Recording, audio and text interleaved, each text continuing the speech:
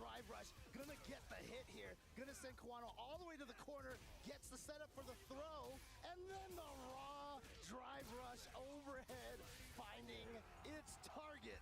I love that from Noah, man. Doing those wake-up DPs. Man, I've seen helicopters and tanks in front of my house. What's a grand stage? What's a Kawano? Let's go. Oh, wow, you just did it? Holy smokes. I mean, I don't know. What a jump back. Let's go. Throw him. Bottom brick.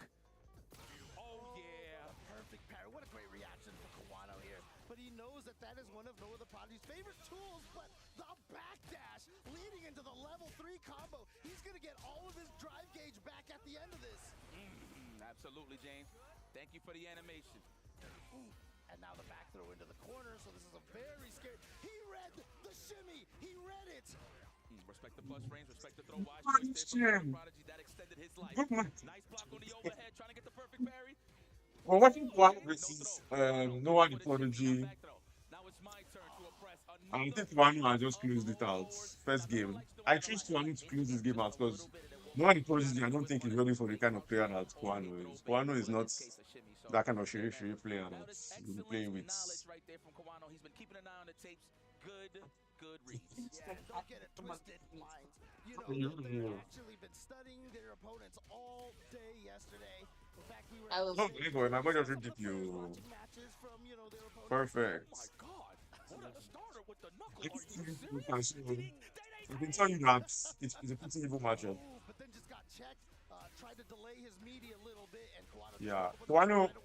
The truth of this matchup, I think, is that Kawano should let the Prodigy burn himself out and just take the advantage he gives him. Noah, he's hoping that his opponents cannot understand what he's doing, but to be honest, no one understands. How long is this gonna be? I don't know why. I don't know what's gonna be.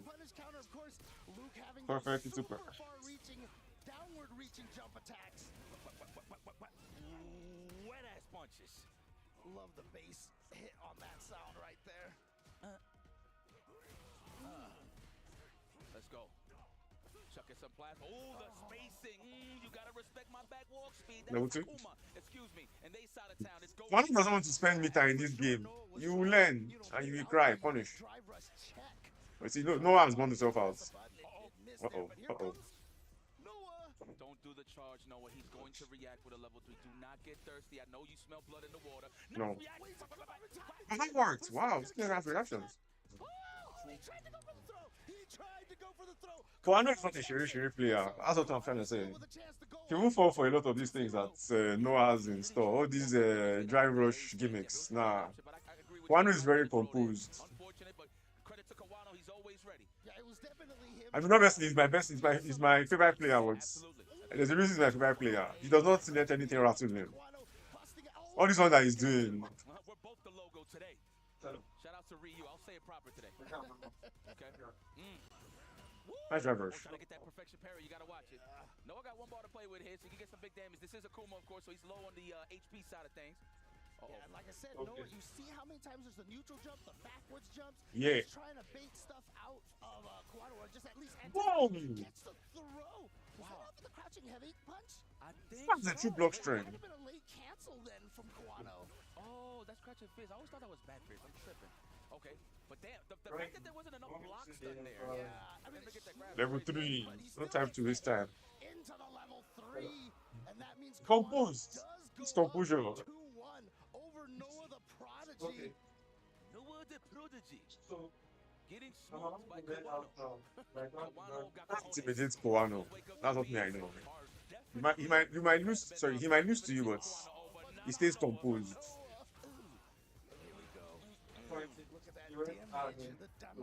Rago,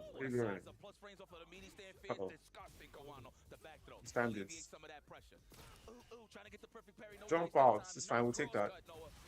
You're not going. That corner is your home, boy. Get a DP on Kawano. Kawano has just come right back. He knows how aggressive Noah is. I mean, Noah's good at baiting out the DPs, but I think he's just reading his nervousness or something. Like every time Noah gets the hit, he feels like this sorry. is my time to get it in. And Kawano's been I'm not seriously give here. assault is Kawano. Throw loop city, the backdash. We recover this Hmm. time and time to get a proper punish. Oh, walk back. Did you see the little shimmy walking back? Yeah, That walk speed just to avoid the throw range. Amazing. Yeah, but fortunately, Kawano didn't get a big combo off of that, but he does get a big combo here. One more touch from Kawano could take it, but here comes Noah. He built up the level 3. Is this Is this going to kill? I Is think it going to so, kill? James. Yeah, Sir, we don't yes, even need he's a dead. survey. This is a Kuma we're talking He's dead. about. That man is made out of styrofoam. Anybody hits him hard. A flea, a fly can hit him hard, but he'll hit you just, much harder. All right, here we go. With a chance to tie this up. Noah the Prodigy, you need to show signs of life here. You don't want to go down in the group phases here, second phase. Alright, gets the Tatsu through there. And now pushing Noah all the way to the corner. Once again, the shimmy. Oh no. Is he gonna do the level? Oh yeah, next hit wins here for Kawano. We're gonna have to make a decision. Oh, we was ready. Wow, what a way to steal it. I see you. Kawano's really on his bully. The fact that he keeps waking up with DP, he's just showing that he does not respect the offense. And of course, snipes out Noah again on the walk back. Genius stuff here, Kawano. That has been the blueprint this whole time. Great finish. Kawano gets a dub. Just really good Sharply. starting right here. Like I said, There's these no guys need have for actually Megreme. prepped for their Megremomo. opponents, and the 3-0 thing sharply. clearly that he read is as soon as Noah gets the momentum change, he goes in. Yeah. Instead, like I said, Noah will bait out DPs, but that's usually after the pressure is getting bigger on the opponent. But Kawano went for the counter DP like the instant that Noah switched the momentum. And then the other read is, if he's trying to bait out a DP or shimmy, you know, in those moments, then he had the crouching medium kick ready for him. So he actually, I feel like, did most of a lot of his damage to Noah on his own wake up. Yeah. I mean, again, Kawano was on this. Kawano was that's the thing you have to remember about Kawano. Kawano is a very composed player. He's actually my favorite Akuma player, and there's a reason why. He does not let people rattle him. No matter if you watch the game, you see the way he kind of approached it. He was fine letting no one do whatever no one wanted to do, but he maintained his space. Whenever he was in the corner, still composed, he expanded balls to get yourself out of there. You need to rattle yourself out to get out. When is the one who against the corner, even the one behind at the corner, he stayed with him. And that's how Akuma is playing the top level. Maintain corner position and just poke opponents to them and let them kill themselves. And that's how he played. Kwame is a very composed player.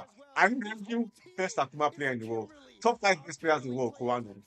I know the potential for that player was Kwame is one of the best. He's a premier player. You know the second thing to look at yesterday. When one of in the line, it's not a joke. It's just like who's playing this time? We have Punk versus I can't see what that is from here. This don't take nothing away from you, my boy. But here we go. Punk the God versus Punk versus Matsu. Oh, Matsu is a Kimberly player. Punk plays Kimberly. I know Punk also plays other Kimberly players. So I think Punk has good experience in this matchup. I don't know how much experience Matsu has in the Kami matchup, but we'll see. We'll see if he brings that against Punk. This is not the guy you want to whip buttons on. I mean, Not the buttons. Actually, this guy is not whipping buttons on, yipes. So we'll see.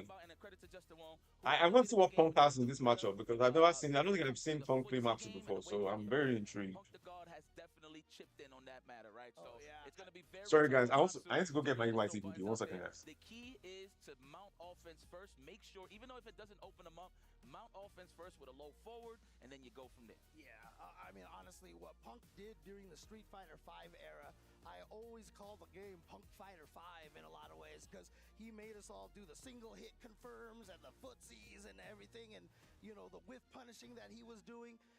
Basically, everybody just had to play that way in order to keep up with Punk because during that 1 year he was winning everything. He was considered the most dominant, but then remember, fell at the very end of Torpedo at Evo.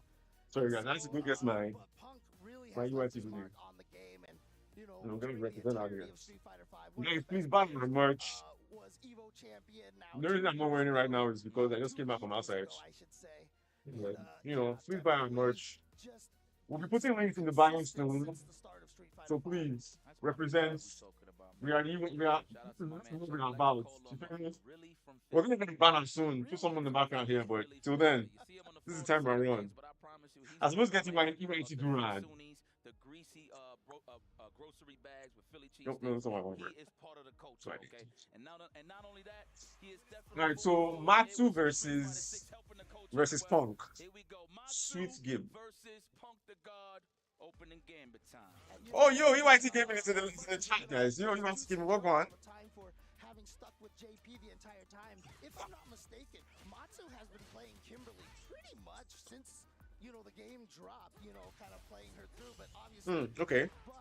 Already perfect parry. she is definitely a Matsu's already representing perfect parry early. Oh, representing Shimmy early as well. Ooh, that was nasty. This Matsu did, so he puts the bomb on the ground and whips through from his face so that Punk can't take the throw. And then Punk gets hit with the explosion of the bomb. I think it lost like 3. That's some next level shit right there. That's some next level mind game right there. I'm sure we're going to be seeing Kimberly represent that in online play. That's blocked. Punish. This is gonna hurt right here. Counter spike. Whenever you get to link into that back heavy kick, you get to do all sorts of damage with Cammy. Like that, he waited for the third sequence to go for a throw. I respect that. That crouch fist is pretty damaging, so nobody wants to take against that. But you saw what Matsu did, Bro, right? He threw one thing I'm seeing being represented more and more in high level play is when an opponent whips a button and you kind of drive rush right after it and you catch the recovery and punish counter it. I'm seeing more and more being represented in this tournament. So I'm curious to see how that goes. Oh, that just blocked. It's a lot on the line, man. You don't want to lose too much. Like good block this time. That was a very good block from Punk. Wow! It's crazy. Chase the recovery on the run. That's crazy, Punk. But again, Punk knows this matchup very well. This is one of his characters that he plays. Yes, now, level 2. Bam. Bam. Bam. What's the setup? First throw. Huh, okay, but you're both on now, Matsu. Shimpuru Kekon. Ooh! Ooh! Don't get hit, boy. If you reach, you'll be taught. If you reach, we're teaching. Taking it through is not a bad choice until it is. That's the way this game is played. It's not wrong to take the throw unless they don't throw.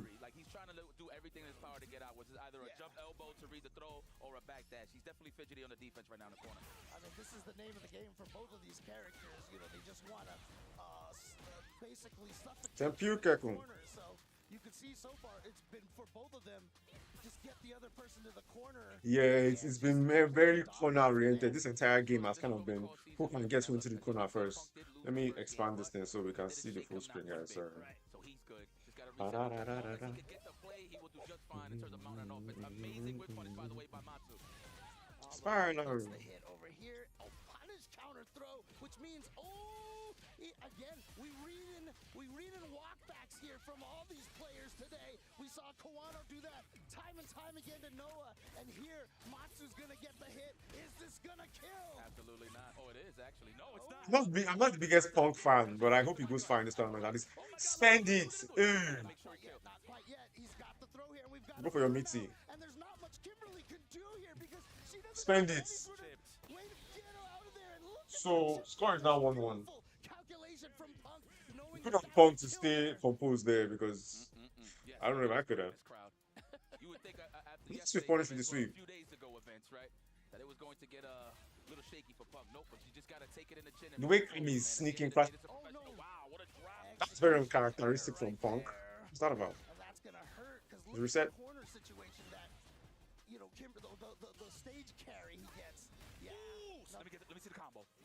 Nothing Kimberly can do in that situation once she gets perfect parried again. Wake up, crouching medium. Kimberly having crouch medium kick that you can link off of, I think is very good, especially in this game.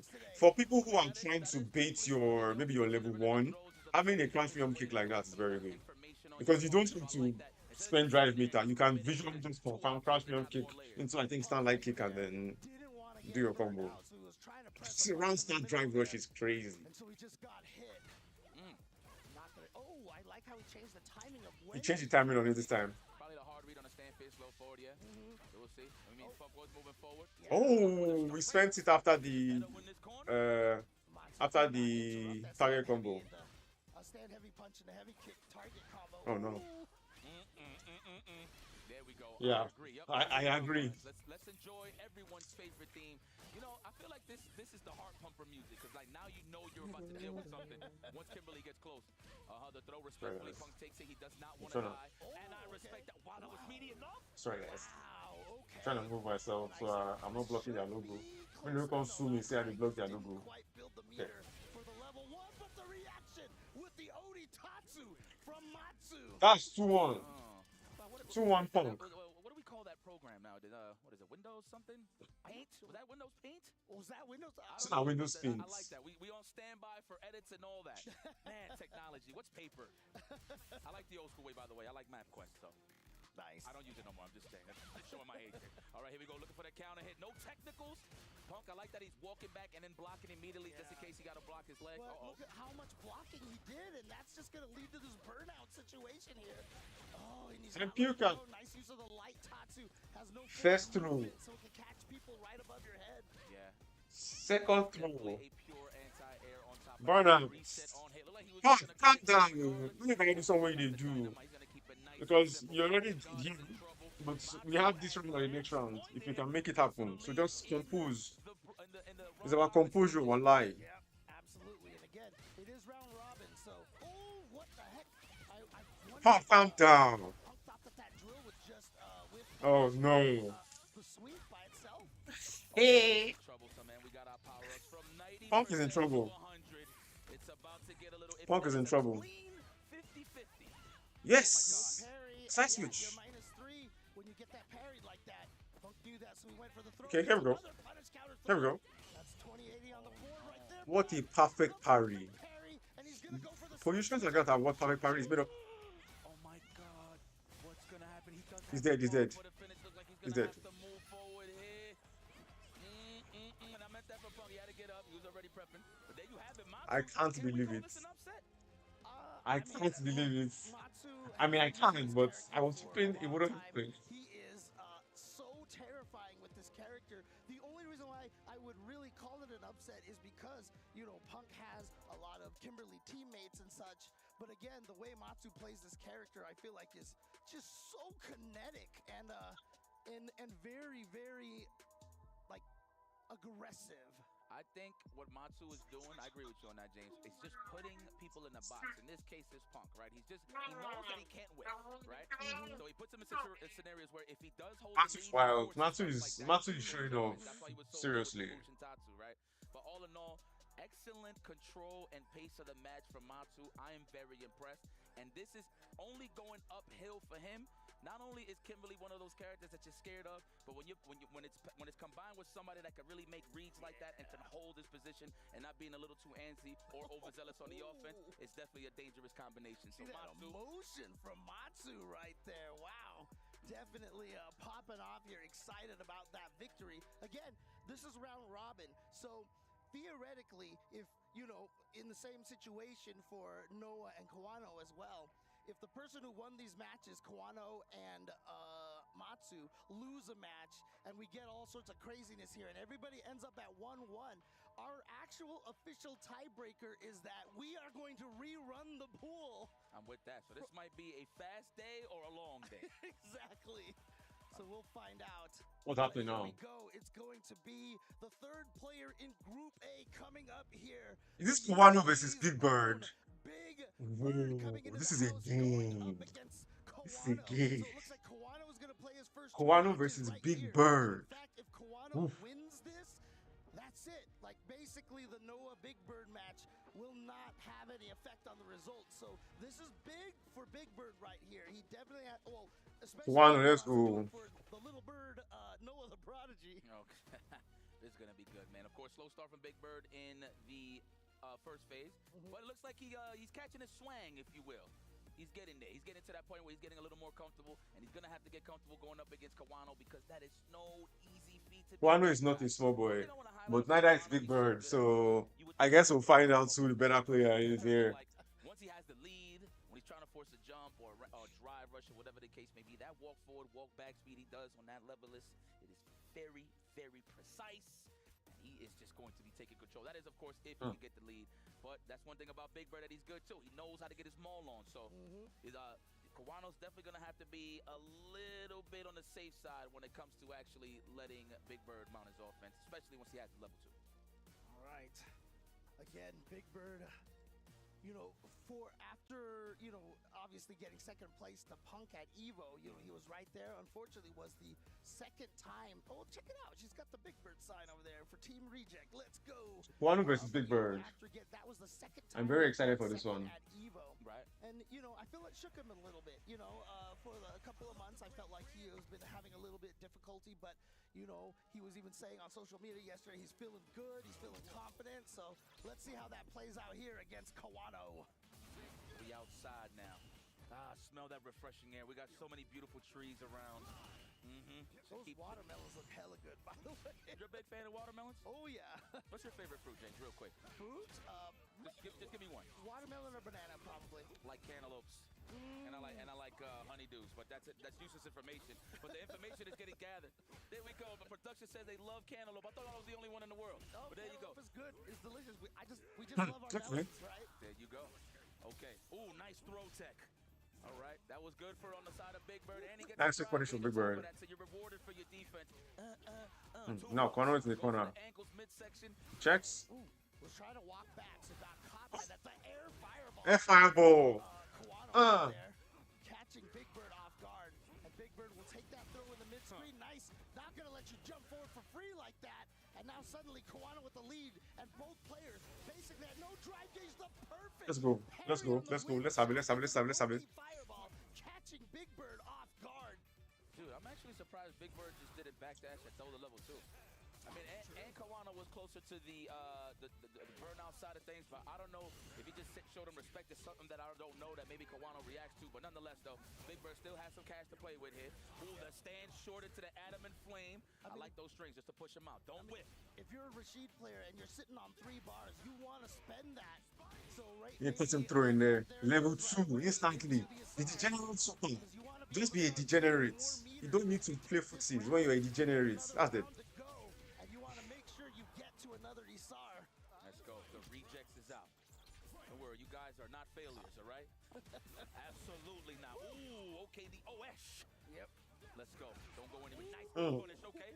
That man was threading the needle there with that big toe. Yeah. One. That's a beautiful stuff. Getting Nice the tech. opponent to try to whip punish you through reaction and punishing their reaction. Almost burnt out.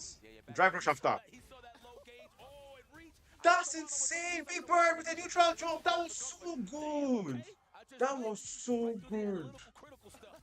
Big Bird neutral jumping there was the correct answer. I can't stress this enough. That was very good. You know, cheering here.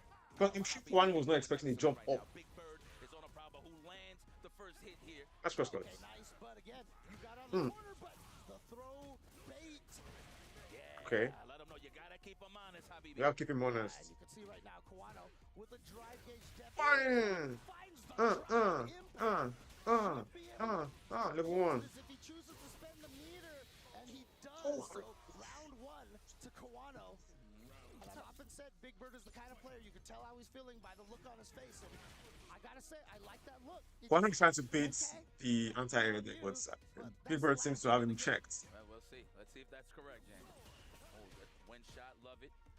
I like that, keeping it real in those John Choi ranges. Anything that's like right at the mid-range. This is what Kwanu did there. All the time. All right, there we go. Oh my God, almost to the burnout. Kwanu did drive rush heavy shifter. Thanks Big Bird for trying to cheat the drive rush. This is the evils that we're talking about. And he's fighting his way. Kawano was being almost a little too patient. Oh, the generous super. Big Bird's second win here with the Second win, first win gone. Yep. Category 5. Of course, it goes full screen. Yeah, you had to spend it. Says I will be dehydrated. Somebody please pass me some water. Oh, that could have punished Kawano. Oh no. Oh no. Oh, how do you survive? Yeah, you can't do that against him. Be ready to. You see a top player like by Kawano. Like, You think come he's not on! gonna do it, but he does. That is reactions that time. Oh, bottom break. This is the game we are talking about. From the skies right there. Kwano is Kawano composed. taking the game. Composed. That's why I like him. He's a composed, Look at clear. Akuma hitting him with the good old grrr. We got two screens here. It's lovely. We actually got like the straight feed in the game that's going on the stage, and then we got the whole production on the right. It's pretty smooth. I'm very comfortable. Oh yeah, and shout outs to the production team over here, setting this up. Can't give me we crash me okay. Throw him? Yes. First throw. Mind you, he delayed it. He wanted some drive gauge back. I like how people has been adding that. I think it's very interesting how the fireball game kind of goes in this matchup because you have one going. Oh wow, what a sexy perfect parry. Very nice. Nice check. Dash dash. Big Bird is not allowing Kwano get away with his drive rush meaties, and I like that because it forces Kwano to play differently. Overhead. Side switch? No. Okay.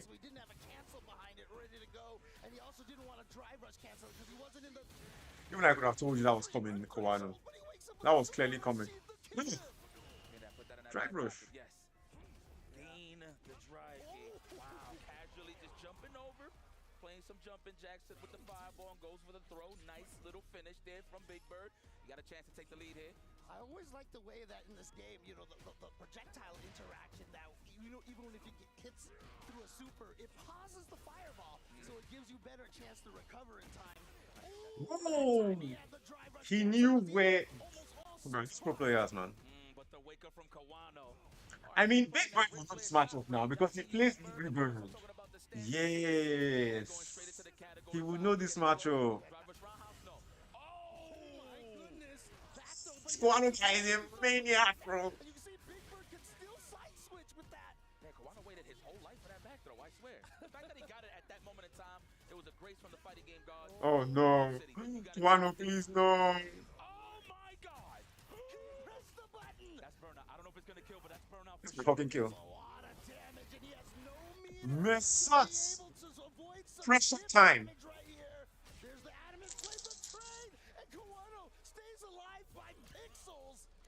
I like the attempt there from Big Bird. It's like, you know what, I'm kind of washed here in this scenario. Let me just try just in case if I can win. But definitely the trade in Kawano's favor. We'll take it. Ooh, it wasn't even a backdash, a walk back. He still had some space on the side of the corner there. Oh, headbutts. Looks like a headbutt, but it's actually a punch. That's how fast it happens. Is this a throw to condition? No, the meaty fierce. Afterwards, yeah, with the throw to condition. And actually attack right there from Big Bird right away. But Kawano not going to let Big Bird out of the corner. Big Bird has been having a lot of trouble getting out of this corner. He's had some success. Oh, he's still alive. But Kawano's going to block that. He was ready for it. Unfortunately for Big Bird, he wasn't ready for Kawano's wake-up level 3. Kawano's a composed player. He's my favorite player. I don't know what to tell you guys, bro. I know they block rubbish. I don't follow rubbish. Don't worry, y'all don't see what's going on in the back. If he doesn't have any fragments, then I don't know. Maybe Shanghai or Mena. Mena will probably win this tournament. If Kawano will go win this tournament, that's what me I believe. This is going to be epic. Let's see what Big Bird could bring to the table to tie this up. If anybody could do it, it's Big Bird, but I do have faith. This is going to be a banger of a match regardless of the outcome. And again, you can see, I mean, the whole audience there rooting for Big Bird, obviously. Part of Team Yeah. Reject. You're very likely. There's no reason to be gentle with this nigga, bro. This stupid boy. Wow, I thought I could do that. I did not know. I mean, of course I can do that. That's like plus 12 or something. 10 mana. Heavy tattoo.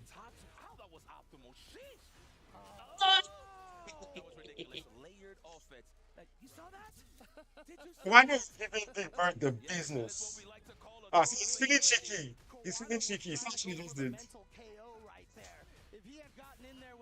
He's feeling cheeky. He's actually just did there. I think he was really just trying to. He's trying to fuck with Big Bird. With that attempt. Sweep him.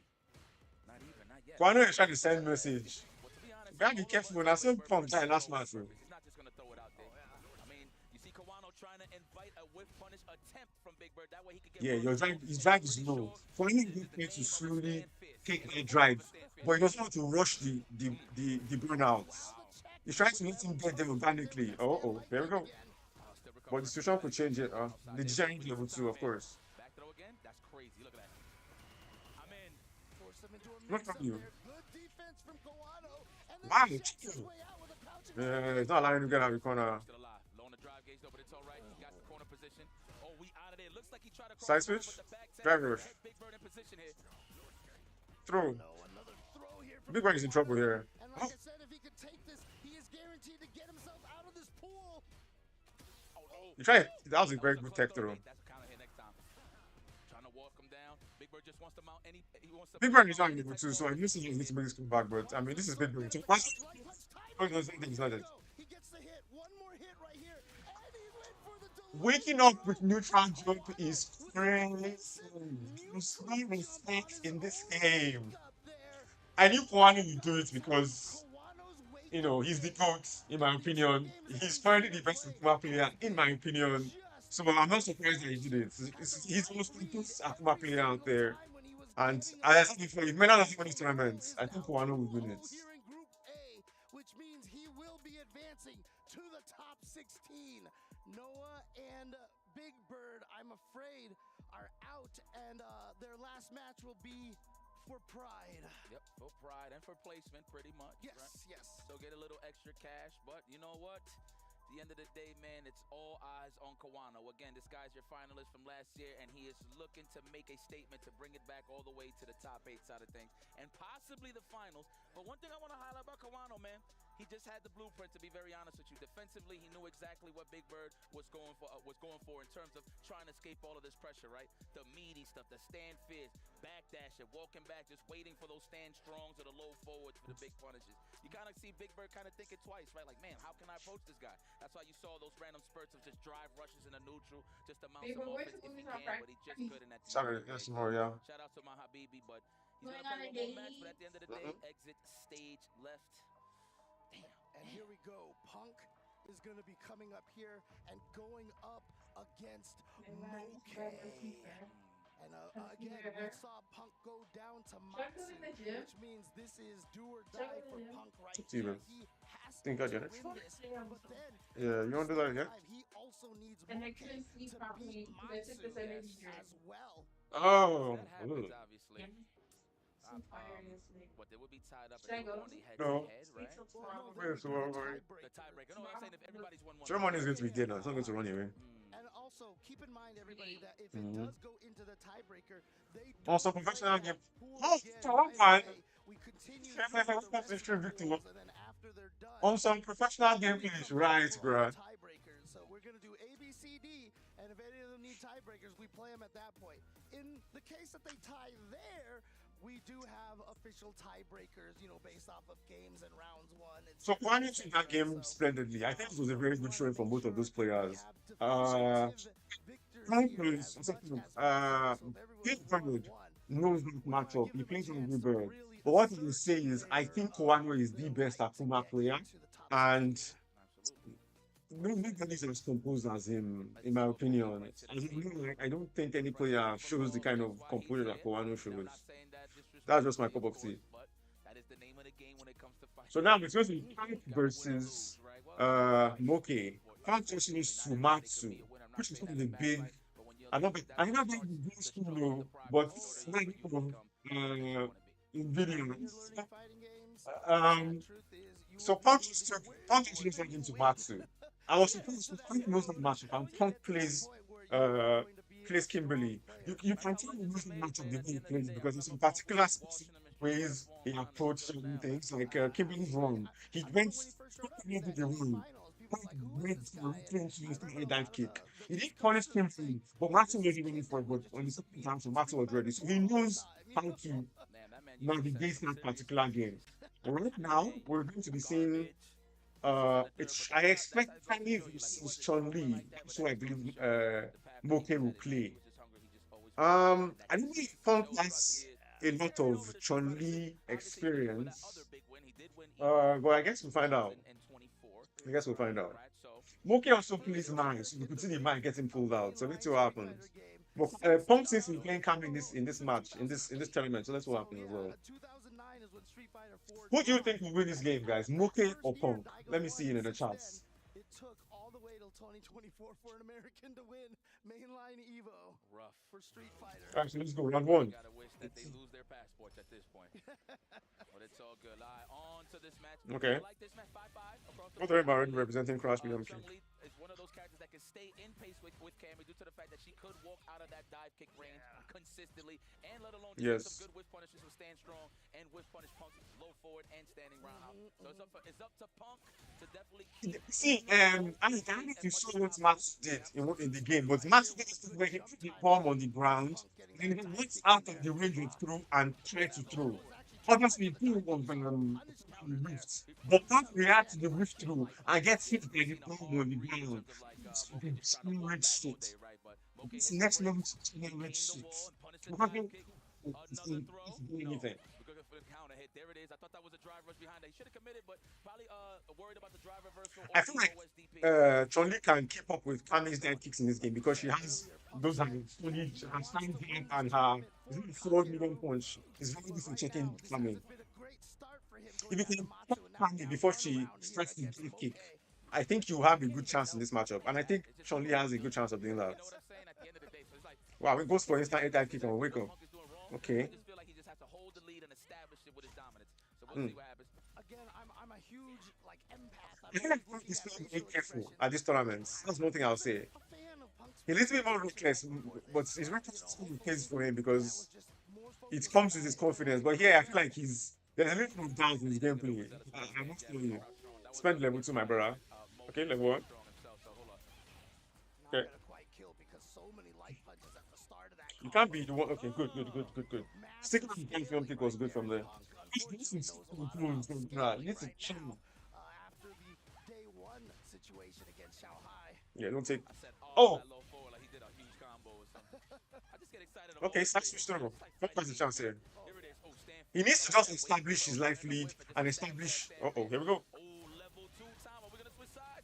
Tap. That was nasty. I cannot lie. I got hit by that. I like how everybody's implementing that in their meta. If the throw lands, fine. If not, I get some bar. Why not? Yeah, I mean, that was, one of the ways Capcom tried to nerf the throw loop situation more often, that, they try to discourage throws because if they tech it, then you do get the gauge back. But here we go. Moke gonna get some big damage, just built to the level 2. Chooses not to do it. Good defense. Hey, that's very good defense from Punk. Punk can switch the side now. Okay. Is that a dive kick? Side switch. He just needs to just maintain this space. He does not need to rush. He has the drain gauge, what's it called? Advantage. That's dead. Spend it. That's dead.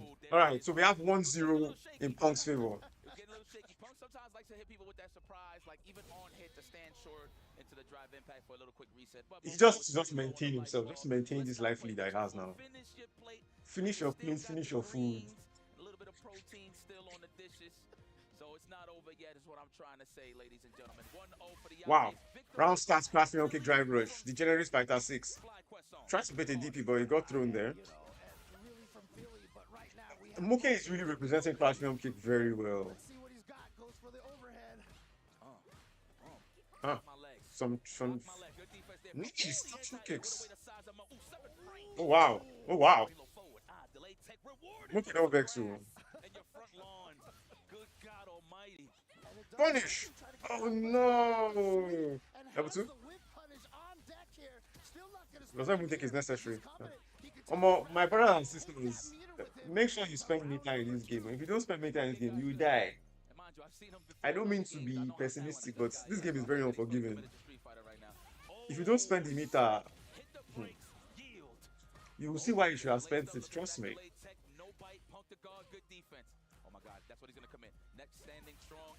Stop it. That one's good. This what's keeps doing. I think that's a 4 million punch or something. I think Punk made a good read on when he's going to come out and he's packing his crash million kicks in those. Oh. I like that he didn't get greedy, try to go for DP. You saw the empty jump from Moke, I believe. That counted the buffer. Staying roundhouse. Oh, okay. That kick against that would have been dead. Nice block. That's dead. Spend it. Spend it.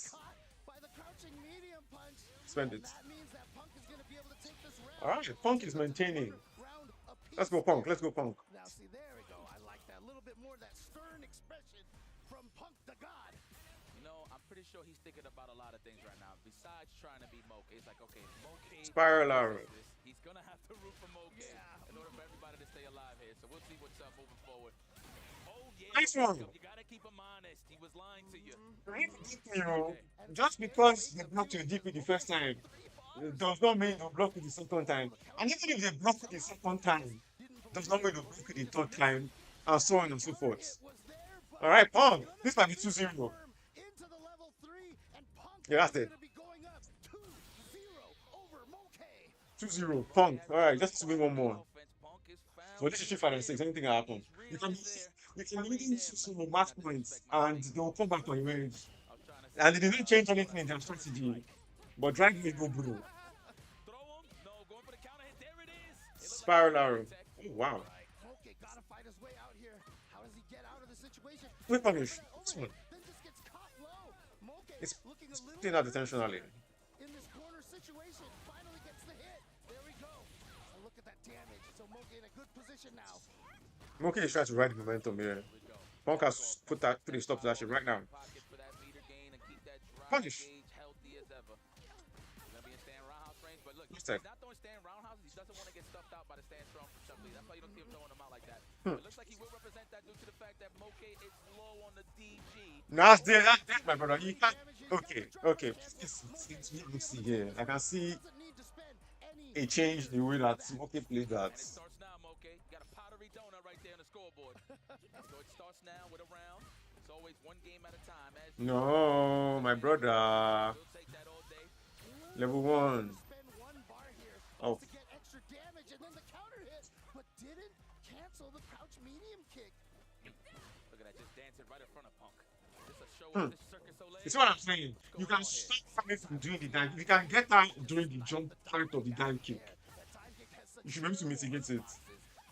If you have the button is fast enough and enters that space very well, you'll be able to mitigate the dive kick. So that's the reason why Moke keeps pressing that 4 beyond punch. He's trying to stop Punk from representing dive kick. But drag rush is there, Sha.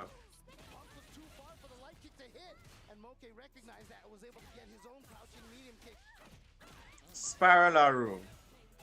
This one.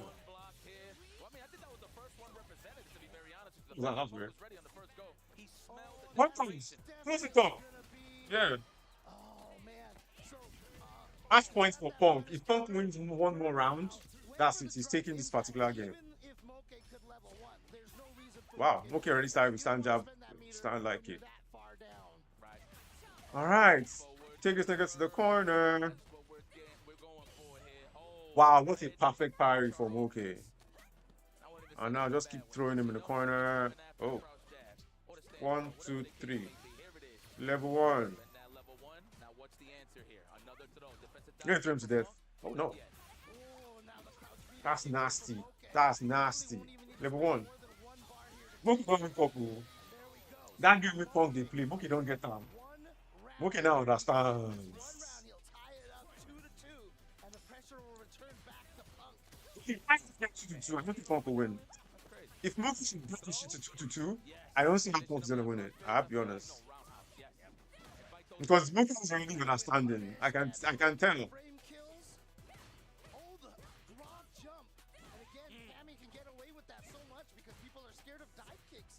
need to press this guy, Punk. Press this guy.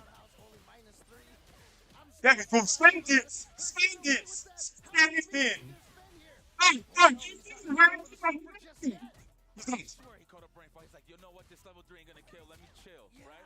oh no, this guy.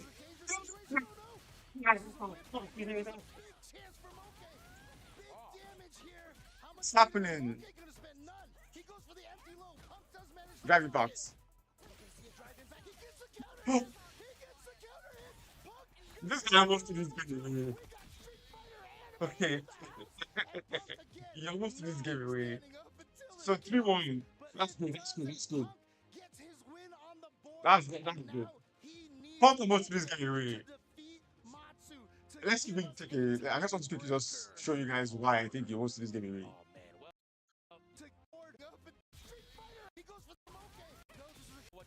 Oh no, still surprised they let Yeah, First I get away with left that. me here with this combo. He should have done level 3 here, but I'm not the one at EWC, so what do I know?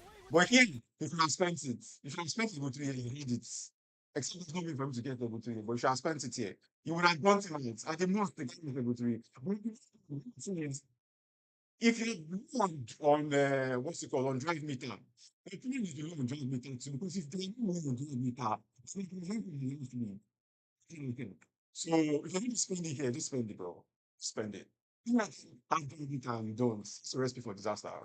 Medium punches like Cammy stand medium kick, and both of them have almost exact ranges on their stand Okay. light punches, and both of them almost always can combo it into their medium buttons on counter hit.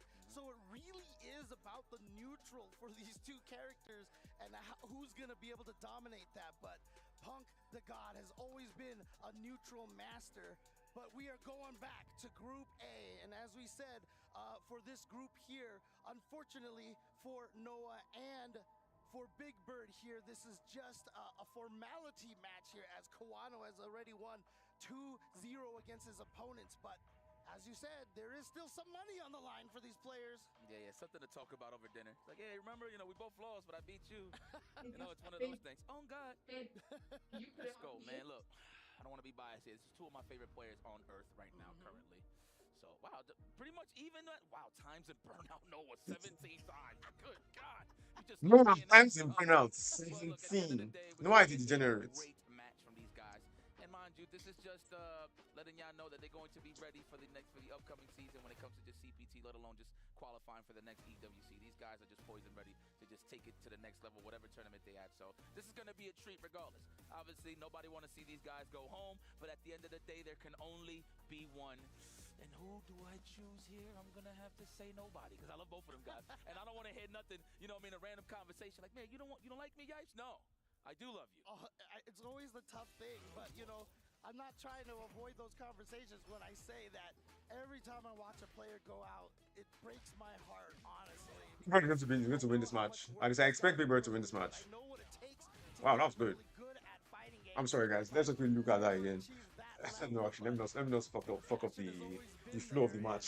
and Ooh, I know how last. painful it is to lose. So Have good. enough races Perfect. online that people know. Oh, James, it's all right, man. It's all right, man. But you know what? Join the club. It's okay. We pass sodium around from time to time. But here we go. Looking for that counter hit low off of the crouching short. Well, not even counter hit, just off of the drive rush, get more hits done. But no dice. Good parry there from Noah. And the wake up. Okay. Going for that wake up level 1 right away, and then has the follow-up. You see Luke shake his arm like he's like, oh, that actually hurt me just as much as it hurt you. Yeah, those arms are just too massive. So I understand that he got to shake his arms off a little bit. It happens. Nice. Who stand fierce to the drive rush.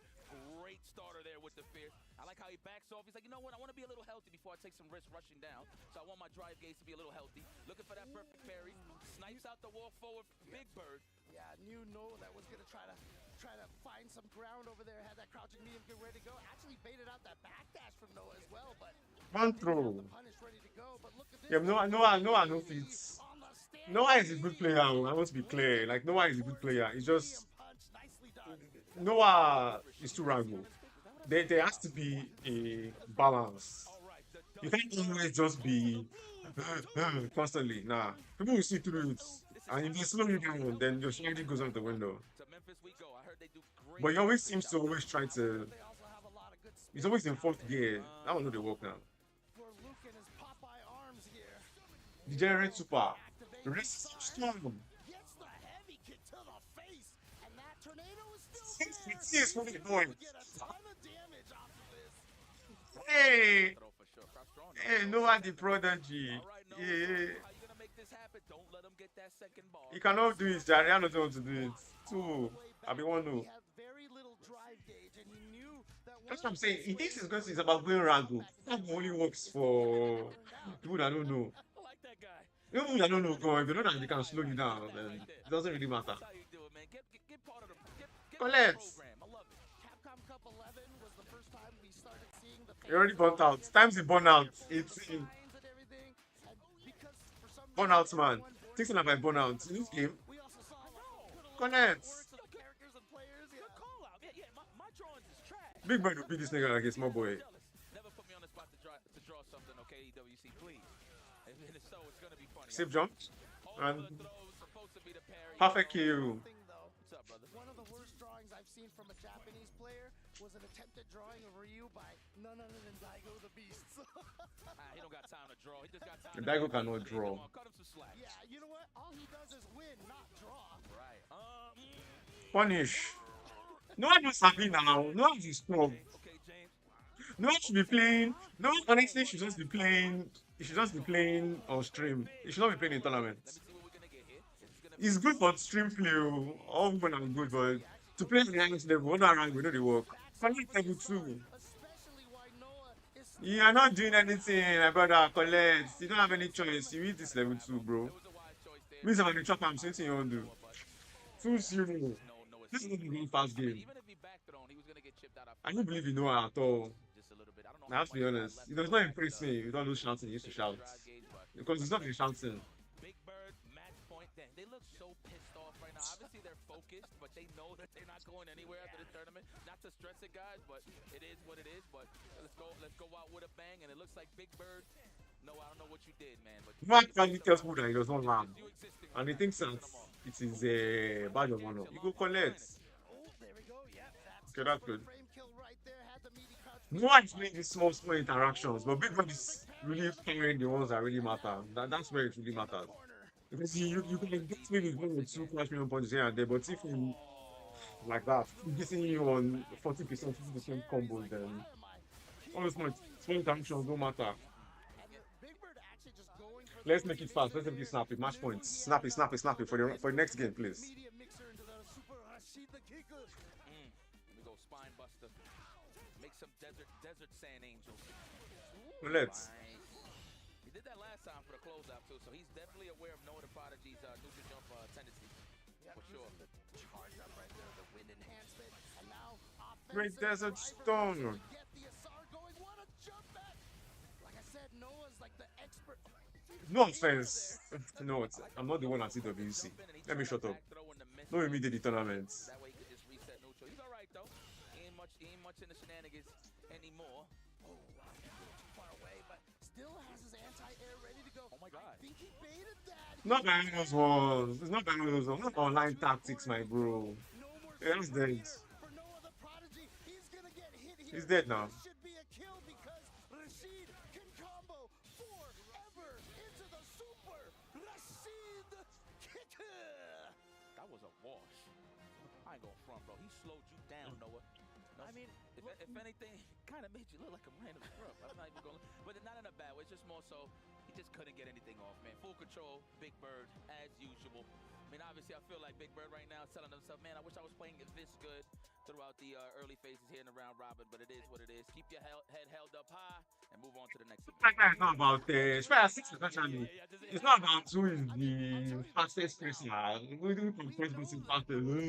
It's not about those ones. Big Bird and Angry Bird. It's that thing after it does not work. It does not work at the highest level. Maybe if Noah has a little too much respect for his opponent, it's harder for him to get that Noah mentality to run them over. We did see in the matchup, though, it was 3-2 in their history of playing against each other in Noah's favor, but something about this match, I felt like Noah just didn't have that killer Noah, side of him. Yep. Well, man, congratulations to you guys. Y'all made it this far in EWC from your qualifications, but you gotta go you gotta get the hell up out of here. But moving back over towards a Group B, I believe. Yeah, Yes. Group B is And going so- to be Matsu versus Moke.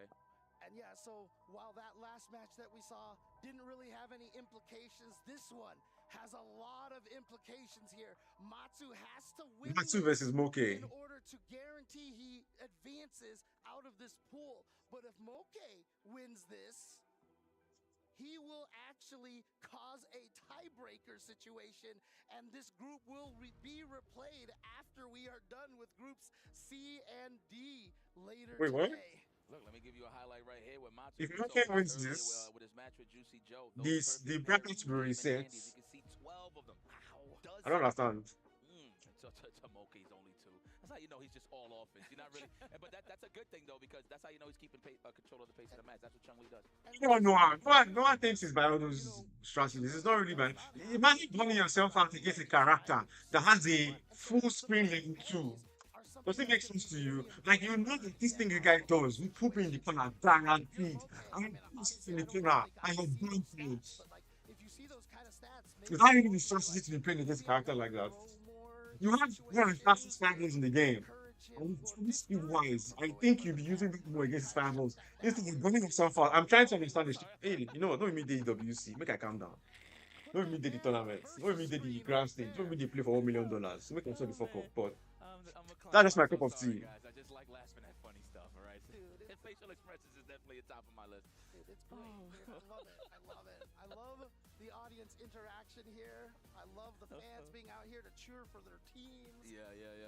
And shout out to everybody coming over here, man. The reject crowd. I wish I could speak in Japanese, but I got to go sign my pulling over here and enjoying some EWC. I promise you I'll have more than just one word next time. Okay?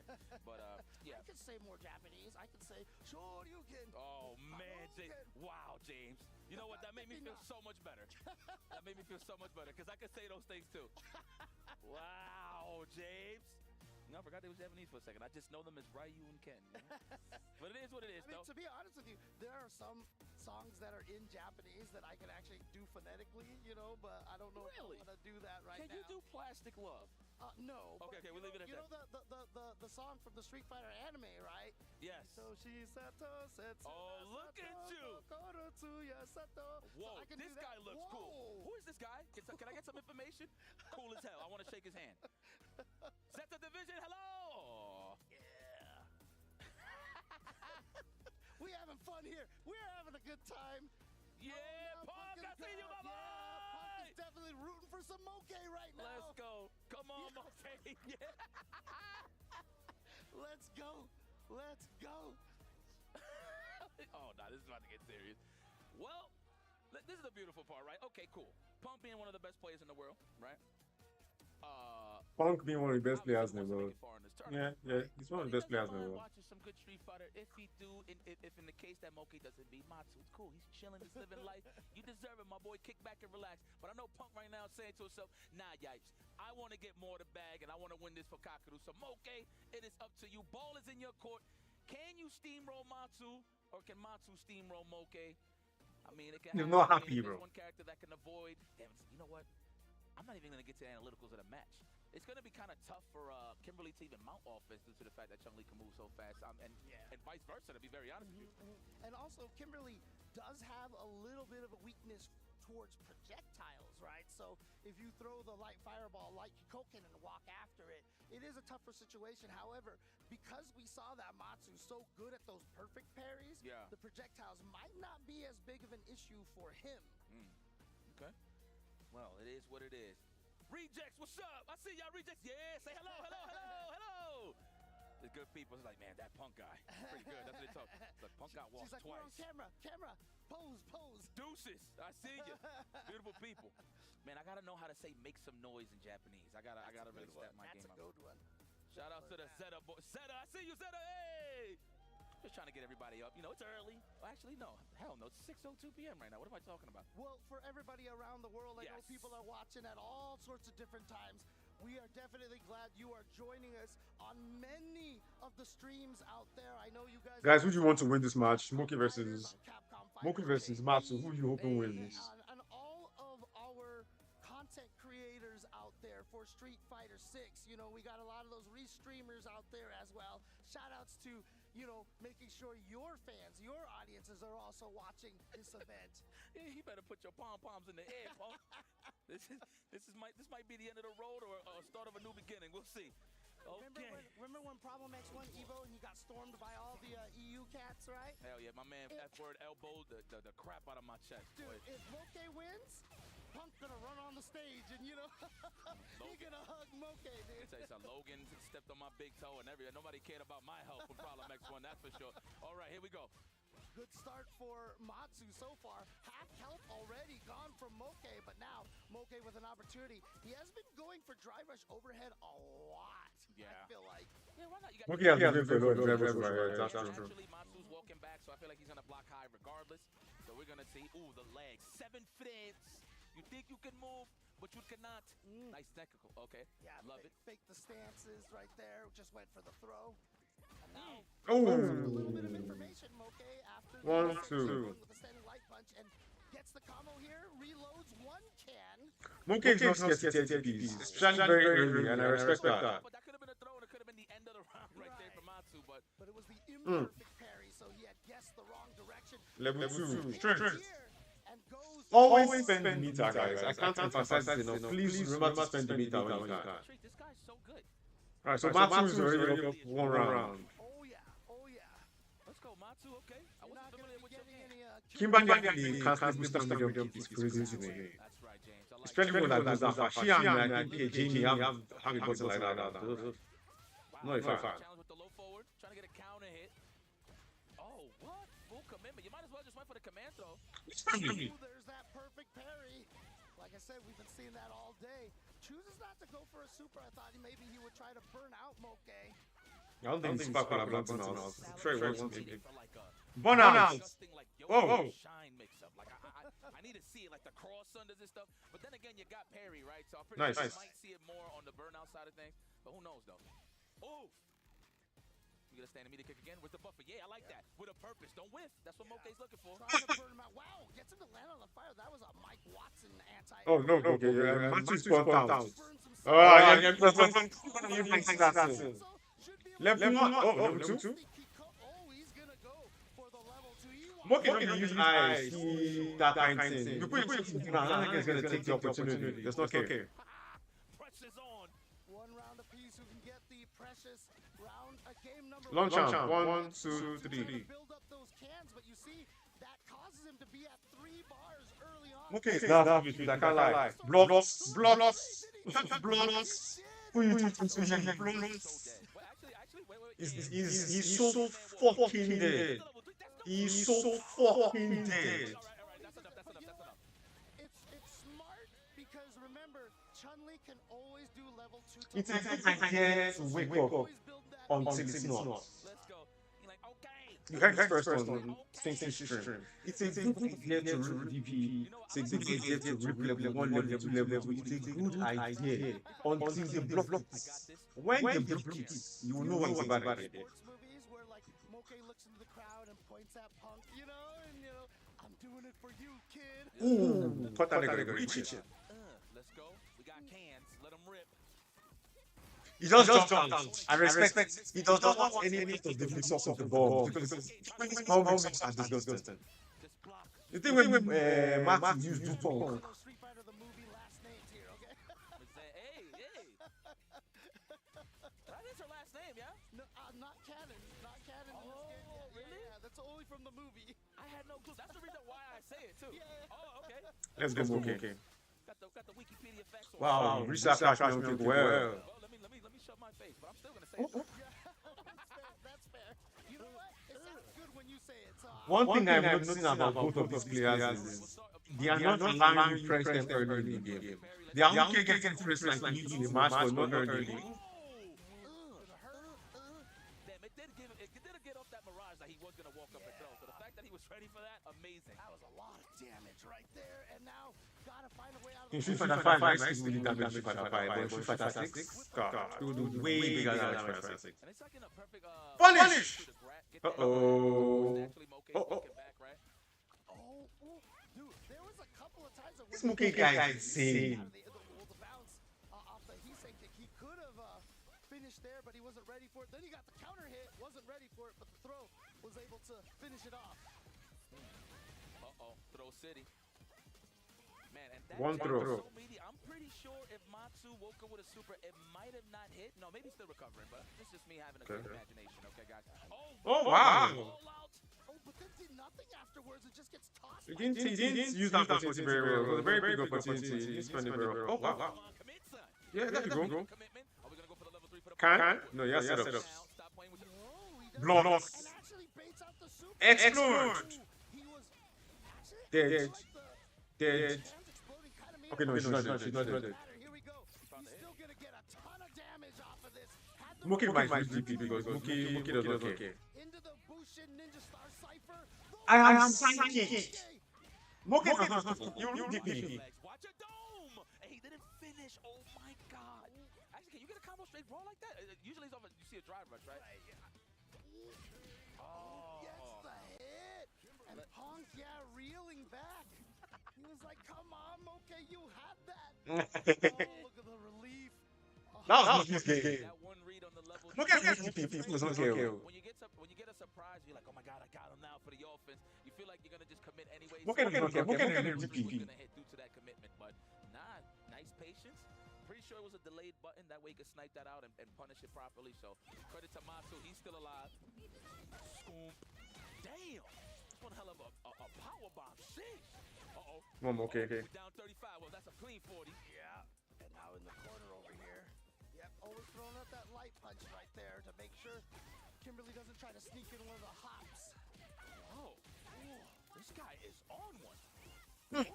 Wall bounce out of there, but just toss. Throwing back inside. Get back in there. Finding the hit, the Side switch.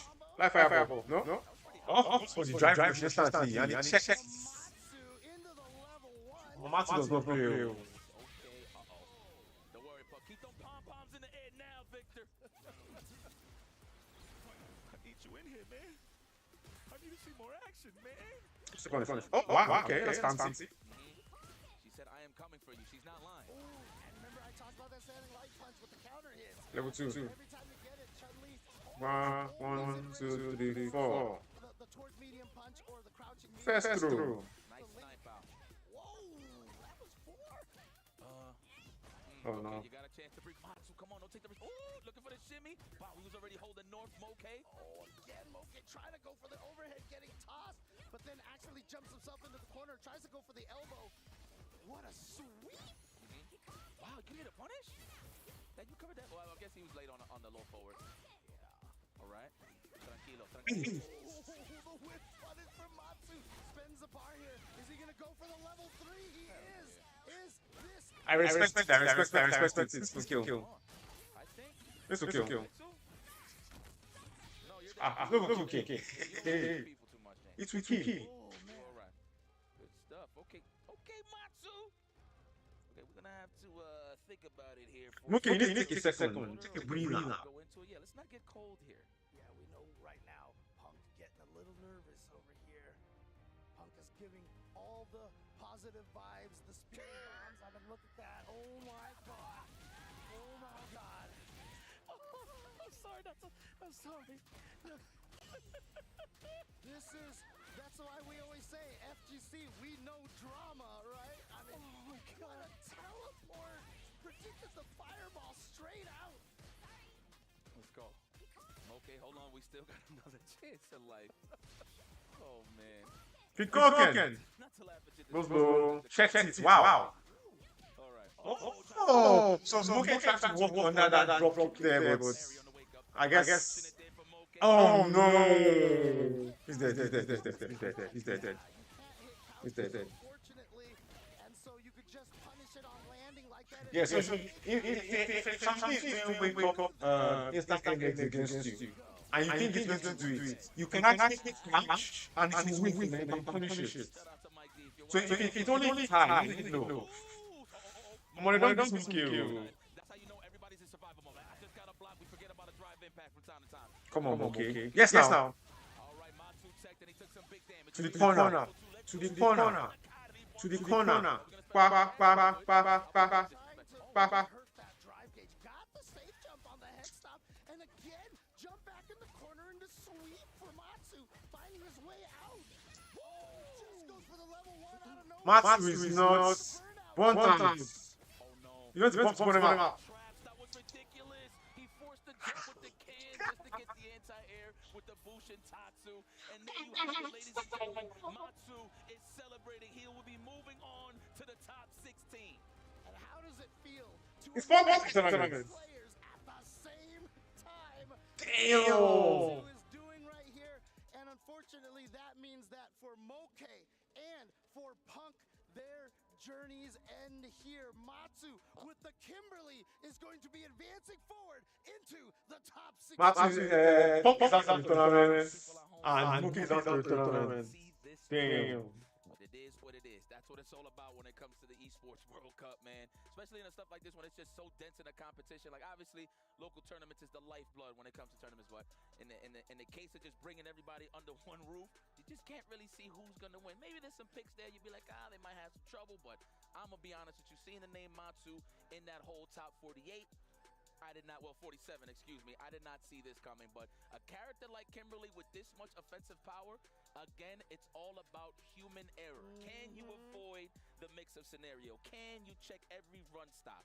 And the thing is, the way that Matsu's playing, it's always layered offense. So like you said, like I said in the ender, the can to force the jump into the Bushin Tatsu finish the job, and I'm pretty sure he got a lot of tricks under his sleeve with Kimberly. Yeah, I mean, it was such a good idea right there because as soon as he threw that can out, if Moke stayed on the ground, the explosion would have forced the burnout. It was burnout right there, and so This is honestly hard. That was hard to watch. I can't lie. Oh, okay. This is me. Pido, Gucci, Goichi, Fugera, DCQ, and NL.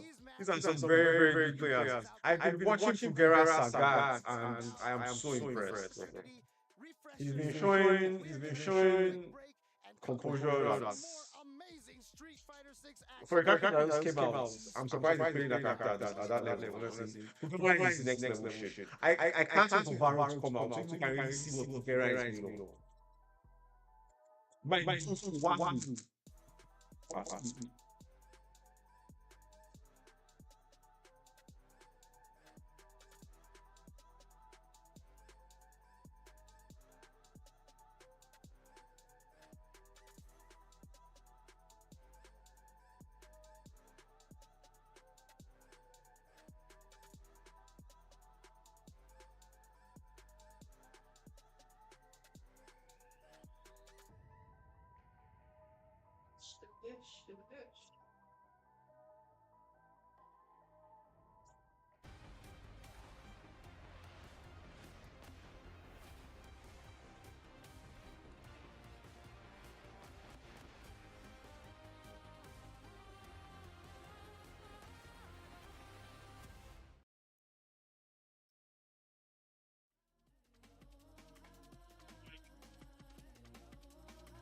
I don't know if this will.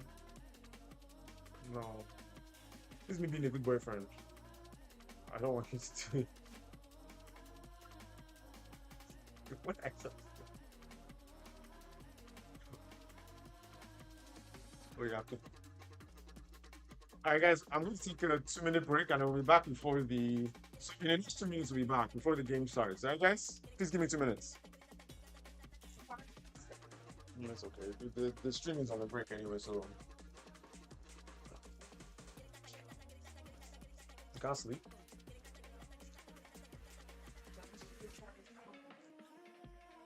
Is that?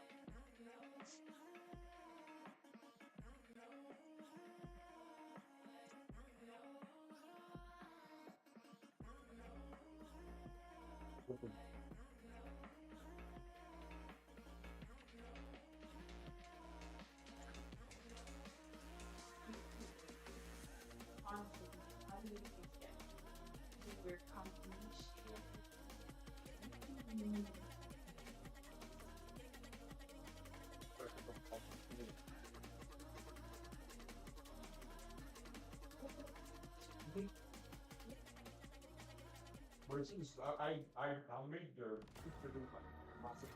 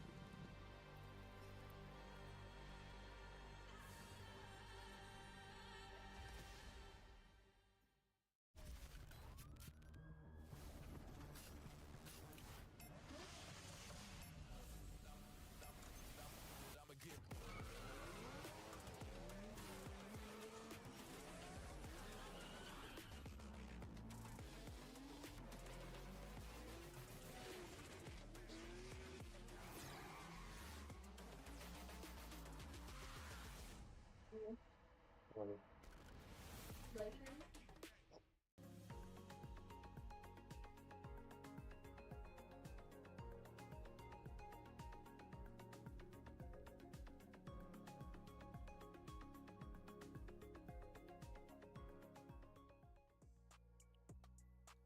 back to the Esports World Cup 2025. It's Street Fighter 6. It's day 3. And as we kick off Right, yeah, so phase back 2, on. the round robin phase, to determine the final 4 players to join the playoffs, we have already said goodbye to 2 of our competitors in each of those groups. 2 remain, and that will be Kawanu and Matsu56, who's still flying the flag for those LCQ qualifiers. Let's talk about Group A. And all eyes were on Noah the Prodigy and Kawano's opening match. Kawano's so impressive though, wasn't he? Yeah, Kawano is immediately off the bat, and he's got more time to grind things out. Kawano is a pro. It's not. He was so ready against everything that Noah wanted to do, and it felt like Noah had chances, opportunities. He'd do like drive rush jab into nothing. Like he'd back off, and Kawano would read that back walk with crouch unit kick and get his own kicks off, and that was a clean 3-0. Then after that, Kawano also took down Big Bird pretty convincingly, just like close range fireballs, not eliciting him to do any drive rush up with any buttons or any buttons at all. And then when level 2 came out, it really didn't matter. We saw a couple of times, but it really didn't change the pace or the course of the match at all. Kawano is a composed player. And there you I can can't see stress it enough. from the matches as well. Of course, we're running Group A and Group B simultaneously, but this was the decider, wasn't it? And that delayed throw. Kawano is player who should be looking out for. Don't say I'm telling you. The playoffs with that victory with a 2-0 record, 6-1 on games with a +5 differential, shows how dominant he was. Big Bird unable to turn his fortunes round from day 1, wasn't he, guys? It doesn't Noah. Like Big Bird, like from day 1, we talked about how he gets a little like shaky in his matches. Day 2, he looked real good. Obviously, got his redemption against Dual Kevin. But day 3, it felt like he still played good, because even with Big Bird versus Noah, it felt like, okay, Big Bird's still playing as good as he's supposed to play, but Kawano is just a different beast. The wall is what I call him. Anytime there's a situation where he wants to keep you out, Guys, please. the amount of DPs he was able This to stream land is sponsored by EWC. Please buy some EWC merch. We're putting the link in the bio soon. Alright, guys? Please buy some EWC merch. They sponsor the stream, our webcam, our controller, our headsets, our everything is sponsored by EWC. So please, we need the support by you guys as well. Yeah. And then Matsu is a very reactionary player, and Matsu kind of tested that, right? Well, I mean, like, Kimberly's all about initiating offense, and she can do it from anywhere. But what really particularly impressed a lot of us in the couch when we were watching it in the back was his perfect parries. He got the perfect parry, and like Justin, you actually said this before, just to reiterate, he's using perfect parry as if it's the old version. And since Cammy's predominantly mids, he's just holding back, getting the perfect parry. And if he's hungry for the corner, he can put you there immediately. And then going on to when he fought Moke, that was really surprising, because he had more canister traps set up for Moke and Chun-Li as opposed to Punk, where he just kind of switched up the pace to neutral, because perfect parry allows that to happen. So it was really impressive. Like I said, he's relishing in the moment that he has here, and he's caused probably another upset in the tournament. It was a big upset, and guys, how do we feel about this? Because obviously the big narrative was, looking for Punk's redemption arc after, day 1's defeat. Things seem to be, in terms of fortune, I guess, in his favor on day 2. But today, it didn't look like the same Punk, did it? I think it's more of like he was too confident, because even with the interview with Ryan Hart, he's like, I play against the best Kimberlys in the world. I know how to fight her. I can't really lose to the character. But Matsu really showed a different style and took off really Punk's habits, especially when he'll do like OD sprint, stop, wait for Punk to do 2 crouch lights, parries the second crouch light, And every single time it worked because you're testing Punk's reaction. And as a person that has fast reactions, the human habit, it's, old habits die really hard. I think you can only control what's within your means, and Punk did what he could. He kind of fluffed an opportunity. It was unexpected Cosmatsu beat him, and obviously you can see him in the crowd there as well. You know what? We can make a singular compilation of all his facial expressions from day one until now, and it's like, okay, like we see it when we watch the football back at home, Logan. It's like when a team needs another team to actually get the result you want, it's not good for your heart, man. Seriously. Absolutely. We now move on as Bro. Kawano and Matsu advance into the playoffs. Kawano and Matsu. Places to be earned in that playoffs. Are the ones that I'm looking forward to. tomorrow. That's And we've got two big groups coming up. I believe the players are arriving now. So let's head over to Ryan and see who he can grab hold of. who cares? 今日は勝負ですね。サガートで行きますか。いやいやいや、今、真後ろにね、あ、いるから。そっか。ナイスナイス。 Opponents are around, so he can't reveal exactly who he's going to be picking in his group today, but it's possible that we might see some Sagat. いなくなったので、どうでしょうか。まあ、楽しみにしててください。It's something to look forward to. It's a bit of a surprise, his character pick for the group. But Cares also tell us who is going to play. まあまあ。 The game starts from outside the game. Redney said, so. We're going to see what happens as this group unfolds later today.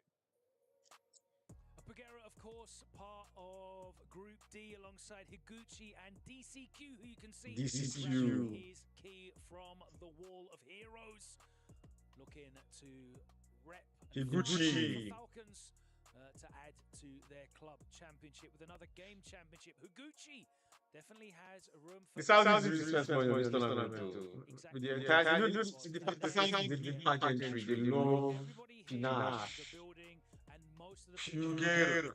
are hoping that he surprises us by sticking to his guns with his character pick, right, Cola? But he just said he cannot reveal who he is going to pick. Justin, you know the characters. Is that a double Cameras, bluff? you know them. Yeah, maybe it's a bluff, maybe not. But I think if you're saying that, it might be the Bison. Bison, DJ, I think are pretty good picks in this bracket. DJ does really well against JP. Bison against Guile. So he's got the toolkit. It's Shotos, man. It's not because it's Shotos you pick Sagat, but because this group it's not Shotos, you have to really think about it. JP, who's really good at zoning, Guile, who probably would win the Fireball War against Sagat. Is it a wise choice? I'm not too sure.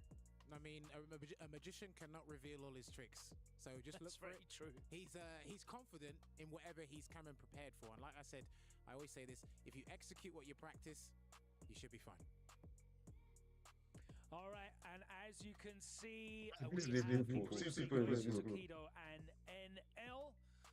That one, we're really looking forward to that as well. We saw the video package about Tokido and his journey, and I think, Justin, you said at the moment he's got plot armor. Is plot armor enough to overcome the likes of Goichi, an EWC champion, and NL, the man that stands for never lose? It's a very high level Japanese fighter. Just has plot armor. Capcom Cup, he wasn't supposed to qualify, and even here, when it was Nephew's life on the line, he did not hesitate at all to take him out. Because you know what's the crazy part? He got Team Falcons ruined for him. They weren't even on the same team. Maybe some of the people didn't know who he was. Yeah, and even I need you to win. Yeah, and even Now he Nephew was on the interview was saying, "I need plot armor," and Tokido said, "No, no, no." I'm the main character of my story, baby. Well, I can guarantee that Falcons are not going to be cheering him on unless NL needs him to defeat Goichi. That's going to be our first match, actually, of that Group C. Guys, we've not got long until we get into these matches. I'm going to have to ask some picks for you. Cola, first up, who do you see getting out of Group C and Group D? For C, I'm going to say Tokido's going to pull it out somehow, some way. I don't know how with the Kin. He's going to get it done. And then for D, I still put my bet on Pugera Sagat or not. He's got what it takes. Jammers, who you got, C and D? Goichi surprises me, so I'm gonna pick Goichi, and I'll stick with Higuchi. And Justin? You know, because they picked all different, I'm going to go with NL. Obviously, I always was voting for NL from the beginning. Yeah, the Group D pick's an interesting one. Yeah, the Group D, I'm going to go fly high. Team Falcons, baby. Okay. DCQ. You haven't got your green and white on today, but you're wearing it in your heart. Okay, coming up, our final 2 round robin groups here in phase 2 for Street Fighter 6. 2 more players need to fill up those 2 remaining spots in the playoffs. We'll say goodbye to Logan kind of cross-eyed. and dreams as we move towards crowning our 2nd ever EWC Street Fighter 6 champion. Word. He's still in the running to become a 2-game champion. We're going to find out exactly how that goes as we have Boy is fucking consistent. He won EWC for City of Wolves, and I want to win EWC for Street Fighter 6. He would be crazy if he wins for both, man. It would make him. At that point, you just can't dispute that he's arguably one of the best players in the world. Everybody seems like a very solid machine.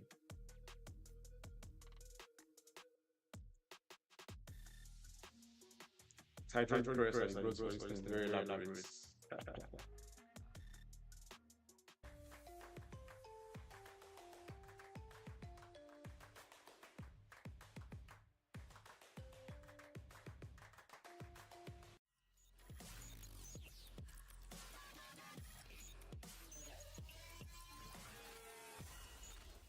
We'll start this match now. What's all these chit-chats?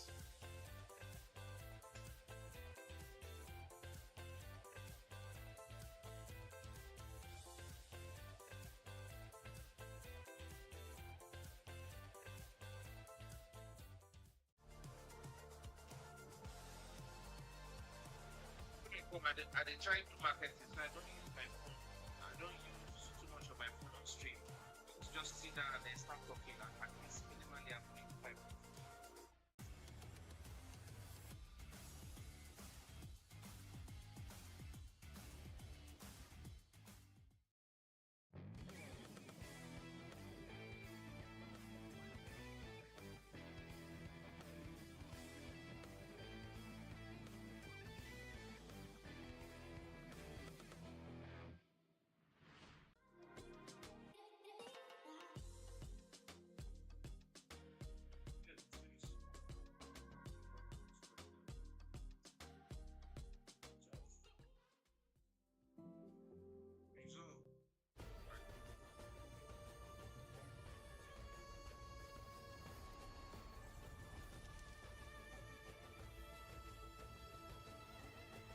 This land is calling.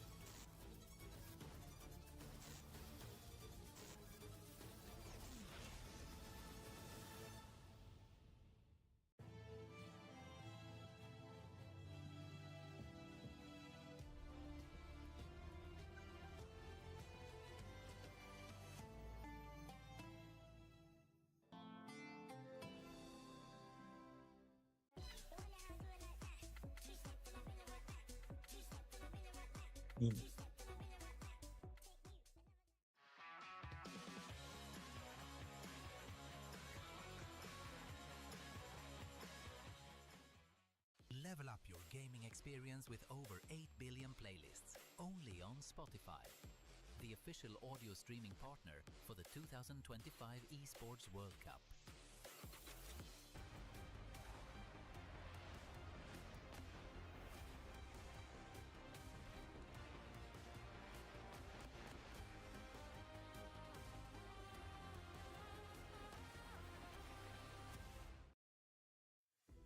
Welcome back, ladies and gentlemen, to the Amazon Arena. We continue on with Street Fighter action. We're your hosts one more time, Milos and Hollywood Rob TV, and we got some more to go your way. First of all, though, let's chat quickly about groups A and B because it's done. Kavano and Matsu, a complete unknown, now make it through those first 2 groups and move on to the top 16. And so far, we have not had a single tiebreaker, which in groups where there's 3 players, there's high potential for it to happen. So far, so good, all smooth. Kawano and Matsu were just too strong, man. I mean, in Group A, we actually lost Noah and Big Bird officially dropped out of the tournament. Not dropped out, but were pushed out of the tournament. And then in Group B, lost Moke in the biggest story is our guy, Punk the guy. Everybody was rooting for Punk after the whole pop-off thing, and then he qualifies, said he wants to win for Kakadu, but this time Punk was not able to get it done. All love to him and the rest of the players. But I will say these next groups are insane, and actually before we get to that, so you know, Kawano is actually going to be playing against Lashar in the top 16. Again, top 16 single elimination, first to 5 throughout the whole top 16, not just top 8. And then Matsu is going up against Mochi, the OG Dawson extraordinaire. So those matches are going to be amazing. We have some sick matches lined up, it seems. Talk about legends. Well, we got legends on our stage. Next two groups in C and D are tight. This is NL, Goichi, and Tokido are playing in the same group. Higuchi, DCQ, and Figuera. It does not get easy at this point. And behind us, as you see, it's Tokido and multi-game legend Goichi setting up. Bro, Tokido, of course, this is somebody that is in the GOAT conversation, as everybody knows. This is the ultimate scene He ambassador. doesn't stop talking about it. Put him and Ryan in the same room, they're done for the next 3 hours. You know I'm going to debate GOAT all day, every day.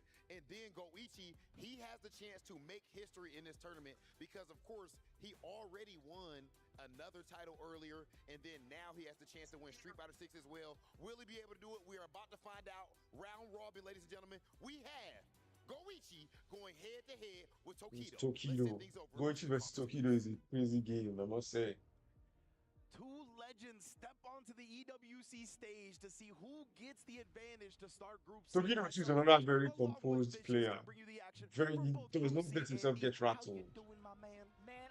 But that's something that I feel like took him years of practice because he was playing Prime Daigo and Prime Infiltration. He had to be composed. He had a choice.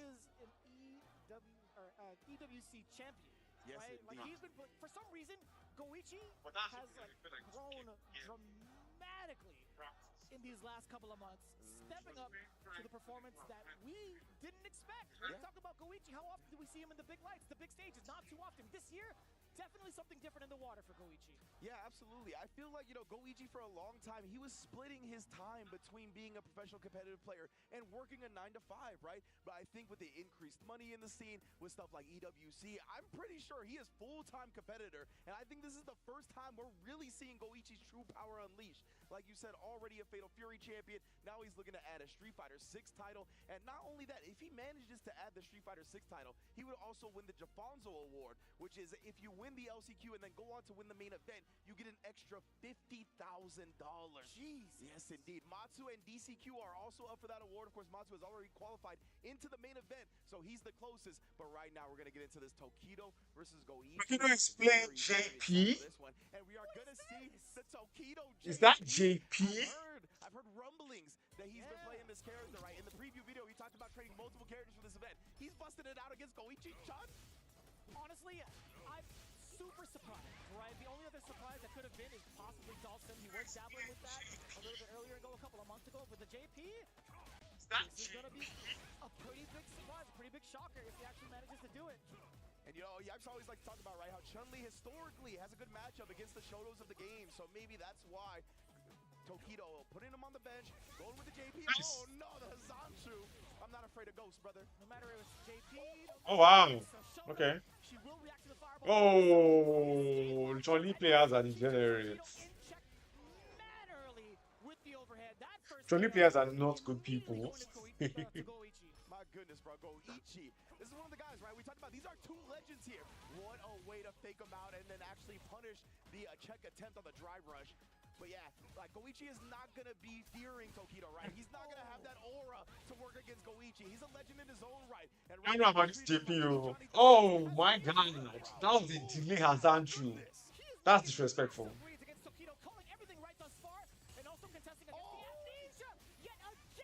Tokido is not your character. Bro. Oh my goodness, bro. Tokido, please. My man got slaughtered indeed in that first one. So much so that he went right back to the character select screen, bring out the comfort pick of Ken. Switch back to Ken instantly. There's no reason. Man, that JP looks because you just get that nigga that game. What's crazy is it wasn't even against like the things that Goichi was doing. It wasn't against like some of the flaws that the character may have in the matchup. Yeah. It was against Tokido. Player reads. You know, that's a great point. Maybe you should just stick with the character because, yeah, it didn't feel like a matchup thing. It just felt like Goichi took residence in Tokido's head. Yeah. So, When you're playing new characters like that, there are some things that kind of show up. The way you take moves, the way you move, the way you play defensively. Especially when you're playing in a tournament of this size, I'd expect that you first be rattled first. Playing Ken is a better option. Gathering information. When you get washed like that in a game, you basically don't gather anything. So it's tough now. Tokido, Yes, now. he went with the double DI. He's feeling himself. Tokido, remember he talked about that. He's been training to get a counter on DI. I love that combo as well. Tokido gets hits with DIs often.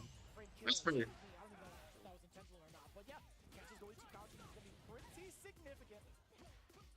Oh, you can. Jump into the jab, blowing up Goichi's wake up button attempt. Thought he was gonna try to blow up a safe jump. He does that a little bit early, Punish. right? Off the enhanced Tatsu, right? A little Okay. bit of a change up. But this might just be enough if he forces that. Level 2. Level 2 is gonna be just fine. Yeah, level 1 will not have killed. Absolutely spending it. Although it was a perfect. Alright, let's go. Such a scrap between. Because you give this nigga one game already, you need to take that shit back. Respect how much he's respecting Goichi. He's like, I'm not gonna spend the one bar, put him in the corner, and try to work it out while I'm in burnout. Rather just kill him off and get to the next round. Yeah, I mean, you talk about respect. The other side was. Wow, what a good punish. He was starting off mad aggressive. Those DIs were a really, really big call outs. But now that we have enforced. Right, DP. Tokido not gonna take it lying down. Oh, the uppercut real quick makes Goichi kind of second guess the approach. Indeed. Chill out. Ooh, the step kick. Nice range on that, of course. Good spacing from Tokido. Tried to make something out. He actually got clipped, but no counter here or anything like that, so no conversion. Wow, potential kicks hit from there. Tokido, so small, so small, so small. You should be there. You should be standing there. Oh, God. You should be standing there, bro. Level 1. While Tokido's rather dry, you could force that burnout hits. Why he got hit with the fireball in the first place. Counter hit and a sneaky overhead. You thought it was your time to get out. Had he had done maybe an empty jump, he could have survived the threat, perhaps.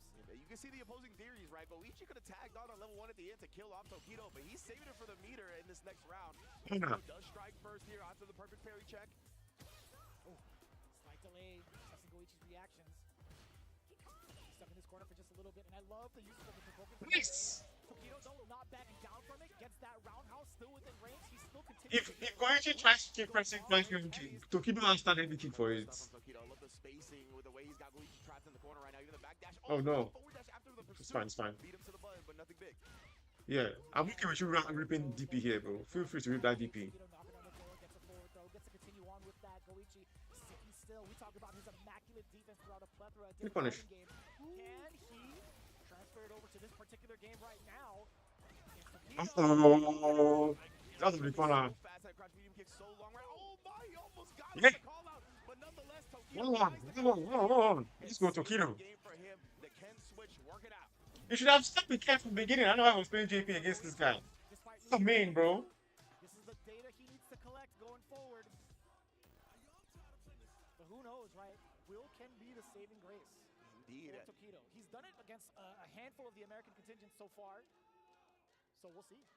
Yeah, man, you can see, right? Tokido has definitely switched to Ken in dire straits and has managed to make some big comebacks already at EWC. You heard him in the interview talking about how important this tournament is.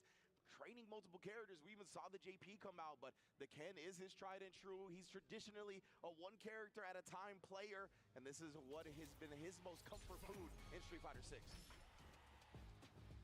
Let's see if he gets the feast going forward to the next two matches. Parry. Checking the good rise mix already. Get the spinning bird hit. A little bit of a fake out from the stand jab. Tokido not going to apply it. Low forward immediately. Going into the drive up. Very heavy on the drive gate from both ends. You can see how desperately they want that action. Exactly right, and that's why Goichi is taking some time to relax, gather some drive meter back. Oh my goodness, actually walk forward and stuff the step kick this time. Nice adjustment. Didn't want to commit. A little surprised because he was pretty healthy on the drive bar. Yeah. From both ends now, Goichi, he's chilling on 6 bars.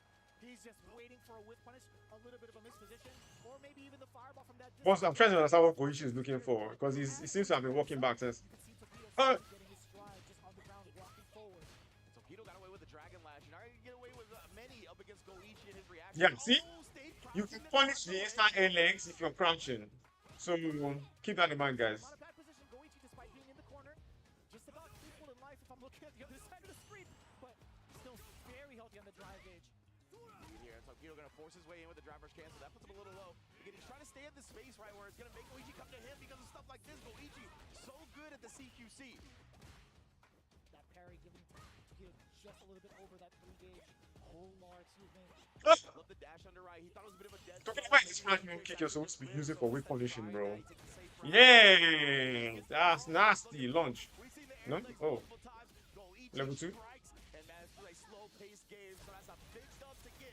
You know, Tokido expended a whole lot of mental and physical energy in that one. Yeah, no doubt. I mean, in-game, a lot of resources as well. He just desperately tried to keep Goichi. Tokido's not weight punishing fragment kicks, really. There's just something about the way that Goichi's enforcing his will, right? Walking out of the corner. Sometimes he uses the Koke, just wants Tokido to back away. Ooh, great punish right there from Tokido. And once again, he's got Goichi locked in this corner. Oh, Really? and another down back perfect parry. Tokido's been sniping some of those reversal crouch medium kicks. They've been in the same game forever. Oh! Jesus, busting the chin open. Not gonna spend any bar though. He is sitting at a perfect after all. Doesn't need to spend the super art just yet. Careful, careful. Sick two-step from Tokido here to gain a big advantage. But Goichi, maybe just concerned with building meter. That's why he keeps throwing the fireball, trying to get something up. Because, yeah, this is quite the life deficit right now. Fireball actually connected against Goichi. And I think that's why he went for throw as well, right? For the big meter gain. But right now, maybe he's starting to find some belief in this round. As he You're giving Goichi room to breathe, Tokido. He makes this comeback. Tokido, he plays too safe sometimes. Yeah, you're playing too safe, Tokido.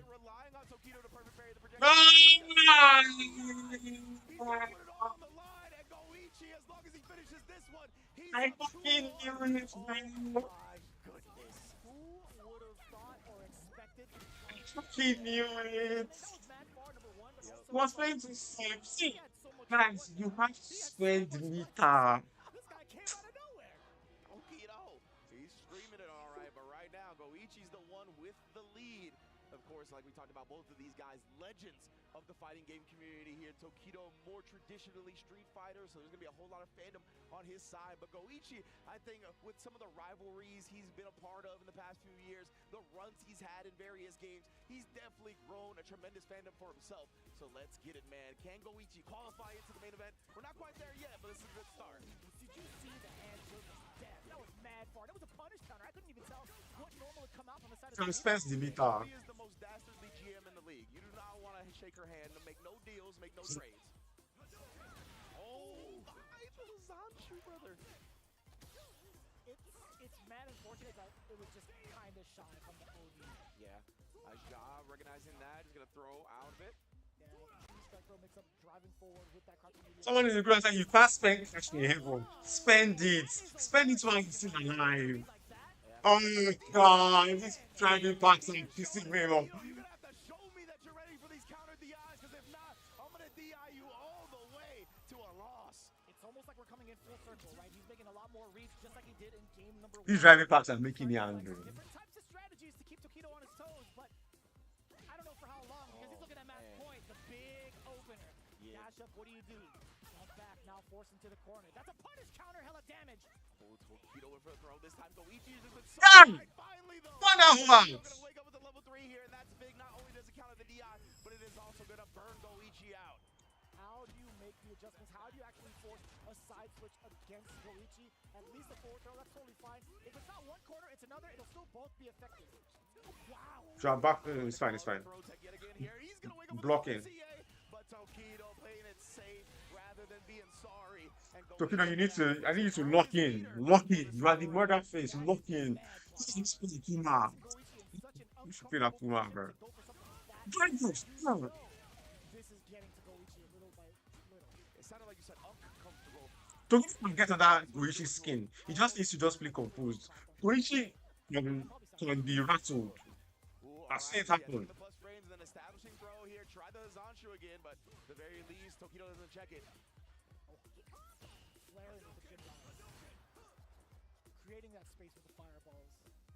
What do you do here? Just about even. See how Goichi's just walking back. And now Tokido slowly trying to stalk his way forward. You know they drive rush, Tokido. You know they drive rush. Again here, Goichi maybe just looking to build that bar up. Wants level 2 so he can put Tokido's fireballs in danger. He's in the corner. You have to keep him there. Ah, fuck. Don't let him out of there. He's close to burnout. Just press him with sense. Oh. Relatively safe with that fireball. All these deals being made right here. He tried to sneak in the overhead. Oh my god. Just leaping towards his face. Wow. Let's go. Let's go. And shut up. Driving back team 2. Bam, bam, bam, bam. 2-2. Let's go. Tokido. Usually he's got the super on deck. We always talk about how great his reactions are. And in this game, that is one of the premier ways to show off your reactions defensively. Little interesting that he didn't quite get it out that time. Looking like he's standing up to shake it out. Because I think he surprised himself that he didn't answer that one. Impose yourself. The nerves get into him, the pressure of the stage. But he's already been here, right? He's already been one EWC champion, but man, to do something that nobody has ever done, right? Maybe that's tickling the back of his mind. Tokido's an imposed player. Me. And I think that comes from experience. So is Goichi, but I think Goichi can be rattled a little bit harder than Tokido can be. I will say Goichi is a more technical player, but Tokido is a more composed one. And when push comes to shove in this game, composure beats technicality. I swear to God. I swear to God. The only thing I'm saying Tokido is bad is being able to react to Dragon Impacts. But as far as composure is concerned, Tokido can do it. Tokido can beat Goichi if he's composed. Oh. You don't like to see that? You don't like to see that? You don't like to see that? Oh, he wants the mid-air punish as well. Okay. A little saucy. Still mad damage. Yeah. Oh, that was so early. What a call out. This is where it actually matters, in the corner. That was so smart from Tokido to use the light kick nice and early, as you called it. Oh, yeah. Tried to take his turn back a little bit. Wasn't expecting the Jin ride, but he... Wow, stuck out past me kick with the corners. That's my guy. Corners. Hey, that's fine, man. Gotta do it on your own volition, and also just gets Ken off, and now the corner, or sorry, now the mid. What else? No, no. Yeah, because I believe oh no. level 2 is -5, right? So in burnout, which he already burnt him out. So you can. Last hit would have happened, so it only would have been -1, and it's already tough to punish because of the pushback. While having the gauge, while having level 2, Tokido but to just back down as much as possible. Come on, Tokido. Let's go, Tokido. Let's go, Tokido. You don't want to get chipped away either when you lose your turn up close. Yes, indeed. Back to the neutral. Goichi 1 round away from taking an advantage in this round robin stage and risks the up kicks to success. I like that. I can't let you do this. You gotta make sure, man. Busted out a little bit early. Damn, that was a wild roundhouse. Okay, I thought the anti-air wasn't. I thought anti-air would whiff, honestly speaking. Yeah, I honestly was scared that it was gonna whiff at that point.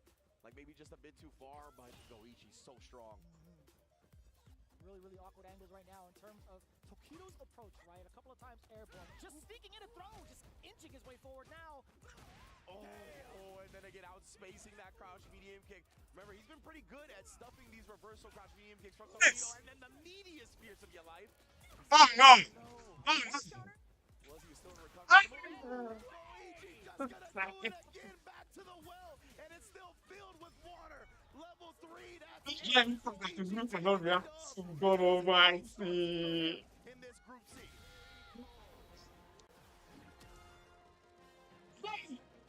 Emotions coming out of Goichi. This driving Panga to look and not react is a problem. I know because I can't react to driving Panga, so I know. Interviews, where Tokido, literally one of the main highlights was him talking about trying to counter DI. Saw video Milosh out here, bro. Just style it. I love a little Milosh appreciation moment from production. I can get behind that for sure. I love that. He was like, call me.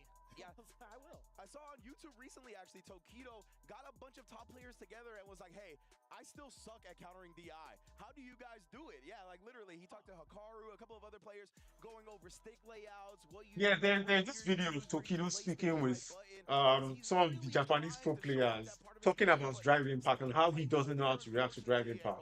And they're all telling him different tricks to reacting to it and all that kind of stuff. And you can see that he abused the drive impacts many times. Head-to-head, this is definitely one to do it with, right?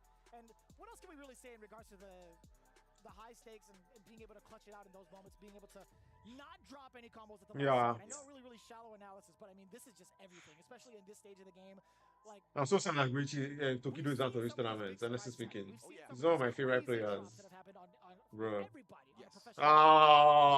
is exactly what's needed for Goichi to go into the next one. We talked about how invincible. If you're not being able to react to driving back, it's one of the main mechanics of this game. It's will. Even though a lot of people are reacting to it, but if you can't react to it, it will show. And oftentimes you're forced to think up more more funny ways of having to deal with it. Correct me if I'm wrong, and man. I feel like JP historically has had a pretty decent time against the Guile matchup. Yeah. Like, if I were to keep it as shallow as possible for everybody to kind of easily digest, just thinking about the Fireball game, right? Like, Guile does an excellent job of annoying people just off of Sonic Booms alone. JP could nullify that pretty well and also get the benefit of the trade with some of the spikes. The knockback is pretty severe, the damage is pretty sizable, but also being able to fake out Ghost and disrupt the timing of Sonic Booms really kind of leverage it towards JP's advantage. So just based off of that, it could be kind of dicey.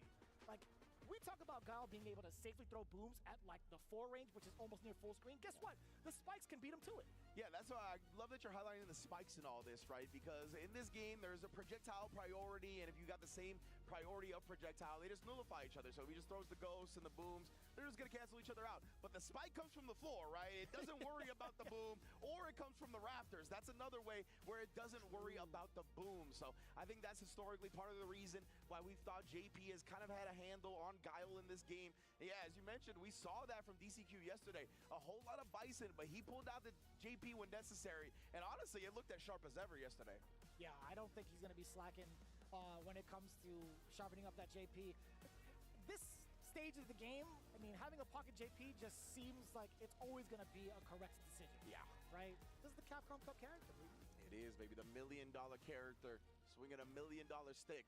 It's going to be an interesting one for sure. And of course, Higuchi's going to have a lot of matchup experience in this, right? JP has been a terror in Street Fighter 6 since the launch of the game. It's one of the problematic matchups for Guile, we believe as well. So he's had to do a whole lot of homework, right? So I want to see if there's any interesting details or game strategies that he goes with that we're not used to seeing from a lot of Guiles. It's so wild to see these types of statistics coming in from like Higuchi, coming in from DCQ. Mind you, these guys are coming in from like the lower bracket from phase 1. Can you imagine that? Like, both these guys, extremely talented, all class acts. They got to fight each other for just one spot. It's kind of insane. But yeah, taking a look at it too, a little bit of a side note, man. We've been following DCQ like a good amount. I mean, both of these players like a good amount, right? I feel like DCQ hasn't really had that big highlight just yet, whereas Higuchi is kind of in the similar boat. Like, his highlights have mainly come from Street Fighter League Japan, in my respectful opinion. Yeah, absolutely, right? We've seen DCQ and Higuchi have these big splashing moments in like Street Fighter 5, but the Street Fighter 6 story hasn't quite had that big momentous win that we've come to expect from players of this caliber. So yeah, man, this could be the first step in doing so, right? And friendly reminder again, DCQ up for the Jafonzo Award since he qualified into the main event via the LCQ. But of course, to get to that main event, you got to take down the people in your way, which is going to start with Higuchi. And then of course, the other person in this group is Pugera. So it's going to be Higuchi versus, what was this? Who's Higuchi playing again? Sagat pick in this pool, in this round robin. It's free motherfucker Noah. Noah the free Noji. I want to fuck I call him. Free motherfucker, you why messy. Sorry, this is cute. This is a Zona match. I think JP has an easier time in this match because of the spikes. He can kind of nullify Guile's projectiles early before Guile even has a chance to throw them. So I'm curious to see how this is played. Wow. Already he's already wiping him. He's standing. This boss now JP has any point. It's broken. I don't care what anybody says.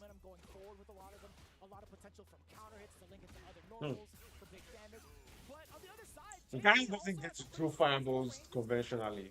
And that's the truth about JP. JP makes everybody in this game play differently. Flash kick. After the parry, but didn't work. Now Higuchi to work. He looked like a contractor, a little bit of a temporary work, right? Immediately halts from this defensive position. Mostly just kind of You see? He can modify the fireballs before they get to him.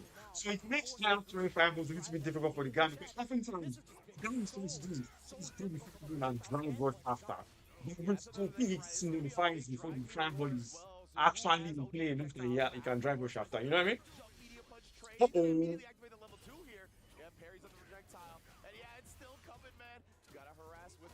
Oh, but he pushed my head in game. Okay, yeah, he has one. Guaranteed chip. Excellent. Most excellent. Higuchi knows to do that anyway. Telegraph DI. I mean, granted, JP does have defense This against is JP's match, so I'm surprised this kid didn't. That's easy. Harry.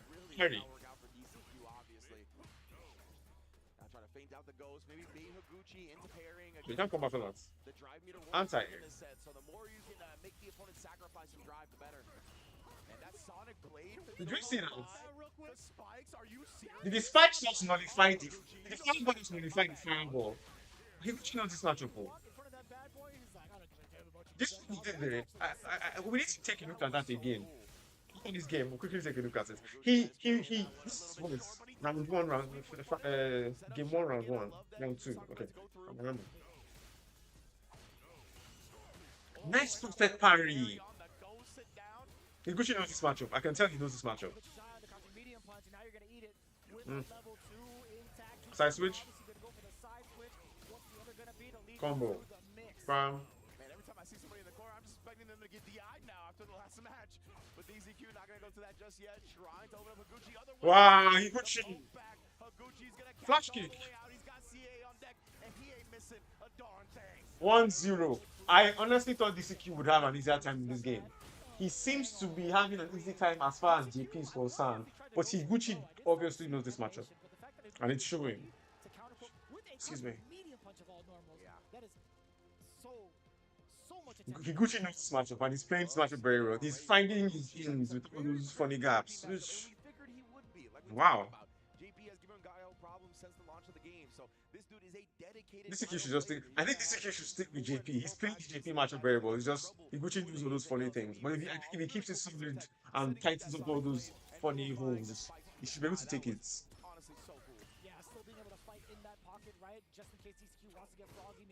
Punish. Punish. Huh? Is Higuchi in your hair? Respecting it, we nullify the fireballs. Higuchi so low on drive. This is where it's tough. DCQ though, he's trying to push that advantage.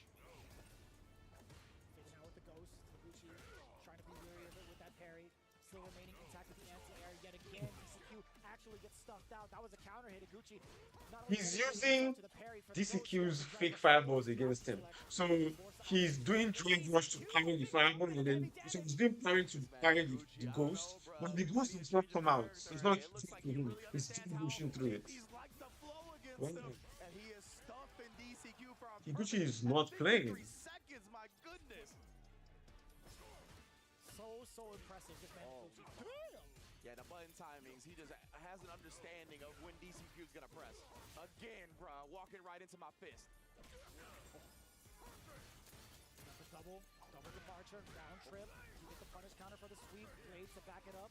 Yeah, his timing, being able to stuff out the spikes too, very, very important. He's really dismantling the hell out of this matchup, Range. Legit, man. I mean, probably this is the best performance I think I've seen a guy have against JP. I'm sure Knuckle Dude's had amazing performances as well, but right now, this is incredible. He's really playing this matchup very well. He understands this matchup. His understandings of what DCQ wants to do before he does it has been so on point thus far. Drive reversal again, man. You can't keep him locked in. He was going to go into the level 2. We're going to go to level 2 and he stopped it before the level 2 got. I have to remember that. Immediately. I'm not going to let you get into the level 2. Higuchi is so aware, bro.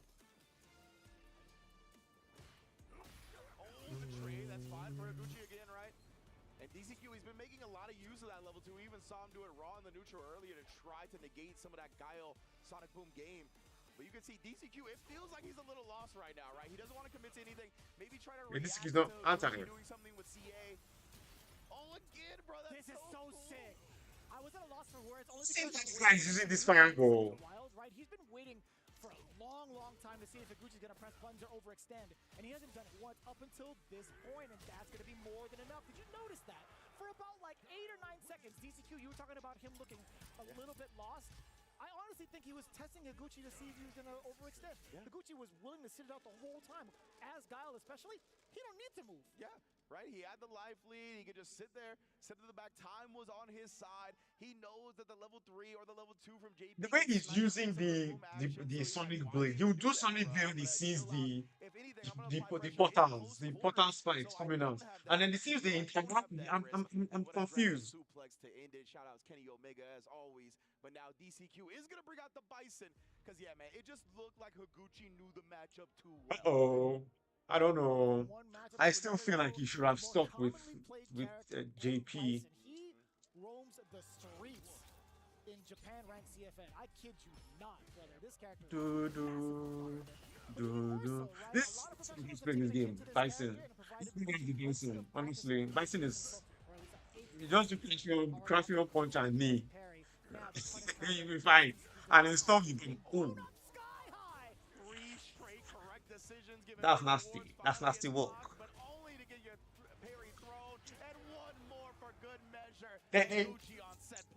They beat DCQ like small picking. Rather dominant. Higuchi, I think if anything, he was ready more so for the Bison than the JP. He was looking forward to this one a lot more. Because just look at how much control he's had, right? I don't think he's in so much control of this game. Legitimately, right? We are all in you should have stopped with JP. But you know what I'm saying. I don't know anything about European geography, I'll be very honest with you. So if you say it, I got your back. Yeah, you're right. Sorry. Install. Dry brush. Knee. Backed up. We'll take that.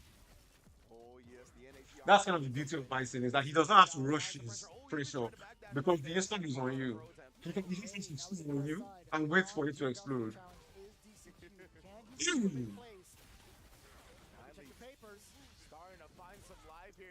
Psycho! Addition! But we still got CA on deck, and I mean DCQ, he's pretty healthy right now, but okay. Got him trying to press Okay. drive rush cancel off the last light. Big belief. No visa problems if you're hailing from Shadow. Apparently.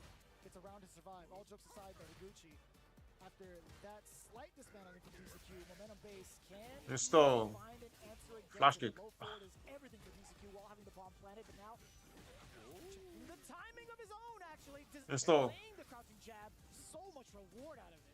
Yeah, DCQ might be honing in on the rhythm of Higuchi now. And again, we got the throw. We're gonna do here just immediately pulling him again. No drive rush there. Stuff from DCQ right now. Drive rush. Dead. Level 2. Okay. It seems Bison was a better choice. I was wrong. He caught 3 delays Alright, DCQ. if I'm not mistaken.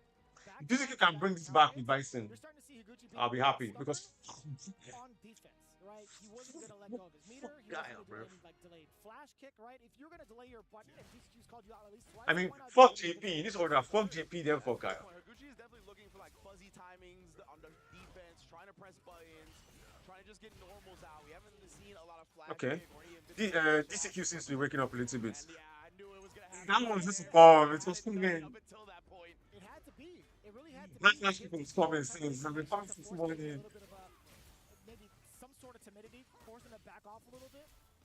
Timidity, I like that word. Ooh, it sneaks in the throw right. This nigga is ballsy. Well done for Higuchi. Oof. Getting the jukebox out of me. DCQ seems to be sticking out Crash Me on Punch more as a stop sign and less as it snuck that shit in. Drive rush. Punk is it? So sneaky. He snuck that shit in. Did I hear the horse neigh in the background? Yeah, he sure It's did. coming. Bison's horse? Feeling sorry for her? Possibly. That was wild. I'm sure it's just these horses back here, but Yeah. I think they're more so upset that they didn't get picked. Hey! Oh my god. He's like, I hate you, Bison. for real, right? Yeah. Why couldn't you pick me, man? Why don't he want me, man? Oh, got him right That's there. nasty, bro. The knee. Why don't he want me, The man? knee. I'm gonna get a good DI. That's it. I'm gonna get some damage from this mine. And at the Let's end go of the day, DCQ. you don't want me. DCQ is bringing it back. The cycle power is the real cycle power is here. In that round. Damn. Not down what JP they do. I like what you're putting down. Oh yeah, I mean, it's to feel as though Higuchi would know the JP matchup because that's like his worst matchup. I think JP is like his worst matchup in this game. Side switch is temporary, but damage might be forever. Higuchi now, while in full screen. Just take it. Oh wow, it takes it. The tenacity from Oh no! has been Oh, so it's dead. much. Funny mouse. It's gonna be hella damage. Go It's right burnt out. to the Psycho Crusher. He had definitely a little bit more the tank with another drive rush cancel, but he doesn't want to get EX Cyber Crusher. Just do EX Cyber Crusher, bro. OD Psycho Crusher can chip. And Higuchi knew it as well. Just do EX Cyber Crusher, my bro. There's no reason not to do EX Cyber Crusher in that position. Even if he does wake up, fine. At that scenario, well done, man. What a bounce back with this Bison to tie up the set 2-2. And yeah, he's really DCQ. DCQ, fucking niggas. DCQ. So many counter hits, some slight delays, a little too slow. Yeah, Gucci. They really want Gucci to win. No. This is an amazing adjustment, especially when Higuchi was so honed in on DCQ's timing to start the set. What's wild is this is giving me like flashbacks and shades of SFL US, right? DCQ always in the anchor spot, having to bring his team back from the brink of death in the long set, 3 out of 5, and just making such dire and impactful adjustments in such a short span of time with 2 characters now, by the way. Yeah, exactly right. Started the set on JP, went to the Bison again. That's the character he plays the most nowadays, and man, has it paid off for that switch. Now Higuchi, of course, locking in. He is a Guile specialist, so we're going right back into it. It was just taking some time to try to put together the pieces of the puzzle and get one more dub. He already got 2 early, right? He just needs one more to take a lead in this group. Oh, I was just thinking, who's going to be the aggressor here? I feel like somebody's going to punch on the gas, and it was immediately DCQ. Wait, oh, what a way to defuse the bomb with a low kick. The low short, excuse me. DCQ showing no fear of the drive rush Oki pressure. It's so difficult to call right now. Higuchi at least getting the readjustment. He had to pay a little bit of life for it. Now the forward throw, DCQ, how do you enforce your will? I like that. Drive rush forward into another throw. That was coming. That was coming. I could already feel it was coming. But he had to keep the person going because he had a nice lead. And he was on the side. So, like, sometimes you just do the first throw and hope they don't DP, bro. That's right. Yeah, there's the position where you block it. There's been a lot of throws from the side of DCQ, and a lot of it counter hit against Higuchi. I'm surprised DCQ is not ready with EX Cyber Crusher. Against block strings. Indeed. Like trying to back dash down. Now he's gonna go. Push him back. Oh no. Oh no. Oh no. Oh no. Might as well use it here to try to lock Higuchi in this corner. Give yourself a chance to get the Psycho Crusher in there and put himself on set point. Damn, son. Just at the right range. He did regular Cyber Crusher. DCQ on fire. Tank. Splash kick. Well, at least temporarily it was. DCQ now finding himself into the corner. Oh, the bait! Oh my god! Whoa! The charge? Yeah, for real. You know Higuchi. True Guile player stuff right there. Counter hit. Yes, indeed. Rest of the target combo. Continue on with the damage. This is going to be so much for Higuchi. Yeah. Points both players. Staying alive. Final game. Set points both players. So much bar on the side of DCQ. Kind of pumping the brakes a little bit. Now going for the heavies, right? I think a lot of Japan parries the hell out of these. This is where everything they've learned about each other and all the matches is going to come into play because. I don't even think that's going to be a topic of discussion. What a walk! Trying to throw after the scissor kick.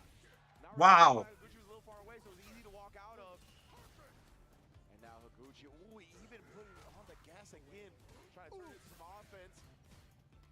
Took pressure instead. Yes, I agree.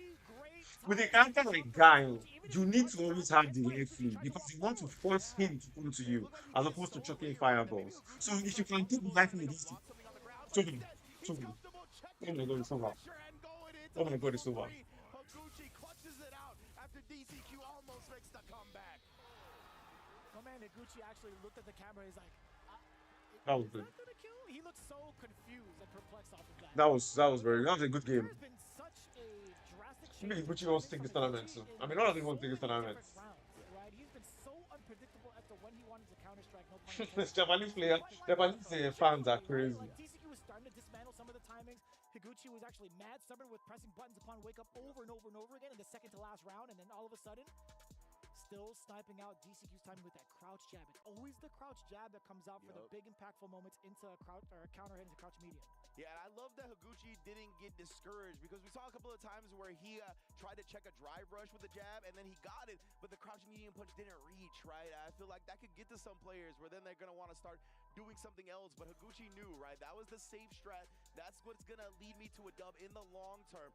Really sick. Hey, I felt like both of these guys had shine in their area, right? Just time your button presses better and you'll win. Both of them showed that throughout the set. What a piece of advice. Just time your button presses better. Come on, man. So this is it right here, right? He delayed it too. Man. He went for crouch jab, went for a longer delayed button with a back heavy kick. So him making that read is so dangerous. Like who would opt to press a button in that exact scenario? Yeah, man, Higuchi, he really felt it, right? And it feels like DCQ likes to get that Bomaye in, that back heavy kick to get the big plus frames, but man, what a call out. Now, we hop back over to Group C, where Goichi has the potential to qualify into the final stage of EWC, but standing in his way is this man, NL Never Lose. This is the time to live up to that name. Make sure you sit down on your seats when level 3 is playing and make sure that level 3 kills your opponent, bro. Even if it's one pixel in length, make sure that level 3 kills your opponent. Make you no go punk.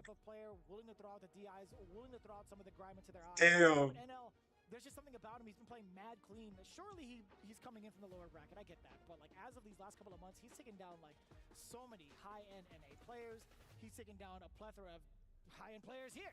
Yeah. So this is going to be a real test towards NL if we could keep that consistency. When we talk about Street Fighter 6 greatness, it's always talking about that consistency. Can he prove it here on this particular stage where it matters the most to get into the next phase? Yeah, I feel like NL after day one, if I'm not mistaken, he took to Twitter and he talked about how he was more playing not to lose rather than to win, right? And he really identified that in his play style, and it's kind of what led him to get into the round robin stage rather than qualify directly into the main event. So we'll see what adjustments he makes, if the confidence is really going to exude out. But Goichi, he's that same type of player, right? Confidence always on display here. He's always thinking that he's got the right decision, and he is a student of the game, right? It's not just about the natural reaction talent or his affinity for fighting games, his dexterous fingers. He is a student. He studies that. That's what separates these elite level players with talent from players that don't put in the hard work. That is facts, man. There's so much to digest in this game. On top of that, being able to understand the psychology of other players, what's going on in their mental, and what I'm very interested to see how this game is going to be played. Chun-Li versus Akuma. This is a matchup that I know well. Hours and hours of exposure and experience through either ranked, playing matchups against other players who possibly have faced off against that person, or just booking that ticket to face off against them yourself. Man, oh man, and yeah, that's what Goichi and Ena are going to do right now. Face off against each other here. I'm expecting the Akuma versus the Chun-Li. Right, that's usually what we get from these two, so definitely expecting that one. But yeah, man, it is going to be a barn burner. Again, remember, Goichi is going to be eligible to qualify. Is that a good boy? It's a good. But of course, we are playing out all the matches, even if there is a 2-0, because there is a $5,000 prize difference between second and third in the group stage. So of course, you know, you want that extra bag. Don't get me twisted. Kind of switching gears a little bit, I do want to pick your brain on this one. Obviously, Akuma, a very popular character in the meta, arguably within the top 5 by a plethora. Akuma is new tier, guys. Akuma is new tier. Akuma is bottom 5. Akuma needs buffs, to be honest. They need to make his... they need to make light shooting -3. Level 6. Make light shooting -3. And then... they need to make EX flips on the way up. And they need to make his flash heavy punch, his back heavy kick, sorry, and looking at an A. And then we're talking about Akuma being top tier. Back heavy kick should be mountain A, like the way it was with his flash heavy punch in Street Fighter 5. Then his light shooting should be -3 on block. Eh? Find out if it happens. Game number 1, NL versus Goichi. Oh wow, okay. Already pressing sweep. For the sweep, at least in our eyes. I assume he just wanted to snipe the walk back, thinking Goichi would try to get that space immediately, but it's tough to get a read on Goichi's movement. That's another thing that makes him so great. He doesn't really just autopilot. Ooh, which way? He does get a chop there. I like those 2 air approaches. Keep that in mind as we progress towards the match. We do have something to say about that, but Goichi Let me rather put it full distant screen. against NL for a very good reason, right? He wants the fireballs to talk rather than be in close proximity Nice. because of that exact factor right there. Standing Lykic has been so dominant in controlling the pace for a lot of the characters in the cast. And then it's also a very methodical Akuma, the way he plays. Yeah, he's very solid. But Zanku, you can kill him with the action count. Oh, he gets out, no answer, and this is such a damaging starter. NL was in So after that EX Fireball, he could have gone Dragon Rush, back heavy kick into dead, to be honest. But, you know, it did happen. Keeping in mind, while we're in this space right here, NL, he goes for really early air fireballs to anticipate Goichi trying to go for an anti-air. Then once it's cleared, he goes for the demon, right? But in this case, Goichi trying to read with Hazanchu was kind of more of wishful thinking rather than trying to anticipate or react to NL. That right there, right? That's going to be such an air fireball is very important in this matchup as Akuma, because you need the air mobility as Akuma, but Chun-Li is very good at stopping it with, like, I think her star medium kick and her, what's it called, her tension kicks. So you want to dissuade that, burn this guy out. You should have just burnt him out with like Chakra, but what do I know? I'm not at EWC. That boy is choking. That teleport there was to bait level 2. That's it.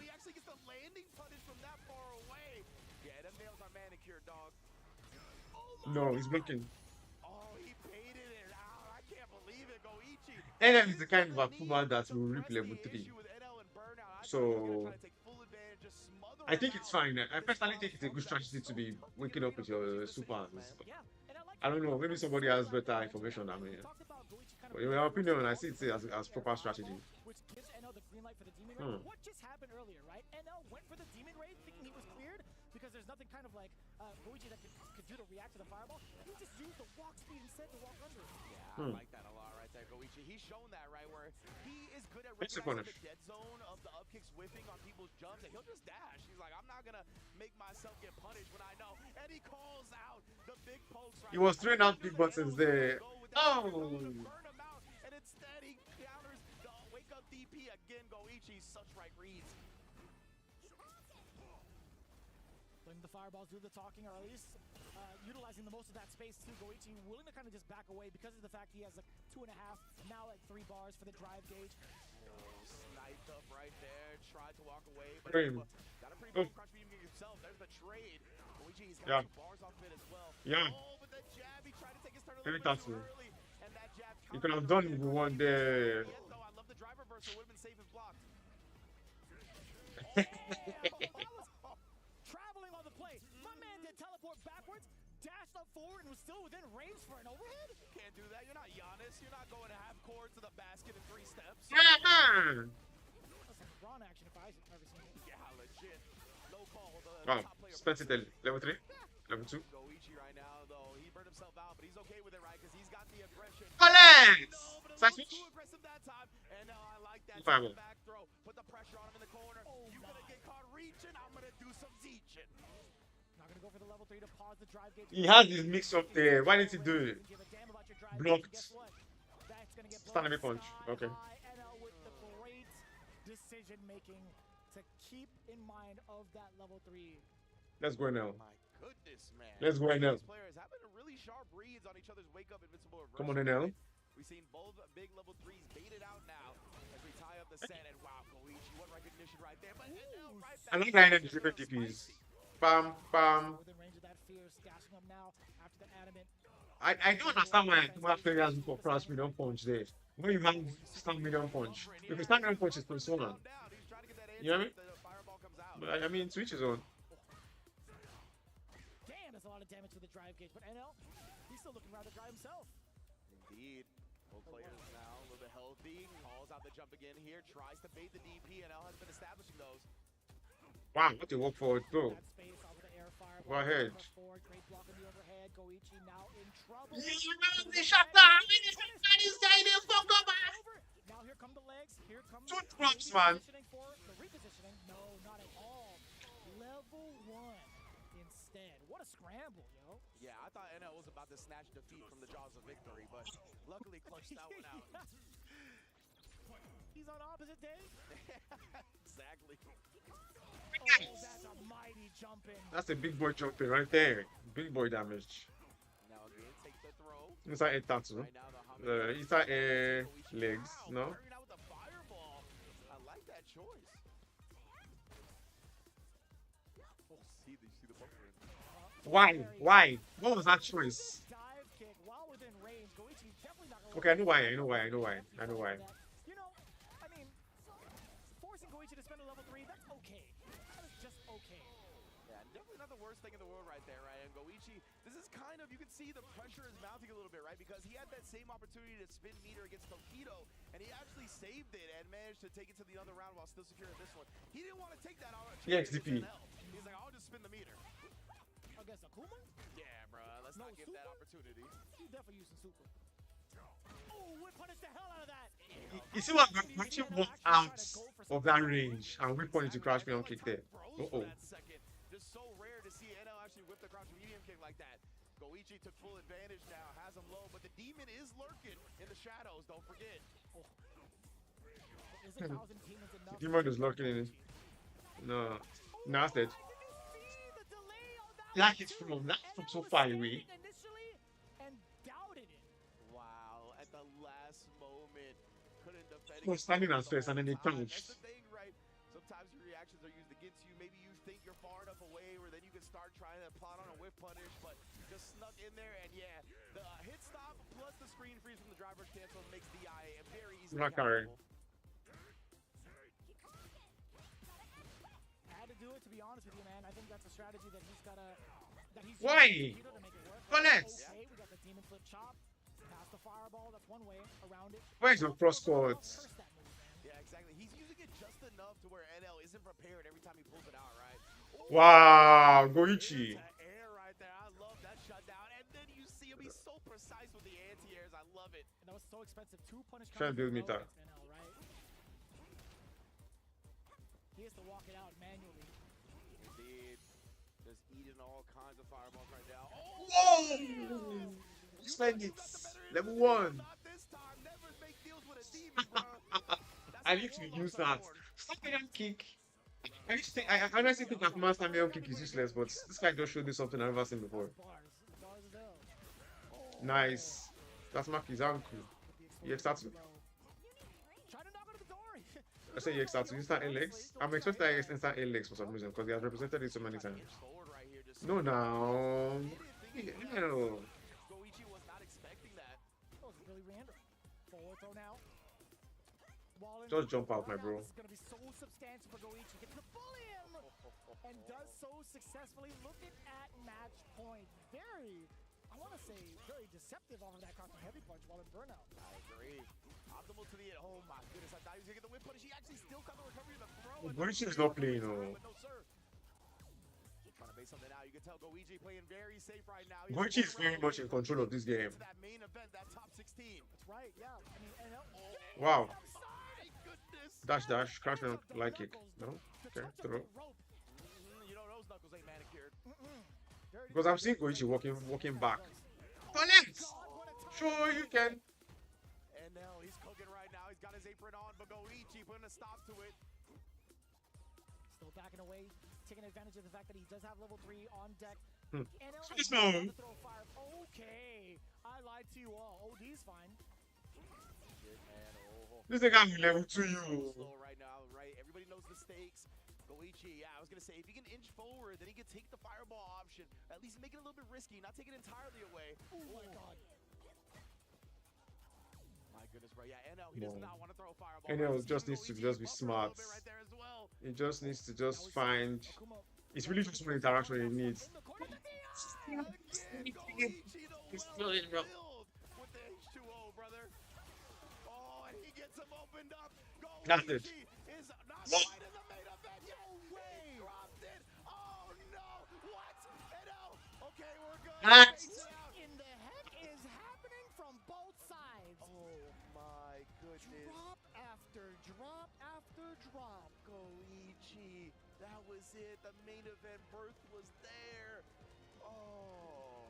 We've seen players crumble from these type of moments, Ren. What is good in this game? Let me tell you people. Is the door everybody is just a scrub. We're all just figuring it out. Nobody knows anything. The momentum, when it comes to the morale, Nobody how savvy. people are feeling when they're sitting down playing. NL's got to feel a little decent, right? He got a game that he probably shouldn't have, but you know, you got to take what you can get. There's plenty of moments where I'm sure NL had something weird happen. He ended up losing rounds for it. You can't feel like, oh, I just got a game off of a fluke. This happens in fighting games, right? So NL here going back at it, up against Goichi, a final game. And again, if Goichi takes the dub, he is in top 16. That statement alone is probably why we're seeing 2-2 up on your screen at the very top. Yeah. Perry is not going to go for the side. I know this is triple fireball shot. Something I believe. I gotta find a different word. You're not chucking enough fireballs. I'm not gonna lie to you, fam. Looking real sus on my Yeah, you too. Yeah, there we go. Real quick on that one, Yes. Oh, tried up by this pressure. Goichi willing to use the OD reversal. Okay, and a little bit more reaction. Next time. Forward heavy kick. You mentioned the fireball is a great counter to that, but the level 1 gets him off of him. Oh, that was mad. You could have reacted to that. That was far. Now they are scrapping range. Oh shit. That was preemptive as hell. Yeah, it was. He definitely wanted to catch that demon flip or that jump immediately.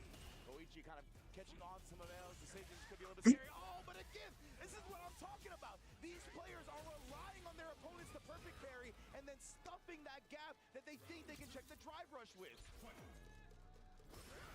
Oh my god. My life flash. Enemies making up. Might just be the bane of Goichi's. And then last 20 second moment, I can see it. Oh, but so is Goichi is slowing that shit. Take advantage of the created space. Oh, man, it was like I'm not into that. The hub kicks, yeah, reaching at the peak of the jump as well. And then this guy, yes, Tatsu. But the demon flip dive kick was too fast. Stuff Goichi's attempt, and now NL, he's moving closer and closer to getting a dub on the board here. A single confirm could lead to a level 3. Oh my goodness, bro. It's not full. It couldn't stand. Why is Goichi pressing that from there? His thing. He prays to that button, bro. The crouch heavy punch, he's got full faith in it. We see him counter hit people all the time, right? Because he has a startup, but again, he takes to the air. Goichi is using fireballs, bro. I'm loving the stage being set right now. Buddha Yipes is definitely entertained. He's been blessing the stage between both, but it's up to the who plays the better game of Street Fighter right now. Level 2. In response to And then I've been trying to play that shit since he didn't fall for it. He did when he wanted to. Goichi's been holstering that option this whole time. And now another throw established. Oh, and the rhythm, he didn't confirm it though. He was a little teetering on those 3 bars, right? Didn't want to confirm. Somebody gets it. Looked like a mistake from NL. That was a fireball. That was a mistake. That was clearly instant heavy fireball. Man, there was a lot of flubbing in that set, man. There was a lot of stuff that we are kind of trying to wrap our heads around when it comes to these players making mistakes that they're not known for. Very uncharacteristic moments. This makes me sad. And Goichi somehow again clutches it out in the end, and he's got a second main event, a second top 16 in EWC in a different game. My goodness, man, he is one of the GOATs. Actually insane. Again, when we talk about some of our favorites making it all the way through, sometimes you'll get people sprinkling Goichi, but majority of the times with how heavy these events are, he does get overlooked. Not today, ladies and gentlemen, as he makes it towards top 16. Now, obviously, we got to address the elephant in the room. That was easily an error on the jump fireball. You saw it mad early, jump fierce. You even see it on the player cam right there from NL. He knew it. Yeah, precisely, right? Great call out right there. It was the fireball, which had been working so often, right? It had been working time and time again to stuff the forward heavy kick. But to Goichi's credit, he didn't do that on that one, right? He actually caught the landing frame punishment, so maybe he was trying to scheme a different option. Yeah, right there, right? He didn't immediately go for the forward heavy kick when he saw Kuma go into the air. So maybe he was looking for that regardless, trying to sneak under the fireball with the Chun-Li low profile, right? But nonetheless, that still is unfortunate that NL went out on an error like that. But I do think Goichi was scheming to not get hit by the air fireball once again.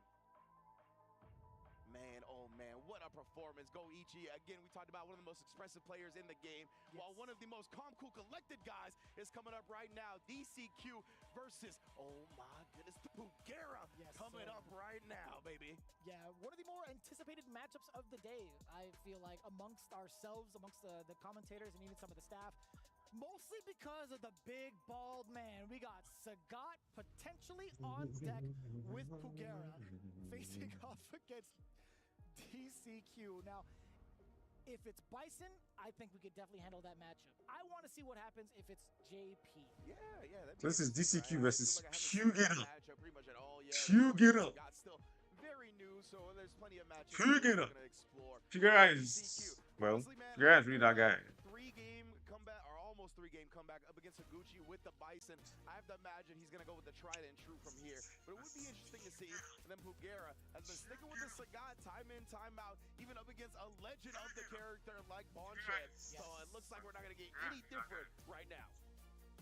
Yeah, the damage output that Sagat has, the Whoa. amount of carry he does have just off of the drive rush cancels and some of his combos, pretty damn good, pretty damn intimidating, especially with what he gets afterwards. He's able to clear the space so well with not even just like Tiger Knees, but also the threat of drive rush forward, right? There's been so many instances where he could kind of delay his normals, go up into your face to go withstanding medium punch to have hella plus, or even go down below with low medium. DCQ versus Pugera.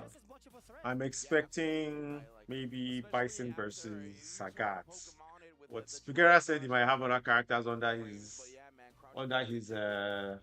belt, so let's see what he means.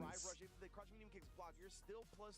You're usually in throw range as well. So yeah, Sagat, I mean, he's definitely got plenty of ways to bully, right? I think that's what's catching some people off guard too. Pugera is not a stubborn old Sagat player, like tried to play the character how he's traditionally played, right? He's really embraced the Street Fighter 6 iteration of him, trying to get in, trying to work that drive gauge down, get the big target combo confirmed, and then once he's got a nice hefty lead, then you know you gotta try to jump the fireball, so have the DP ready. We've already seen him be very good on the anti-air choice as well, right? He's got good judgment on when to use which DP, light, medium, and heavy. They all vary very differently. And I want to see if he's gonna bust out some air-to-airs too. I know Sagats have been talking about how good his air-to-air options are, and with the anti-air being suspect in some ranges, that could definitely be a route he goes for. Yeah, I wouldn't be too surprised, right? Like, why risk doing a 10-frame DP and having it whiff when you just do an immediate jump roundhouse to cause that juggle state and possibly juggle with a heavy DP because of how much range it has, right? So a lot of decision-making to make when it comes to airborne approaches. He doesn't have that much time. He doesn't have as much time as a normal character because of the fact that his hurtbox is just that much taller. Yes. So with that in mind, You can replace. What's going on? Welcome to the stream. We're watching the EWC matches, and we've been having a fucking blast, dog. Fucking crazy. Indeed, man. So Yeah, so it's Bison versus Sagat. Because Sagat has been showing in the clinic the past couple of days. Uppercut. No, no, uppercut. That target combo, kick the tree or go home. As you should, as you should. Oh my goodness, the double swing. That's something that Pugera loves to do, right? Crouch medium punch back to back. He'll do it on whiff. He'll do it when you block the first crouch medium punch. Like, he's taking advantage. Back to him out of the corner. Oh no. Oh no. Nice parry into the corner. So difficult to kind of keep track of. Hello.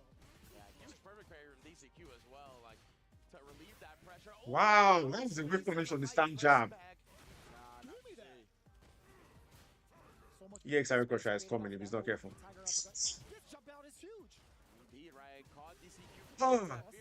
Whoa, Yeah, he's almost dead. Plus, he put himself in burnout. He's just so confident. Yeah. That's still +2, and it's a 6-frame normal. It's gonna trade with 4 framers every time and give Sagat a big combo. Dun, dun, dun, dun. Justin was talking about that exact level as well. If you see Sagat's throw out, Punish! you're gonna be just He had the fighting on lock there, but he could have done way more. I like that. Disrupt the offensive Cut the loop. Trying to snap the walk back as well, but can't quite find the range. Yeah, DCQ was pressing there. That drive rush cancel, though. I like that from DCQ. Yeah, no delays here. Already setting the tone early against Pugera's drive rush options. Oh my God, he's swinging.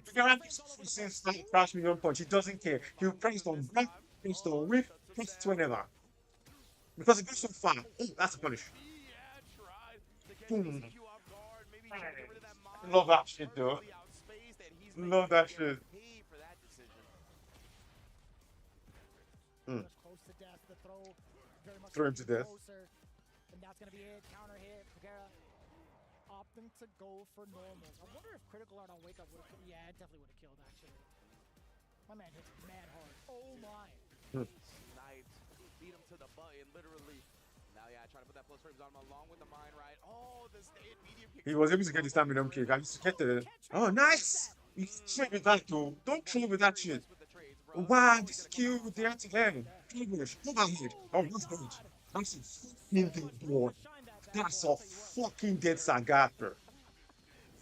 And DCQ is going to close out that first game using the level 2 once again. What are you saying? See, again, he's had a lot of momentum, right? He was down 2-0 against Higuchi on the JP, switched to the Bison, took it to the final game. Oh my goodness, the shades.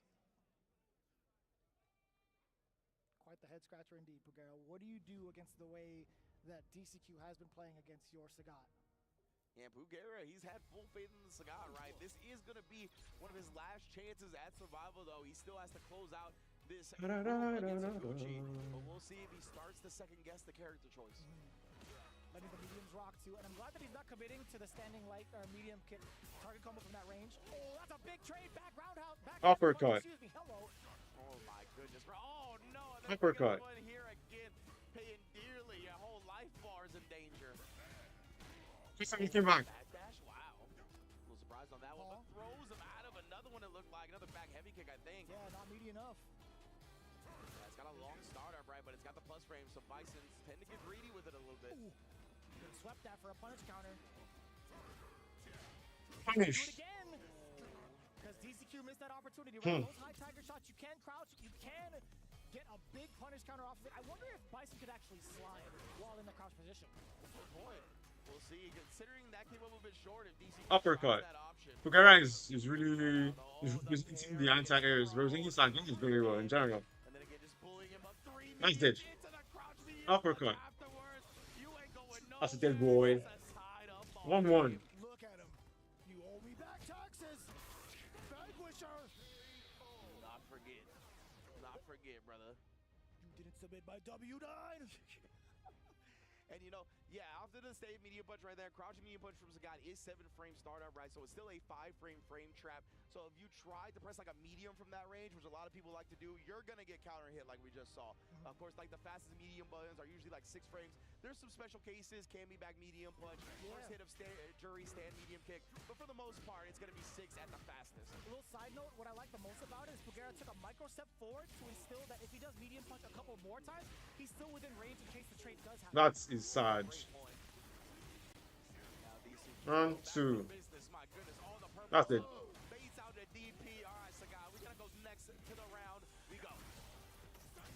Psycho Crusher. That's a gamble Pugera is willing to take. I mean, decent amount of damage. It forces Bison so far out there with the Tiger Uppercut, and I really like that choice, but you can't be doing it too liberally, I'll tell you what. Yeah. Definitely, you could feel Sagat having such a far range, reaching crouch medium punch really helps his footsies, because where you as your opponent is standing, trying to figure out neutral, he knows that he can tag you on block and at least start pressure, you know? He sniped out that crouching medium punch so far. Overhead! That might be dead. Shot! That's dead now. Damn! He grabbed his head like a bowling ball right down the The way Bison grabs the that animation is disrespectful. That's pure strike, right? He scored 300 on that one. Yeah, man. Oh my goodness, bro. DCQ roaring back yet again here.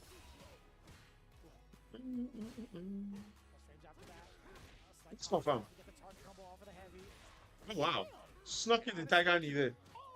Uppercut. That's what Pugera's been looking for, right? I'm down to trade all day, every day. It looked like DCQ tried to delay a button right there. That's parry. Blocked the second one, but ends up getting thrown out of it. Big parry to reverse the situation.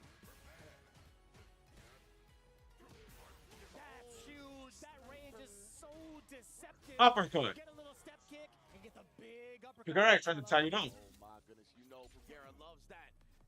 Every time you get to use the big DP, that's just a satisfaction. That's what I like to see. That's insane. What? Oh, yeah. Busted out another Tiger uppercut. It's not your turn. This character is sick. Get harassing with that. Sagat is sick in this game. You say you wanted to see him sprinkle in some different options. Even the crouch medium kick starting to come out. Oh, but of course, reliable. Crouch medium punch. Had the drive rush buffer behind it.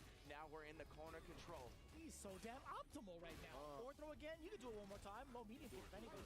Oh no. Sometimes you just have to just press. Yeah, indeed. Making the hit stun too high for the throat to connect. Oh, this is so tough. Knee. How do you close it out? Just one more touch. DCQ has come back from this before. Yeah, he's trying to harass how much oh, never mind.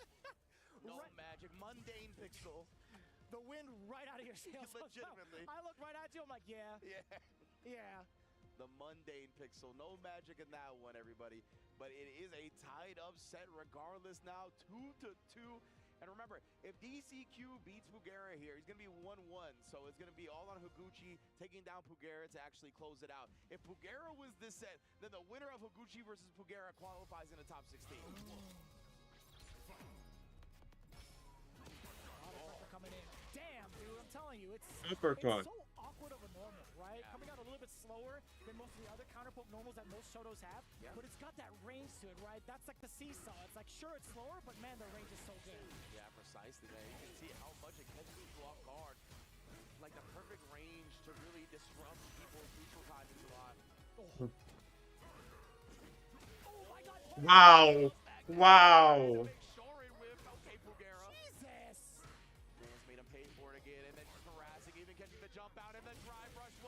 You see what he did? He stepped out of the range for the season kick and just we punished it. Damn. I wish it was high level. Uppercut. TCQ kind of has his back against the roof because I feel like Figueroa is carrying the momentum right now. Nice. Nice to punish.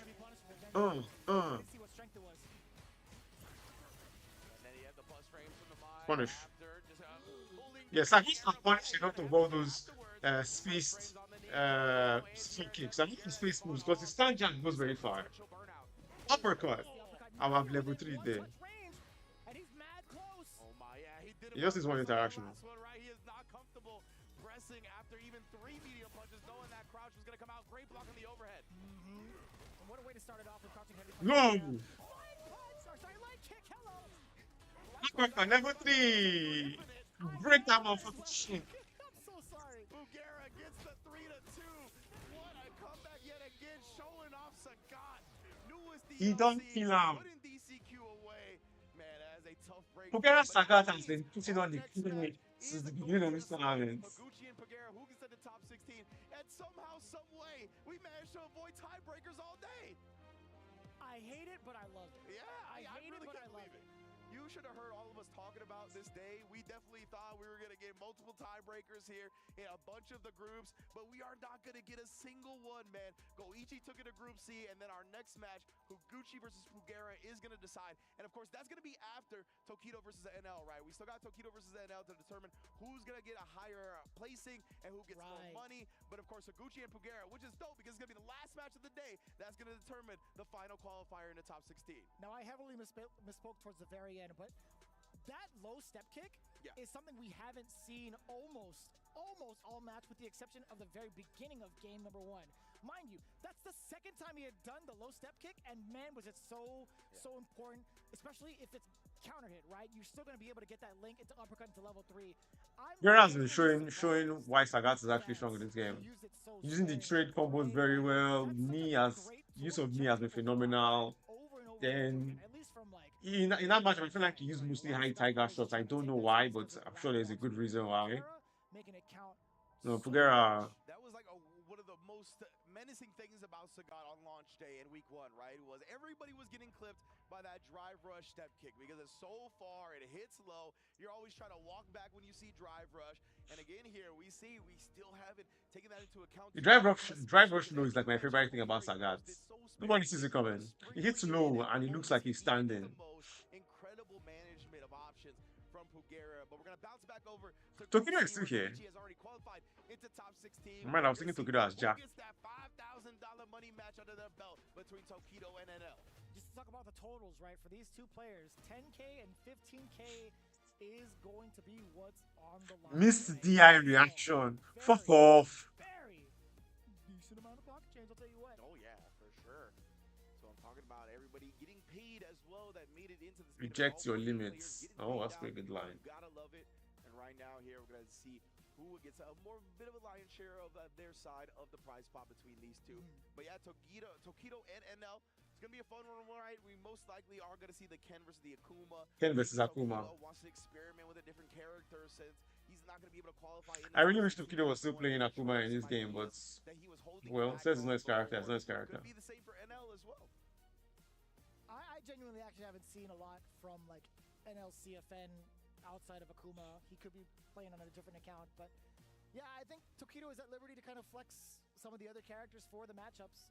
I mean, I feel like Ken going into Akuma feels a little disastrous. I mean, like we've seen other Ken players kind of thrive as like their secondary. I mean, Cryme being one of them, one of the prime examples, making reverse 3-0s with that Ken. We'll see whether or not Tokido is going to stick to that character when it comes to someone like NL. And you know he's got to be feeling some type of way with the way he felt towards Goichi, right? Oh yeah, absolutely right. Both of these players maybe just try to wash that bad taste out of their mouth, right? Going down to Goichi in the fashion, especially the way NL did, not getting that fireball that he wanted at the end. It was a little bit unfortunate. But of course, Tokido also looking to satisfy the fans. Of course, one of the most popular fighting game players to ever exist. I love the fact that Fudo mentioned how Tokido is one of the players that really bridges the gap between the scene in Japan and the global scene, right? Tokido has always been one of the players early on that has traveled around the world, making it known that he is one of the top fighting game players. He's done it in a very charismatic fashion as well, building his fan base over the years. Always rooted for this guy. And NL on the other hand as well, right? He has been a very strong competitor as well for a long time. Love seeing these two clash, even if they can't make it to top 16. I will say from like certain perspectives, when it comes to prepping for some of these events, we always highlight a lot of these players once we find out they're attending a certain major, etc. I feel like NL, he's had such really like sporadic results, in my opinion, whether it's like high-end top 8, just barely out of top 8. I want to see when he's going to have his real breakout moment, because it feels like he's always been on the cusp, right? Yeah. 100%, man. Tokido here.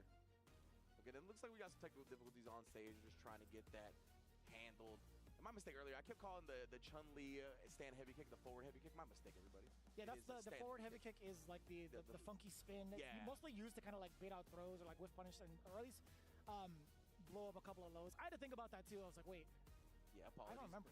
It just it gets the forward momentum right, so I think about it. But nonetheless, Goichi definitely looking strong, has already qualified into top 16. And we're going to see right now who gets at that $5,000 prize increase between 15 and 10K. Of course, so many fans in the building as well. See, Japan came out in full force to support so many of their players. The LCQ was packed as well. I believe 55 Japanese players signed up and 30 actually participated in the LCQ at the end of the day. Like 11 qualified into the main event from Japan as well in that LCQ. Damn, son. Yeah, really repping hard right now. And of course, Falcons, maybe NL's got that buff, the club championship. Definitely maybe increases his chances a little bit. I would hope so. Yeah, right. I mean, he's definitely feeling some type of way. But again, as we had mentioned prior, right, we're taking a good look at some of the fans that have been actively supporting pretty much a lot of the players here, right? I think not only are they just wearing the jerseys to represent their orgs and represent their clubs, they've actually been cheering on a lot of different players from a lot of different countries as well. So you know they've been pretty ecstatic like Street Fighter fans. Yeah, absolutely right. Everybody's been on full display. We're getting the signs. Everybody, Reject fans, Zeta fans, everybody has been in the building here supporting their favorite players, getting jump scared by the camera a little bit as well. Trying to read some notes, but yeah, it looks like having just a momentary fix of a Tokido stick. It looks like he's having some issues, so we're gonna jump back into that ASAP, of course. Reject already, and got the Ken R as well. That's a big Tokido fan right there. That's eventually got to hit like the submit your artwork contest for like the versus screen, right? True. She hand drew that just now. Imagine she was doing that mid match. I'd be like, yo, that's kind of whoa. My man, he's looking possessed right now. Oh, he's like, no, I want the camera time, brother. Mover, I'm the star of this tag team. They are sitting very close to each other, right? I'm telling you, he's like, I'm the star of this tag team. But we are a tag team at the end of the day. Whole lot of players in the building. You can see the Tokido fans again in full force. Oh, it looks like, yeah, he's going to another controller. It seems like the default one has too many issues right now, so going to a hitbox to try to get this game going and secure that extra $5 grand. So he still carries around 2 hitboxes, huh? You know what? That's true. Yeah, I forgot that he had been doing that for quite some time. I thought that was mad funny. The first time he had walked out with it, he just got like one, flexing his, like one on each arm, flexing his biceps on the way out. I'm like, man, why? But Right. why? Where's the reject stick caddy, bro? I'm surprised he didn't have somebody ready to just bring his weapons to him when it's time to duel. But, you know, he wants to do it himself because, as you mentioned, he's working out the biceps, right? Tokido. Yeah. That's one of the things he's been on a journey on as well. He's been on it for quite some time now. It's nothing new when it comes to development of his life and his fighting game career. But I remember a while ago, he started taking his physical health very seriously, right? To make sure he performs at peak condition, having a lot of stamina. Like these tournaments, right, that last over the course of multiple days, big tournaments as well with thousands of entrants, they really drain you, not only mentally, but physically as well. So giving yourself the best opportunity to really harness that, or I should say weather that storm is really good. And if you guys ever never like noticed or even like caught a Tokido stream, he literally streams in a room with a, like, I want to say it's probably his own like private gym, but I don't know if it's like connected to his bedroom, but you literally see like a bench press setup or like an entire like squat rack in the back. There's definitely like a barbell there. So he's got like the weights on the side as well. So he's definitely streaming from his home gym. I wonder if he like gives any regiments where it's like every time I don't counter a DI, I gotta hit 10 on the bench real quick, you know what I mean? 10 sit-ups. I wonder if that's part of his regimen, of course. But Tokido looking phenomenal as always here as we try to get his issues handled. NL waiting patiently in the wings with that Akuma. You gotta imagine that he is wanting, he's just bloodthirsty here to get a dub after the way the last match ended. It's a little daunting too, just to kind of rehash on that topic you mentioned.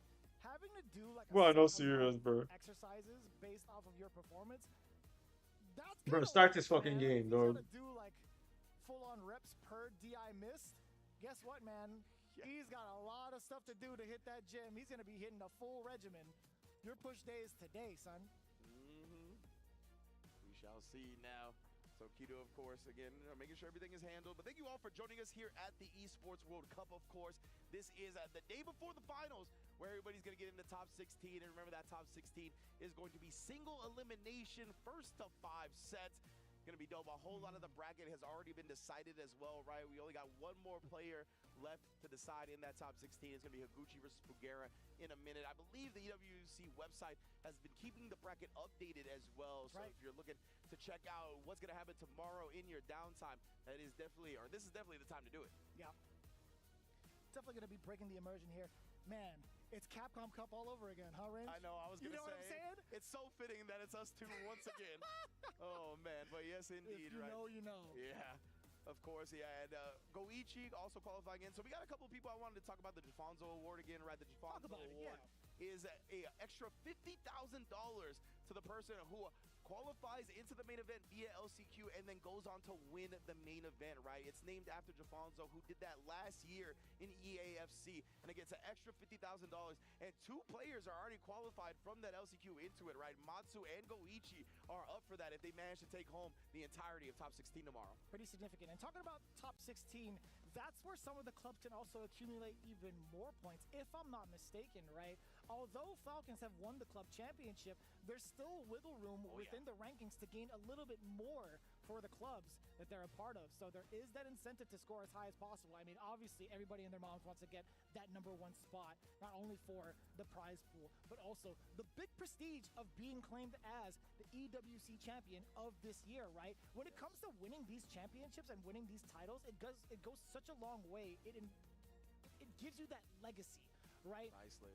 Going forward in every single conversation, whether you're a player, spectator, or a commentator, you're going to be talking about this person being the EWC champion. Precisely, right? That is one of the big tournaments in our fighting game community. One of the ones I think the entire community considers a world championship, right? On the level of stuff like Capcom Cup, on the level of stuff like EVO. EWC is right there in that tier. So it is a huge gain, a huge boost to not only your notoriety, but just in general, your morale, your confidence to take home a tournament like this. It was such a unique format at the end as well, right? Where it's going to be single elimination, first to 5, extended sets, which is what everybody loves in Street Fighter and fighting games in general. Kind of going into who had qualified into that phase where they have to face off against each other in that single elimination bracket. Now, let's rehash a little bit of Group A and Group B, just in case folks are just tuning in while we settle this technical difficulty. Group A, we had Kawano, Big Bird, Noah the Prodigy. Kawano was the one that made it entirely out of that pool. Is that something that lined up with your personal prediction?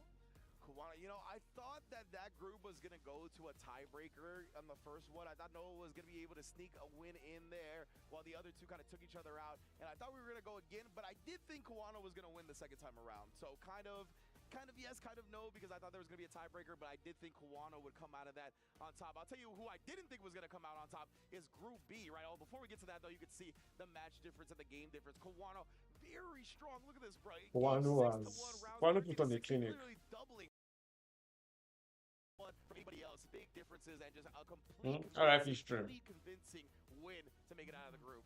Yeah. And a lot of the guys, too, in the back, we're definitely talking about the wall of Kawano, which we'll hash out a little bit more. But Group B is also something that took us severely by surprise. Matsu is playing out of his mind. He had dissected both Punk and Moke to a very severe degree, to the point where we're like, damn, I didn't know Kimberly could move like that. Legit, man, right? And it's a big credit to Matsu, where he didn't feel like it kind of took the strategies from day one into this day, right? You even saw Punk tweet about it, how he felt like Matsu changed his playstyle heavily in the set against him, and that's just great awareness of and respect for your opponent, right? Matsu, I think, tends to try to overwhelm and smother players, but he knows Punk's reactions are super good. He can maybe use that against him a little bit. Maybe he can't just rush him straight down, but he picked his spots so well to take down somebody who has an extreme Kimberly experience. And then Moke on the other end as well, right? Punk managed to take him down, had the opportunity to maybe get the tiebreaker going, but Matsu shut down Moke as well, man. It was an incredible display of Kimberly. Quite the statement to make also, with the accolades he has playing in online atmospheres within Japan. In this exact group, you would technically call him the dark horse. So, especially with the character selection as well. Like Kimberly, sure, she's got pretty much like a risen stock this season, right? You see that, especially if you're within like the NA region, you're definitely paying attention to cats like Shine. You're definitely paying attention to cats like Psycho, both obviously within the realm of EWC. So it's actually quite surprising to see this kind of shift in the power balance thus far through a different player that we don't have that much experience in viewing, if you're within like the NA region, and sometimes I will say maybe even in the European regions as well. Yeah, absolutely, right. Matsu really put a great display of Kimberly on, and the character is a little bit underrepresented at top level. We have a couple of top players for Kimberly, right? We've seen Matsu, we saw Shine, Psycho, Salty Kid out in Europe as well, right? But it seemed like Matsu just had a different handle on the character than everybody else. Like, he really brought the games have begun. I think that's what caught Punk off guard, right? Punk has had so much experience and matches against Kimberly with that Psycho Shine style that Matsu was able to just really. This is going to be Ken versus Akuma. It's going to be. This is funny because Tokido used to play Akuma. I hope they're picking Useless Boy for leaving us. Punk unfortunately falling short, right? That brings they whoop his ass. folks hard. Noah also falling short, so I don't believe there's going to be an NA representative in that top 16. Hold that, us. Just be like that sometimes. Don't look at me when you say that, dude. Don't look at me when you say that. Jesus, directly man. into your soul. Pure eye contact on that one. Oh man. It be like that. It be like that sometimes, you know. I'll be real raw with it. That sucks, man. we obviously don't like to show bias here, but at the end of the day, once they're out and eliminated, we can express our feelings, right? We're allowed to do that. Yeah, exactly. You know what I mean? But, of course, we have a bunch of phenomenal players that I'm looking forward to watch tomorrow in Top 16. I love these players almost as much as the NA players, so it's definitely going to be a fun show tomorrow as we look to get settled here. It looks like we've got a stick working. We are going to get a quick button check before we actually get it all settled to make doubly sure that we're going to be good to go here. And again, Tokido versus Ed now is going to be the difference between a $15,000 and $10,000 reward. Of course, Falcons already secured the big dub. Maybe Tokido can get some points off a reject, but I think you have to get top 8. So, and because of that, it's not going to be any points gained from reject side as well. I could be wrong about that. Apologies if I am, but I think that's how it's going to work. We could get that confirmation later on. Yeah, absolutely. So with that in mind, again, I really would like them to start this game so I can see this matchup. like all the way I've never seen it's Mango's picture. Okay. Sleepy Mago. Yeah, I was like, wait a minute. That's Mango's picture. Thought process, yes. Despite not making it into top 16, right? There's still going to be so much more to kind of like gain in this exact atmosphere, like facing off against someone like NL. You have that footage, right? You're gonna have Guys, please. money in the bank if you do get that W.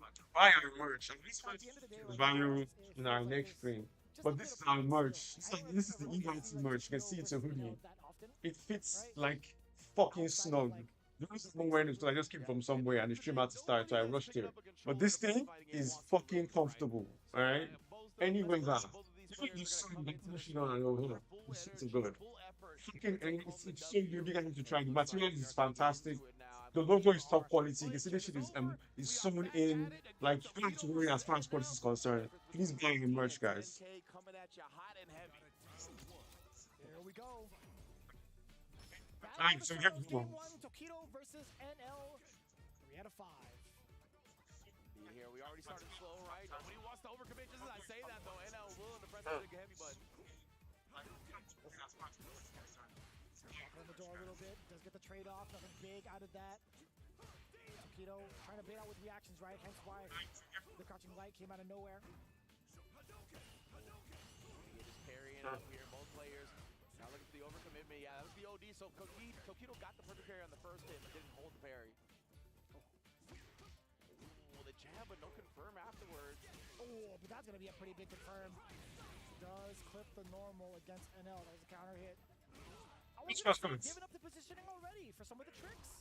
Yeah, Tokido, he definitely, you see, he kind of regretted that decision a little bit. And again, NL... Tokido has not shown himself to be able to react to the driver, so I don't know why he's doing driver shaka, but... Good stuff from Tokido holstering it, but he's still in danger. Nice blow on the shimmy call out. Oh, but that fierce wasn't really going to amount to much. Okay. Good on NL, clutching that out. You know what? I can still take my turn. Well, this is not very how these ones. Great recognition once again from NL here. Harassing, whittling down that drive meter as well, especially with Tokido spinning a bit of his own afterwards. Oh, bad mistake. Yeah, the extended hurt box off of that parry for the throw specifically. And then the frame. No. Felt a little late. What in the heck is happening? Alrighty then. Yes. Get to it, guys. Street Fighter 6 is in the building. Okay. Oh, and now we got the crouch medium kick. Let's take him to the corner. Oh my gosh. Yo, we are wilding with the decisions right Nice. now. And a beautiful perfect parry into the That's dead. You spell level 1? Punish, and Tokido completes this one. That is a round on the board. Will do so with a level 1. Yeah. Got no chance to do the low life. Yeah, I want to say honestly, he's possibly the shift of. I like how he jump instantly. I didn't see that coming. DP for level 3. I mean, that's pretty obvious, right? For sure. Surprised NL missed the punish though, right? That's what I'm saying. That's the bigger surprise. Yeah, for sure. Tokido though committing to the Jinrai this time, maybe even confirming it. And now I like that, the crouch jab just linked into the light. Ooh, empty Oh, from NL that time, so no punishing on the landing frames available. Oh. But Both of them. once again with the crouch medium kick, is he gonna spin the meter? Not yet. Wants to hold on to it for potential kill moments. Giving him a little bit of a false sense of security the way he's been walking too. That's dead. Shaka. Light tattoo, light DP. Sorry, medium tattoo, light. Right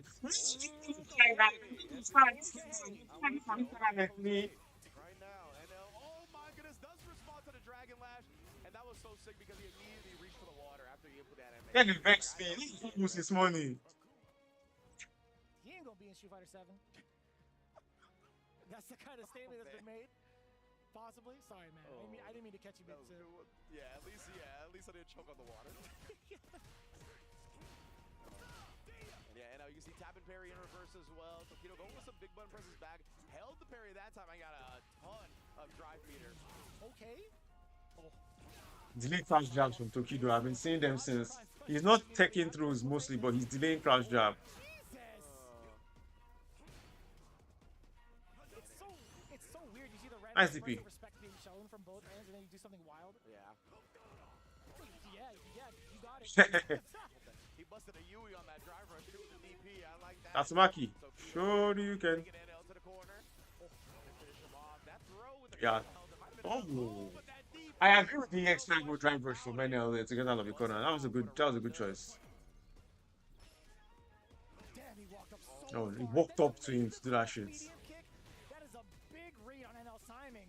Oh, you can. From Tokido here. One of the options as well. NL is not ready. That's what me I feel. NL counter pokes. Dash dash.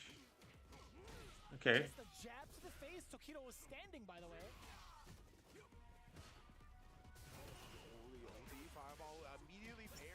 That's a dead Akuma. Dead. Alright, 1-1. I like how Tokido is playing it. NL is more active, but Tokido is really just finding his position, waiting a little bit, and just finding the right place to stick in crash medium kicks. A little bit of a cleaner finish, at least from Tokido's side, catching some of the timings from NL. But how does the handshake happen? What are the first gambits here? The opening gambits. It's going to be a couple of fireballs from both ends.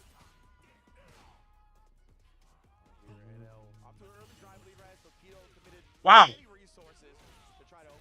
I need to learn that. Punish, side switch. Sure you can. Again. This time a little bit short off of the jab, possibly creating something out from NL, something heavier. Mm. Damn! Swinging with a baseball Swinging those heavy butts from far.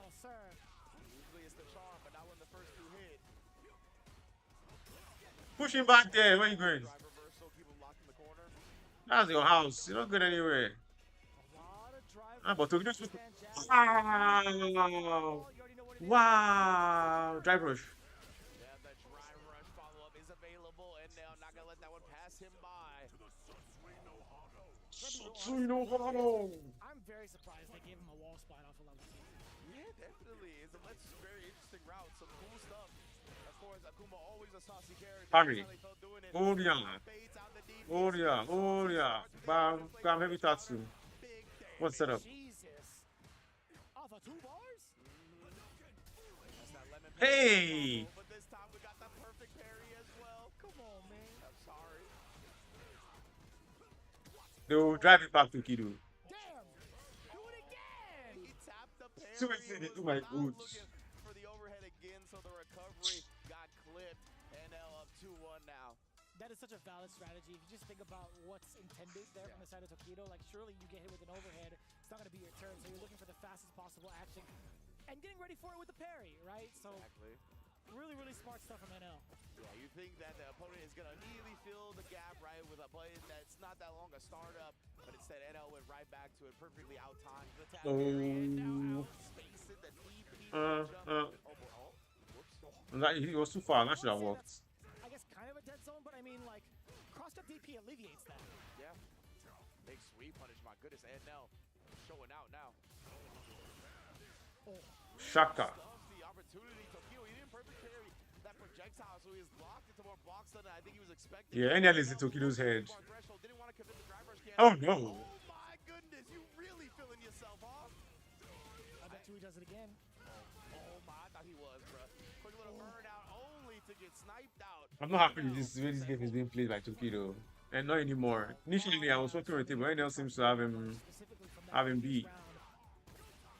Tokido, how do you come back from that? Changing up the time. Oh, the uppercut, disrupting it all together from NL. No way, brother. Indeed, and those are the sneakiest DIs, right? When the corner's not actually on screen, but you're still in range to get wall splat. NL doesn't like that. Yo, DI him again. Let it rip. Okay, maybe not now. Maybe not now. No, yeah, he's been picking compact buttons and options, right? We don't see him throw. Oh, I was just gonna say don't see him throw fireballs, but that's exactly what got sniped. The startup of level 2? Gonna go into the level 2. He'll die. Yeah, he'll die. Indeed. Okay, Tokido. I hope Tokido can at least make this shit 2-2. If you are making it 2-2, you complain whatever the outcome is. Getting around on the board. NL again on match point. 3 bars loaded. This is a great start. Forward throw into the drive rush. Side switch. Oh, you don't have meters to burn him out. Tokido now starting to feel it. Oh, okay, it worked out. Cross-cut fireball, hell yeah. Oh, and then he tried to get his cross medium kick, but Tokido's the one that found it. Wanted the overhead, but didn't find that one. Ooh. Oh, it's going to be hella damage incoming, and NL doesn't really have to go into burnout off of this. This is such an excellent time to get this level 3 damage. It's a very good time to use level 3. Level 3 for NL. But I really killed him. Yeah, I spent all the meters, to be honest, but Right now, he is, I should say, trying to close it out, but I don't know if he's gonna get the opportunity to. no! Level 3. Oh. He can chip him out if he finds his mark. Is imminent from both ends. Hey. Watch out for the run DP. I think that's what he wants. Ah. But instead, NL ends up That was a good idea from Tokido. That was a good idea. confirms that $5,000 bonus to him, taking home $15K in comparison to Tokido's 10. Incredible stuff from NL, able to $10,000 to come and lose in the tournament is crazy. Like, yeah, I'm going to get the opportunity to come to this place someday. Just come and just shoot. Hey! Collect 15K. Can't say that there were moments where Tokido had some execution errors, man. Yeah. They were pretty significant in regards to like losing the momentum, losing out on potential damage, and also some of the exit strategies that NL was utilizing. Not being able to get that tax on him was a pretty big deal. Yeah, absolutely. You could tell Tokido definitely a little affected by not being able to use his peripheral of choice in the moment. Of course, this is leverless either way. Tokido should just switch to Akuma. Versus the one that is a backup, and we saw I don't have any reason other than I want to play Akuma. Because, I mean, his pen is fucking solid, but you can't blame me for being a Tokido Akuma fanboy. Not gonna let him just keep pressing for free. Nice stuff to NL. That's a good game for both of them. They played very well.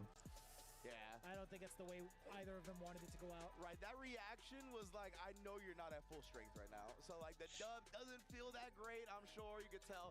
But nonetheless, a dub's a dub. A 5K is 5K, so he's gonna feel good about that at the very least. But now, it is time to qualify our last player into top 16. This is gonna be this man Higuchi versus Pugera.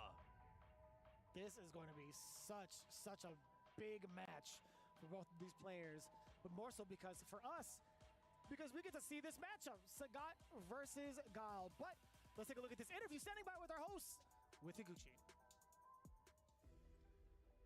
Our top 16 here for Street Fighter 6 is almost entirely set. But this next match decides our last player that is going to make it in, so we had to get a word before such an important match. Pugera, I have to ask, the fact that you've actually been playing with Sagat up to this point, Sagat only recently came out, and you are the first player that we've seen use Sagat at such a high level on such a big stage. What made you go with the Sagat and gave you confidence to use him? 次に進む前にぜひ一言いただきたいんですけれども、本大会でスガットというような新しい新キャラクターを使われているのはお一人唯一の選手でいらっしゃると思うんですけれども、このようなメジャーな大きな大会でスガットというキャラクターを使われようと思ったのはどういうことだったんでしょうか。今月の最初の方にサガットが実装されて、で、サウジアラビアに、出発する前にちょっとだけプレイしてから、サウジアラビアに出発したんですけど、なんかもう止まらなくてなんかそうですね、気づいたら今日なんですよね。Well, Sagat was launched like a month before. I was supposed to be coming to Saudi, and right before I was departing to Saudi, I just played with it, and then I couldn't stop playing it once I started it, and I now realize that I'm here. It's just like that. My man's got locked in for Sagat. Then on the other side, we got Higuchi. Now, before you start off with your game, last up before when you were playing against DCQ, you were up 2-0. The game almost slipped away from you. You had to come back. How did you conquer your nerves and bring the game back for a win? はい、DCQ 選手に対して2-0で大変優勢だったというふうに思うんですけれども、それからまた対戦相手が巻き返し、そこから危ういのではないかと思う。 The match he had with DCQ was very good. DCQ started off with JP, and Higuchi played that JP, he finished that JP, beat the shit out of that JP, but I'm keeping it real. And then DCQ switched to Bison, and the game changed because then all of a sudden DCQ was putting out some crazy shit. He was on his gun, but for him, he was able to pull it off. So, I mean, that was a good game. I'm curious to hear what he says. Well, this is the last match in EWC. So I have lots of responsibility borne over my shoulders. I'm the only one for Zeta, and the other one as well. So, like, you know, the sense of responsibility really, really forced me. It had to become a momentum, and for me. Well, thank you very much, Higuchi. Thank you so much, Mari, for translating with us here on stage. Robert, ready, please. Our wonderful players, Pugera, Higuchi, you can take your spaces. Get ready to play. We are set. Riyadh, are you ready? We're all ready for it. Our final matchup to determine who goes to top 16 begins now. This is it, ladies and gentlemen. The final match of the night, as said and exclaimed. Last game of the day. Didn't mean to leave Pugera out of that interview earlier, but this is what it's come down to: Sagat versus Guile. Sagat versus Guile. I can't believe Pugera's made it this far, right? One set away from qualifying into top 16 with a brand new character to Street Fighter 6, of course. Legacy from the previous iterations of the game, but a very different twist and a remix on him in this game. And Pugera seems to be one of the early folks that has really honed in on what makes Sagat decently strong. And I definitely understand that sentiment. Once you pick up Sagat and starting to get the flow, it's so addicting. There's just something about the way that Capcom had designed this character and his flow, and it just feels like you want to keep playing. However, we'll see if that kind of fun is stomped out by Higuchi with the way he's been performing with Guile. Indeed, right. Yeah, Higuchi has been honed in. You can tell if you give him a character that's been around a long time, he's got little nuanced answers to the matchup. We saw that when he was setting up the Sonic Blade to nullify the departure spikes from JP. However, he's not going to really have that opportunity up against this matchup, right? Sagat brand new. I'd be very surprised if he had some nuanced answers to this character. I don't really like the Tiger Shot game against the Sonic Booms because of the startup of the high Tiger Shots, and also being able to reset the timer inherently just based off of like whether or not you're standing or crouching right. If you just duck it, guess what? You have a chance to kind of inch your way forward. Yeah. And also, if you're within closer proximity, you could get the sweep punish. So Wano is the person I hope wins this tournament. Projectile is going to be a part of the equation per se, unless it's going to be via OD from a block string, right? So my big question is, and also the big threat is, how does Pugera navigate around that? How does he maintain close quarters? He doesn't have the best walk speed. He has pretty decent, sizable normals for with punishes, or even advancing normals, as in with like the step low kick, step high kick, etc. I wonder if maybe the Tiger Knee will come into play. I know from certain ranges, the medium Tiger Knee can get past the Sonic Boom. Getting that punish counter is pretty significant as well. Being able to drive rush forward or dash up forward, gain a lot of estate because of the knockback. I really want to know how Pugera has prepared for this matchup and how he approaches it for this one, in particular against Higuchi. Yeah, most definitely, man. And one of the only things I can really think of that maybe Pugera has in his bag of tricks in regards to the Fireball War is I believe it's medium high Tiger Shot, and then you can use OD Tiger Shot, right, to put two on the screen at once. That's true. So that is something maybe that he pulls out. Again, it's expensive, right? It's going to be 2 bars. So guys, please, we're going to be putting the link soon. Please buy our merch. It's so fucking good and it's so fucking comfortable, bro. UIT merch is what is sponsoring this stream. I wouldn't be able to stream these games without UIT to help. It's the controller, the fucking webcam, all UIT, bro. So please, we're going to be putting the links in the description soon. Please just check it out. I'm sure you'll find something that's for you. There's so much stuff there. Not just these hoodies. They have all sorts of stuff. They have pants, we have shirts, we have hoodies, we have hats, fucking glasses, shoes. So it's all sorts of stuff you find on the UIT page. I'm going to put it up soon. You're going to fucking love the merch. By the time the UIT is done with this stream, guys, we're going to be so advanced. We're going to have lights. We're going to have banners. So please support the stream by liking, by sharing, all the good stuff, guys, please. Alright? So we can continue keep doing this, so we can put out a lot of this content, a lot of these streams, talking about these matches, a lot of these pros, and really looking at how it is we can get better at the game. All thanks to you, right? So please like and share the stream, guys. Thank you. Yeah, I'm even thinking about it backstage. Like, who else does he have to kind of practice up against? Bonchan? I mean, granted, he is the king of the king, in my opinion, but as it stands statistically, Pugera might be taking that title because of how far he's made it into EWC and also actually playing the character, right? So I think from a very, like, shallow, like, perspective too, Bonchan can only give him like the gist of what Sagat's about and what to look out for, but the way that Pugera's been playing, it's going to be very hard to put it all together at this stage of the game. So tired. Yeah, definitely. And it's been a bully style of game from Pugera, right? That's one of the things that's interesting to me about seeing Pugera Sagat play so far is that it feels like he's not trying to be too deep, right? He's not trying to put some shenanigans on the screen and make you worry about it. I don't see like Tiger Nexus almost ever for him. Like it's really just him playing the simple strategy, using the strong normals, confirming with the drive rush cancel with a big damage, and just relying on his superior ground game, honestly, as a player, not really as a character. Interesting too. I want to see how often some of the longer limbs outreach Guile going forward. I want to see whether or not Higuchi's going to be like if he's going to fall susceptible to some of the spacing traps that Pugera can implement going forward with his character, because he's going to be pretty brand new to it as well. Yeah, absolutely. By default, everybody's going to be brand new to it. Yeah, exactly right. I think that's why Pugera has been focusing on this simple style, right? He doesn't want to overload his brain with things that... Guys, who do you think will win this game? Let's hear it in the chat, guys. I personally am rooting for Pugera. So, who do you guys have to win this game? Between Pugera and Higuchi. Higuchi plays Guile, Pugera probably plays Sagat. You can't just rely on that playstyle that you had before, because you have to alter it, because Guile can just sit back and throw booms all day. I'm really curious to see how he wants to play this matchup too. Is he going to play Sagat? For sure. Let's see if that's going to be the opening gambit for Higuchi, whether or not he's going to get into the Matrix. But yeah, it's Sagat versus Guile. Try to establish okay, let's go. All the momentum just based off of that alone. Let's find out. Sagat coming through.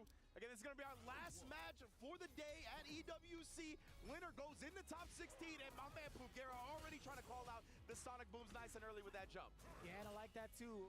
Utilizing that low medium kick to check Higuchi walking back. Talking about those projectiles a little bit earlier on. Drive rush forward, already establishing the mix. What Sagat can do very well is catching walking back with his crouch jabs and his medium kick that you just saw represented there. So if he can probably impose throws, because guessing will probably be a difficulty here. So if he can impose throws, maybe guessing with knee impose throw, he could probably catch him walking back and then stop him from walking back, and then maybe he can pressure him properly. I don't know. Let's see what his strategy is. Uppercut. Nice. Wow. What a wow. The crouching medium punch. No pun intended. He's got that thing, like I told you, bro. Uppercut. He's got a shrine to crouch medium punch built in his room. It's just the hand. It's just the arm. He's dead. Yeah. Even before that, except he only take it. I don't know, but I wasn't confident there. Pretty surprised that he attempted that. I've never seen that shading before. I know, right? Yeah. I was so confused. Very visually weird. Oh, I'm again the money button right now. A little bit of hesitancy. Pugera trying to get Higuchi slipping with possibly a reversal. He puts him. Oh, okay. Wow, got the imperfect parry afterwards as well. He was expecting him to go low. Oh, that's gonna be close. That was a very the use of the knee. It's not trying to use knee to get in instead. It's good because if he was just looking for it. Look him. Look. Uppercut. Sitting there. Okay. Wait, he survived. That's what matters. He's using knee to get in, as opposed to jumping, or as opposed to also throwing fireballs. So you can actually can't contest those fireballs with him. You will lose. It's not range and he's standing. So I think you. No launcher. Ah, I would have put him in the corner instead. I don't know about this one, Pugera. Tiger Greed. Okay, I'm done. Don't worry about it. Sorry, jammers. Ooh, dragon suplex. That's not the name of the move, but I'll call it anyway. Sorry, jammers. Look at the chip damage you get off of Fierce, right? 800, brother. Yes, indeed. And now we're going to load up with the level 2 install here. Oh, he tried to just throw look at that one kicks. Level 2. Extend that combo, guy. Extend it. We get the OP No? again. Okay, Walk up to again. him. Stand medium. You know it. Oh. You better put this nigga in the corner. God. Okay, it's fine. But he's not going to be able to finish him off just yet here. Bugera throwing out the tiger shot. Oh my goodness, bro. He's scheming. He's got above 2 bars, right? I was going to say he sends it, but I don't really like that. Okay, we can just come. He doesn't have any bar. Just check triangles now. It's get. Yeah. Prioritize it, and now there's no way I think for Gucci to kind of cover this last bit of chip. He needs to fight it out till he gets his drive back. Oh, don't get need. Don't get need. Gucci out prioritizing the projectiles with the Sonic Blade. So smart. Not allowing Sagat to establish his fireball game. Told me fix my face. Come on, bro. I was terrified of that specific range because medium tiger knee clears out the. He walks back to get to base flash kick. That's so unfortunate, Bugera. But again, right, this goes He got the trade. game plan that he's been really aiming for, right? He's Uppercut. exploring all of Sagat's tools. He's just picking effective ways to beat his opponent, and that one slipped through. Again with the Uppercut, nice. It's in that crouching position, right? So it doesn't change the frame data for him. Exactly, yeah. Still there's going to be Bugera's turn. Catches Higuchi waking up with a button. Don't get frisky on me. Something's got to change, right? Higuchi has to make note of Yeah. that.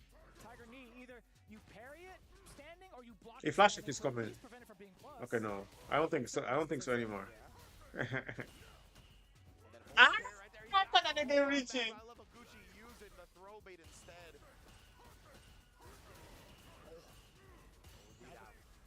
The shots raining coming in from Bugera, spending that meter to kind of disrupt the timing against the sonic booms from Higuchi.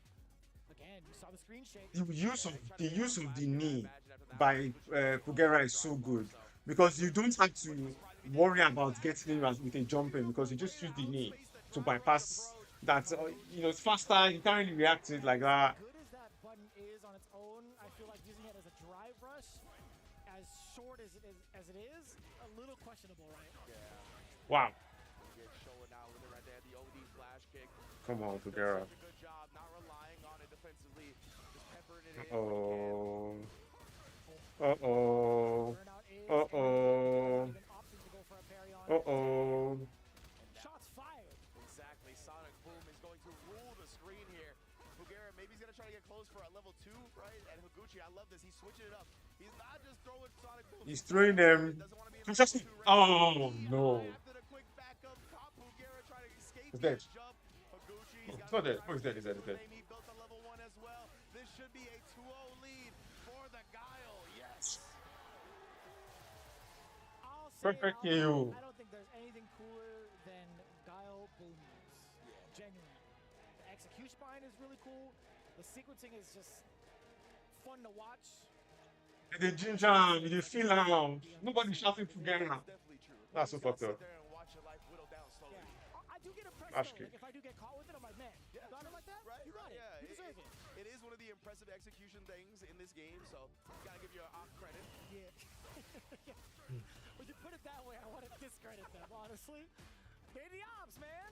Okay, okay. No, now. You cannot. Try Bush if you're not sure. Like, crouching medium punch could possibly get like a medium uppercut or like actually heavy uppercut you could. Disastrous start to the round, honestly, for The Bugera. only thing that I can scratch 2 crouch jabs into. Is that real? So that is a beautiful start for him. No Muay Thai here. Not opting to go for the rest of that target combo because of the range. Tiger knee, I like that. Maybe looking represented a bit more now, because as you mentioned, those open Sonic Booms can nullify some of them and get right in Guile's face. He tried it. The boom just beat him to the knee. Yeah. Uppercut. There we go. Specifically, right? It's not just an end-all, be-all answer. So I like that from Higuchi, really recognizing the range where it's not going to be that easy. Delayed throw tech right there to try to bait out the reversal, and if Higuchi teched immediately, Bugera would have got the meter. We get the solid puncher intact, forcing the burnout against Bugera. We still got more meter though. We got OD on top of it. He could chip out. He's dead now. He's dead. He's dead. He's dead. He's dead. He's dead. He's dead. And he sets up shop perfectly to get Bugera to jump, and now Higuchi is 1 round away from top 16. My Gucci don't enter. I don't see how Bugera can possibly bring this back. I have to be honest. There is no way. I'm sorry. The ranges that Higuchi's been throwing them at, not not even Tiger Knee has been able to stop it, nor his own Tiger shots. Flash kick. And then cutting him off in the pass with a crouching medium kick counter. But Pugera strike, but I don't think he can do this one. Higuchi is really playing perfect right Yeah, no. No. The preset has been set. Do you understand? That's level 1. Funny mouths. That hurt so bad for Bugera now because he would have been able to build back some of that drive meter if that level 1 came out, but instead he just burnt out in the corner. From this side, anything. Just outside level 2 range. Yeah. Do, bro. He has to just hold. Block. Nope, that's okay. I lied to you. Yes, we get the Side switch. Side switch. Right into the kitchen sink. Throw him in the corner. Once again, the flash kick. Higuchi, he smells the blood. He smells the bag as well. But wait a minute, Bugera not going quite. Uppercut. Flash kick. Throw. No, it's medium punch. Big trade. Too far of a pushback. I guess so. Why did he get the trade? No. Higuchi, you're so smart, man. What a call out to get in the top 16. You even saw the little nod he did. He was like, yeah, I knew you was going to drive reversal away because the level 2 was going to take your drive meter either way. He gave him the limp handshake too. He's like, no, I got it. Which is one of the best guys in the world, so I'm not surprised. He's up there with Kamba and Nokodu.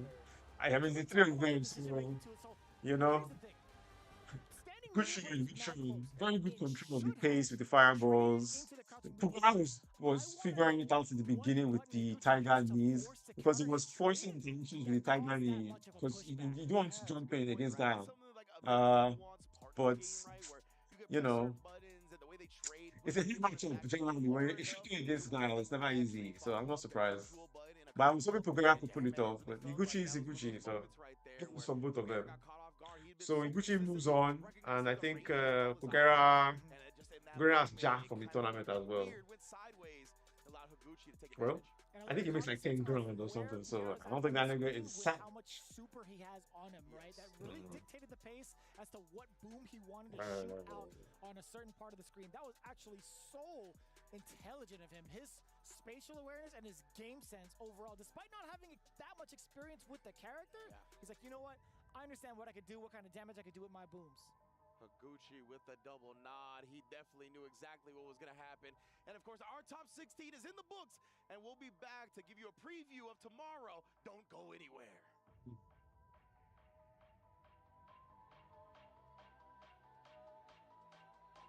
From all the players so far, it's been a good show. It's not easy to be. It's not easy to be the best in this game.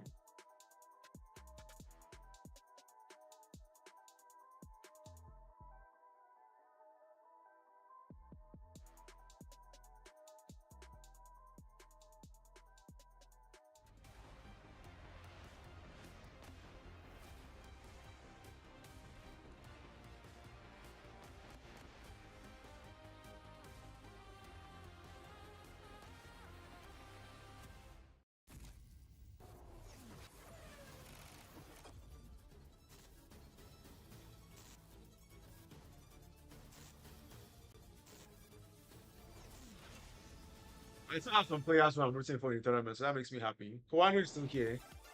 Blast is still here. Who else is here? Some players I'm still. Menardi is who I think will win this tournament. The way he's going. Menardi will win this tournament the way it's going. But I'm hoping Kawano does it instead. I feel like Kawano can still do it if given the opportunity.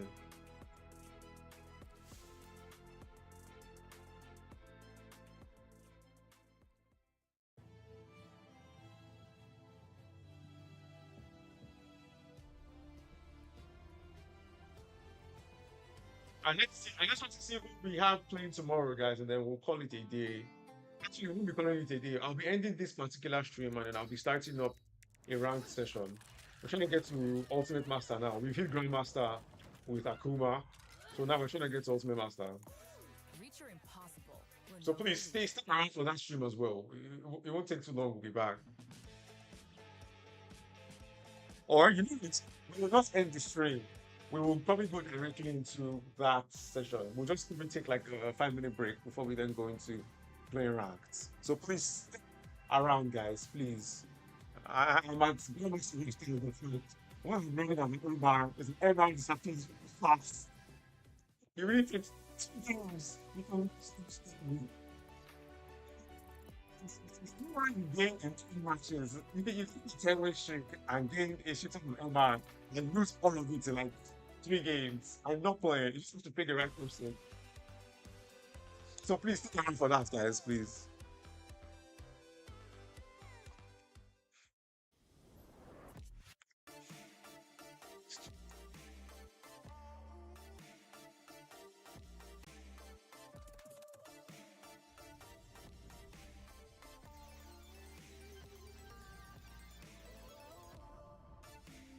I need to get me one of these chairs before I get back pain.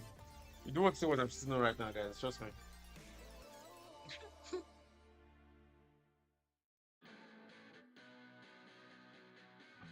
This chair I'm sitting on is not designed for one to be sitting in for a long time, but what are you going to do?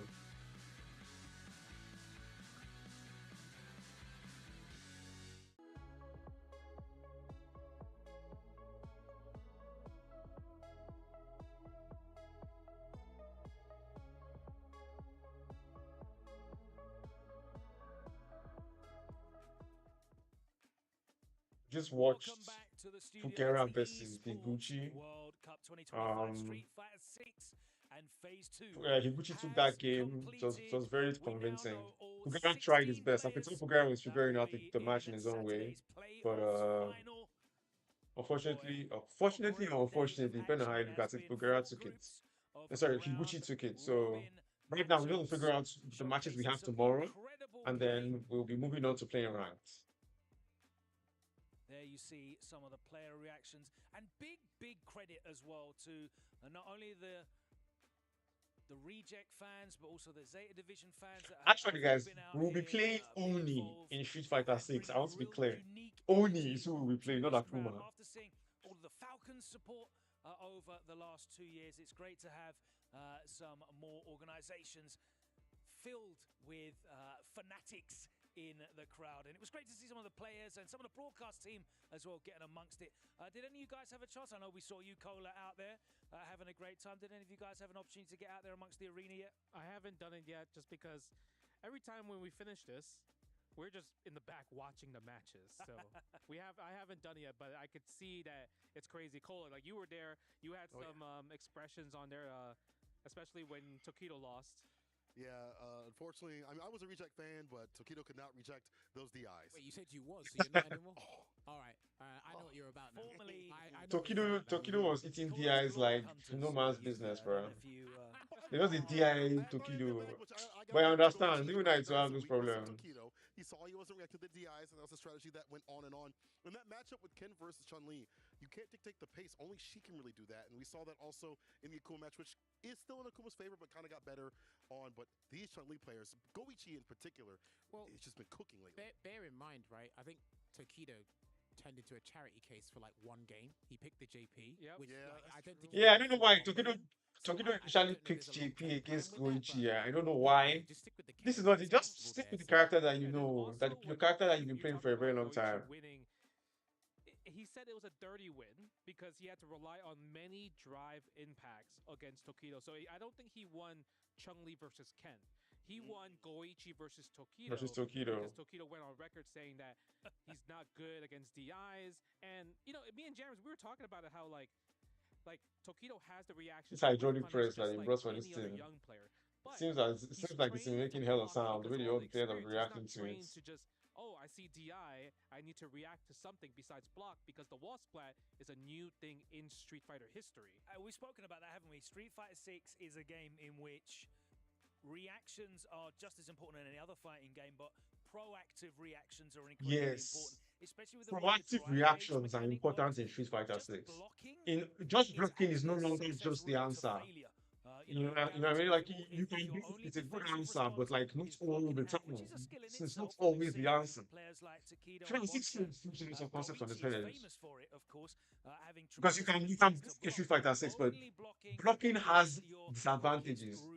Because you can get time impacted and then that's damage. It's messed up. Getting that muscle memory down to have a response akin to You have some to have forms like intentional responses to you know, things in this game. challenge, You can't just have counter DI, one a answer perfect across the parry, board like getting a out lot of those people could level ones or maybe in level some games, threes, but depending on what the here you situation have is, especially to if you're in burnout. pick your Very, very answers difficult, accordingly. especially for even the best I mean, players it's good in the to world still to pick manage. the And best answers Tokido just generally, couldn't manage blocking, it. We know parrying. Those are Tokido's good answers to have reactions are top tier, overall. But you but need to maybe have it was perhaps the pressure of the specific stage, the answers pressure of for the crowd. situations in That's this something game. that It was maybe one he thing I'm doesn't finding. often experience in an offline environment. The fan base there. I think so. I think with Tokido's case, it's with Street Fighter 6, just bouncing off what you said. I think if you do too much of one thing for too long, it becomes painstakingly obvious. Block too long, Yes. I can open you up. Yeah. If you Too pick long, one there's a answer counter. all the Block time, neutral a bit there too is long, counter well, for the it. other guy's There is gonna go, well, I'm counter gonna be for very offensive. everything in this But game. with And if Tokido, you pick one for me, answer I think all his the biggest time issue for was just each the parry situation, timing. you're always Had picking a players consistent once answer. again, the A competitive good player stage will was to kind of snipe one it big out thing because there was Evo, and counter it EWC. accordingly. We saw that with Rikichi as well, didn't we? Very the true. character. So the Kens are in a little bit of a pickle there. Worst Shoto officially confirmed. Hold on. Phenom's right. I mean, he lost to the character. That's the greatest sales pitch of all time, by the way. That's true. You're right. That's crazy. A man that is no stranger to crushing keys. He already crushed a bunch of keys a couple of weeks ago. Is Goichi. He moves on, of course, into the playoffs, and he secured that early on with the 2 wins. The first up to effectively close off the group, but it was very, very difficult. Justin, you said dirty wins, but they're all wins. They all count, don't they? Even the last set with Goichi versus NL, he dropped the game-winning combo. There was so many. 2-1. Goichi's in the lead. Then NL drops the game-winning combo. The Goichi versus Enel was a very messy match. It was fun. I enjoyed it. I can't lie. But it was very. Logan, you'll notice this as well, right? So you know in SF5 when you done the delayed jab, and if the screen freeze happened, your button wouldn't come out. They've actually changed that in this game. So when you do hit a button and they wake up super, it's not going to work. So I actually thought he committed to something, but he might have hesitated a little bit and then held the parry there. But it was a little bit spaghetti in that situation, but somehow he managed to draw it out to that last game. Well, someone who was very, very impressive and has stepped up to the challenge, Higuchi in Group D, of course. It was a very tense first match against DCQ, wasn't it, Kola? It was, and I really like the way that Higuchi has been playing this entire week. It's been a lot of. Higuchi has been playing very well this entire week. Very consistent. You can tell he has strategy against each player. The way he played DCQ's Bison as opposed to how he played the JP, for example, was different. So you can tell he's a very strong understanding of the answers, the particular answers we're supposed to have. Things would have been a little bit better. It makes sense to run JP against Guile. That makes sense on paper, but Higuchi's just so ready for that matchup. He's Because a bad matchup, JP versus Guile, JP's people. But Higuchi played that matchup with intentionality. You could tell he understood it. Oh yeah. It's that, but Jammer said it right. You said it best. You can't just side character JP. Yeah. That's literally what DCQ did. I firmly believe that. Like if you're gonna pick him for 1 or 2 matchups, I don't think it's going to work because it's like you're going to have this doubt where you have to switch to other character. Yeah. JP is not the kind of character you play as a side character. I think JP is a character you main and then you side other characters. So that thing that Tokido was trying to do where he was trying to, he's playing Ken as a main, but then he's playing JP. I'm like, I don't know. To do though in this game, isn't it? It was tough for DCQ. 2 very, very close sets. Saw him go 3-2 Higuchi and 3-2 against Piguera, which set up that great last match that we're really looking forward to. We were hoping it would deliver, and unfortunately, Justin, it didn't really deliver anything of note other than a severe beatdown. I blame Raw TV for that one. Oh, because this match I talking about. Piguera and hyping him about Sagat. Like, thank you for picking the king. How can you get it so far? We're rooting for you, blah, blah, blah. And now that forced him, hey, man, that means I got to play Sagat. Like, I don't have all these other characters that could possibly do well. We just saw DCQ Bison go up 2 games against Higuchi after he went 0-2. And we know he has a great Bison as well. One of the best in the business, to be honest. And honestly, I was one of those people saying, yo, maybe Sagat could do something out here. Maybe Sagat has something in this matchup. But we were talking this before. You were like, he can't get in with the fireballs. Once he loses the lead, it's damn near over. And we saw that continuously. It was like Piguera was hunting for a level 2, and he got Oki. But then after that, what does it matter? I think he's thinking long term, to be honest with you. If you stick with Sagat the whole way, I think he's thinking a couple of months ahead. Otherwise, we would have seen the Bison early. Well, he should have been thinking about tomorrow because it is playoff time here at the Esports World Cup. Let's take a look at the brackets that have All now right, so the been brackets filled. currently. Angry Bird can look forward to that matchup against Higuchi. That's a long-standing head-to-head. We've seen Angry Bird really innovate the matchup with Ken against Gala. Looking forward to seeing him go up against Higuchi, probably with his Akuma. And then next Angry up, Bird Jammers. versus How do we Higuchi. feel about Oh, this? Mena versus and Ending Walker. I'm super excited about that one. They have played before. I can't remember if it was when Mena won Cream City Convergence or later. I think they played at Blink as well. Did they do that? It was Ryu versus Blank at that point? I think that was last year, though. I think that's the one I remember. I'm pretty sure Problem X has been on the phone with him and it's like, look, we need to break this down. Let's try and find out one or two strategies. But that could be a match of the day tomorrow. That could be. Justin, what are you looking forward to tomorrow on those fixtures? All right, I'm gonna tell you what I want to see. Okay. Can I see that thing again? That bracket next again? set of quarter brackets. Yeah. You have Zen versus Goichi. Yep. Okay, and then you have right on the bottom is Zhao Hai.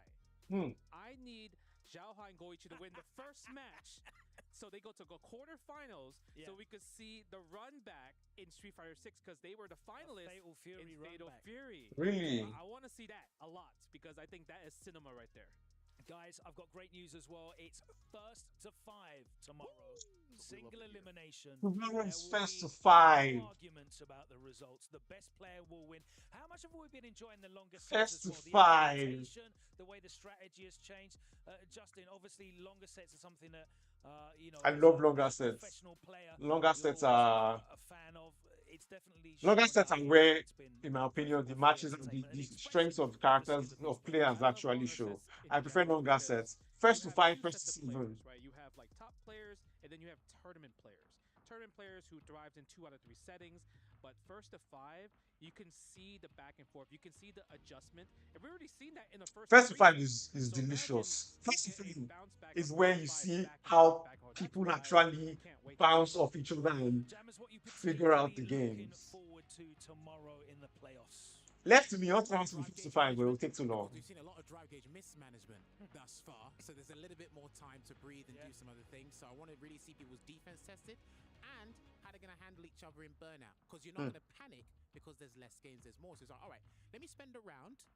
Let me allow him to stun me. Let me look forward to the next round. It's like, okay, let's see if he does that next game. First to 5, you actually give games away in first to 5s. I'll be like, okay, what's this guy doing? I love longer sets. Kawano, obviously. I want to see Kawano. That's presented because I've been hearing that Lashar might have issue with Akuma, but I also want to see what Xiao Hai does. What are you prepared to do, Xiao Hai? What if are you someone comes prepared into to your do? house, opens up your fridge, takes out your Takes money, out your what are you fucking prepared to money? do to defend your title? Is this my Let me arena? find out. Is it my arena? Is it my arena? Ooh, it might be is.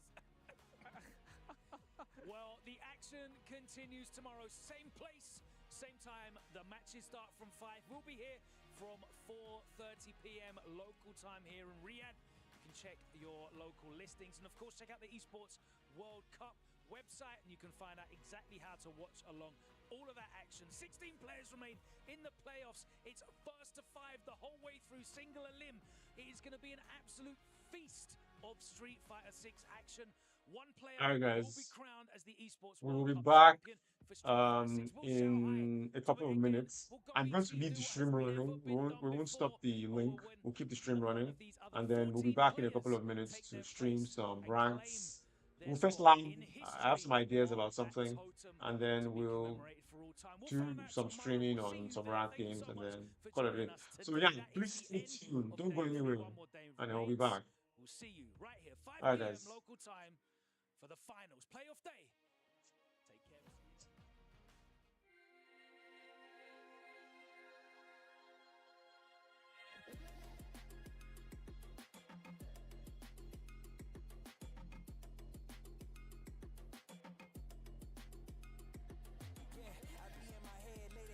Contemplating all of my goals. Will I fold or will I chase them? I got adversity.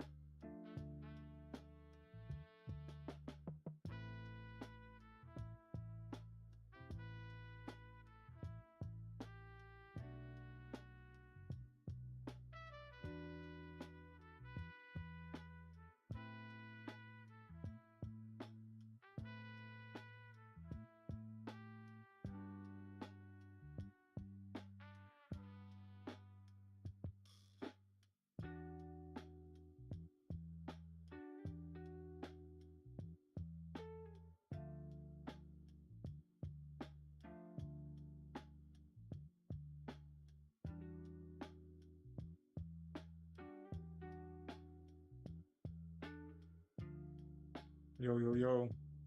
We are kind of back, guys.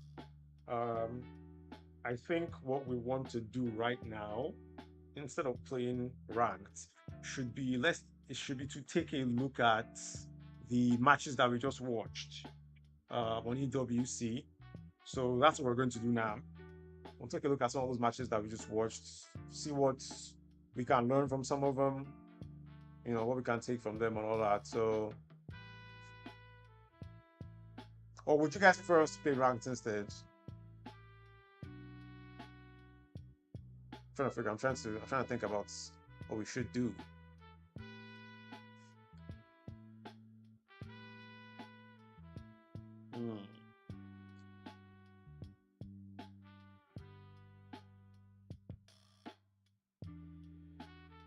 What should we do? Let me think.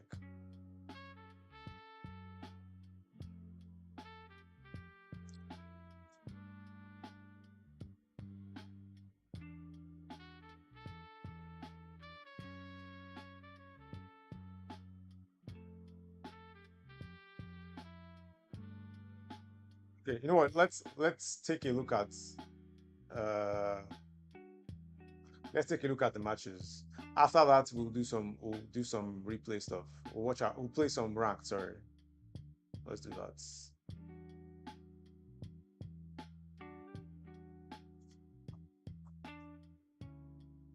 Maybe just one or two, and then after that, we'll go and play some ranked. Yeah.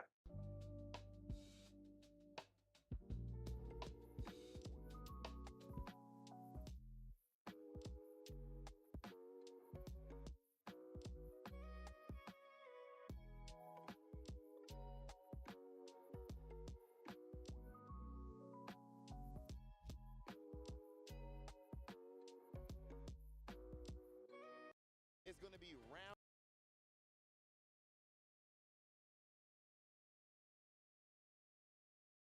Hi guys. We're back.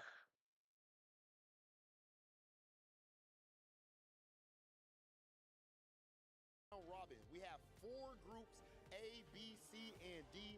3 players in each group, and it is a round robin. Whoever has the best record makes it into the top 16. But yesterday was ridiculous too. It absolutely was, and we're pulling up today because these are tough games for anybody in it. There's a high potential that we would go into multiple tiebreakers from each one of our groups just because of the way teams or I guess players are distributed and how tight the games have been so far when you're getting to the tippity top. Not unusual to have 3-1s, 3-2s, even going all the way between them. And yeah, that focus is now still on these final sets of best of 5 in phase 2. Yesterday, like you said, we got to crown club championship winner Team Falcons. They were here, they were cheering against Nephew. How much money you win for that? $7 million. Milos, I know you got the bag, but I ain't think you got $7 million yet, do you? No, not actually super far away. Like so far. I think you out for dinner if I was close to it. But what I can tell you we are close to is a phenomenal match. I think it is about that time to bring out our first competitors of the day. And of course, that is none other than Noah, the Prodigy, and Kawano. Now, this match right here, absolutely insane.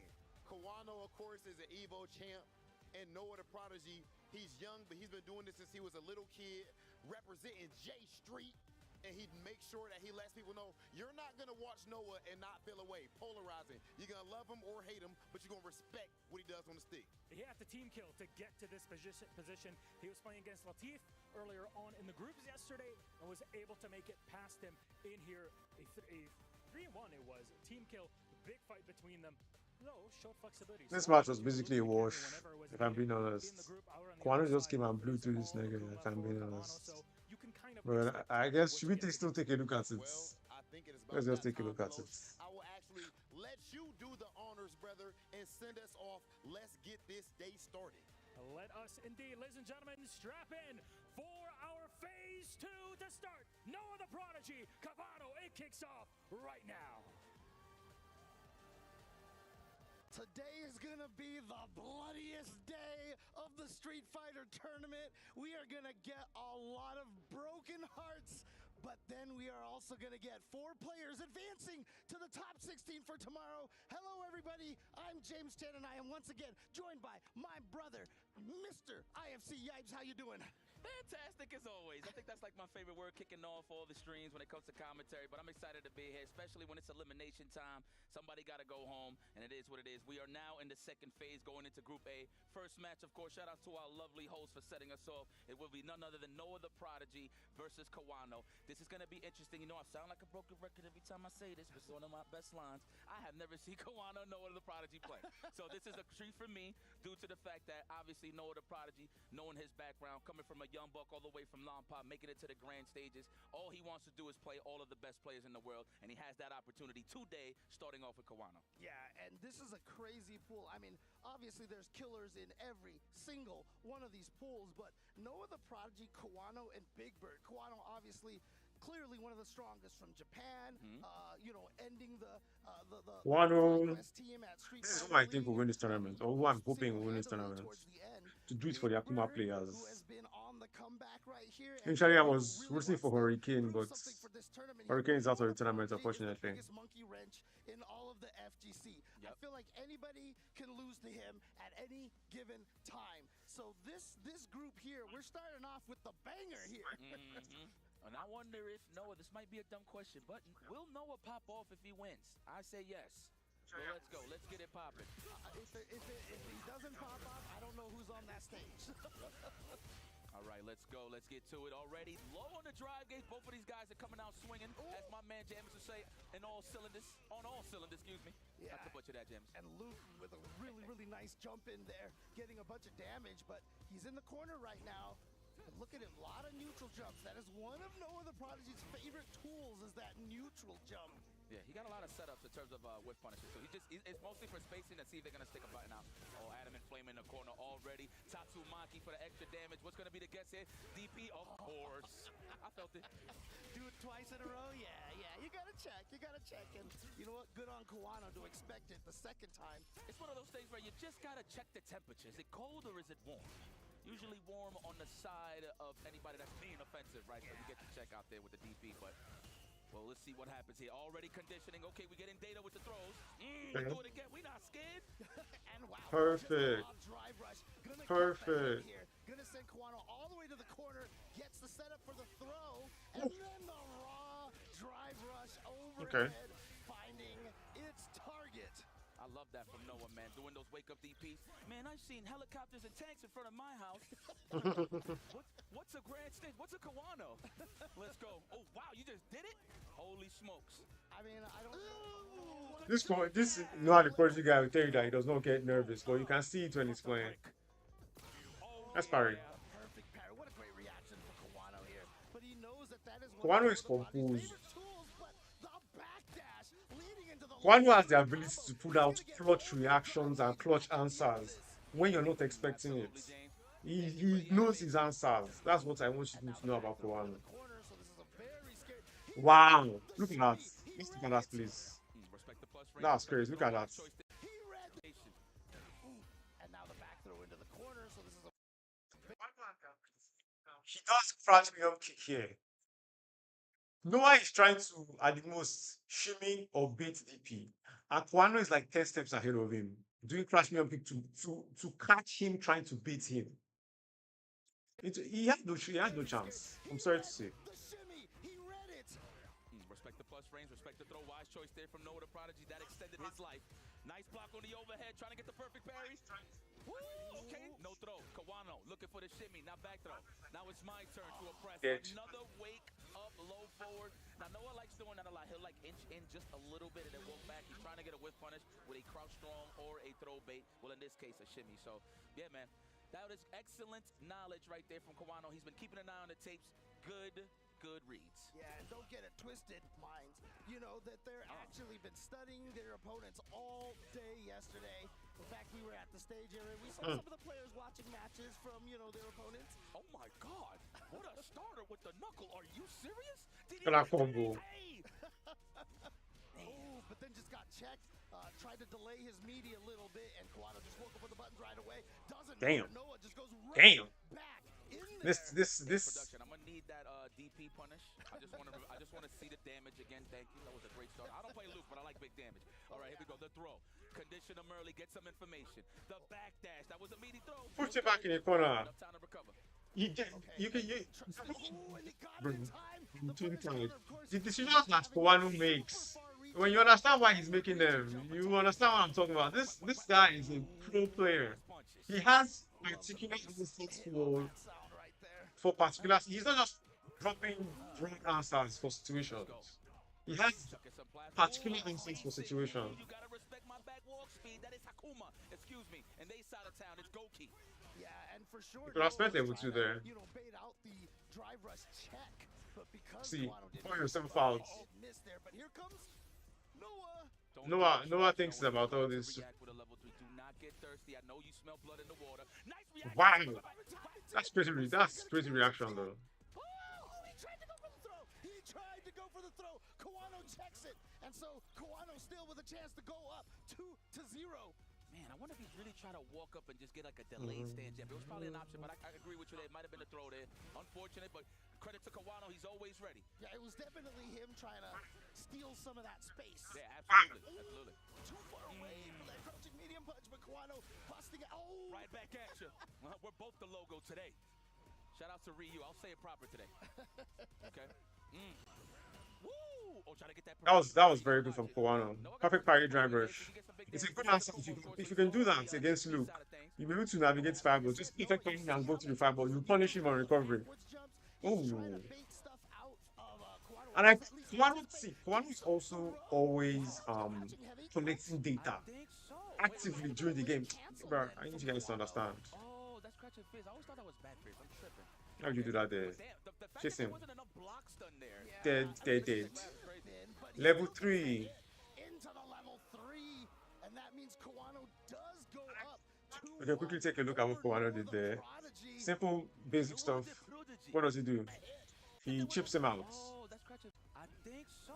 Wait. Might have been a late cancel. This was always the plan, by the way. I just want to let you all know that this was always the plan. To just chip him out slowly. Kowano wasn't trying to rush nothing. He just wanted to just chip him out slowly. Then you got him here. Level 3, chip out.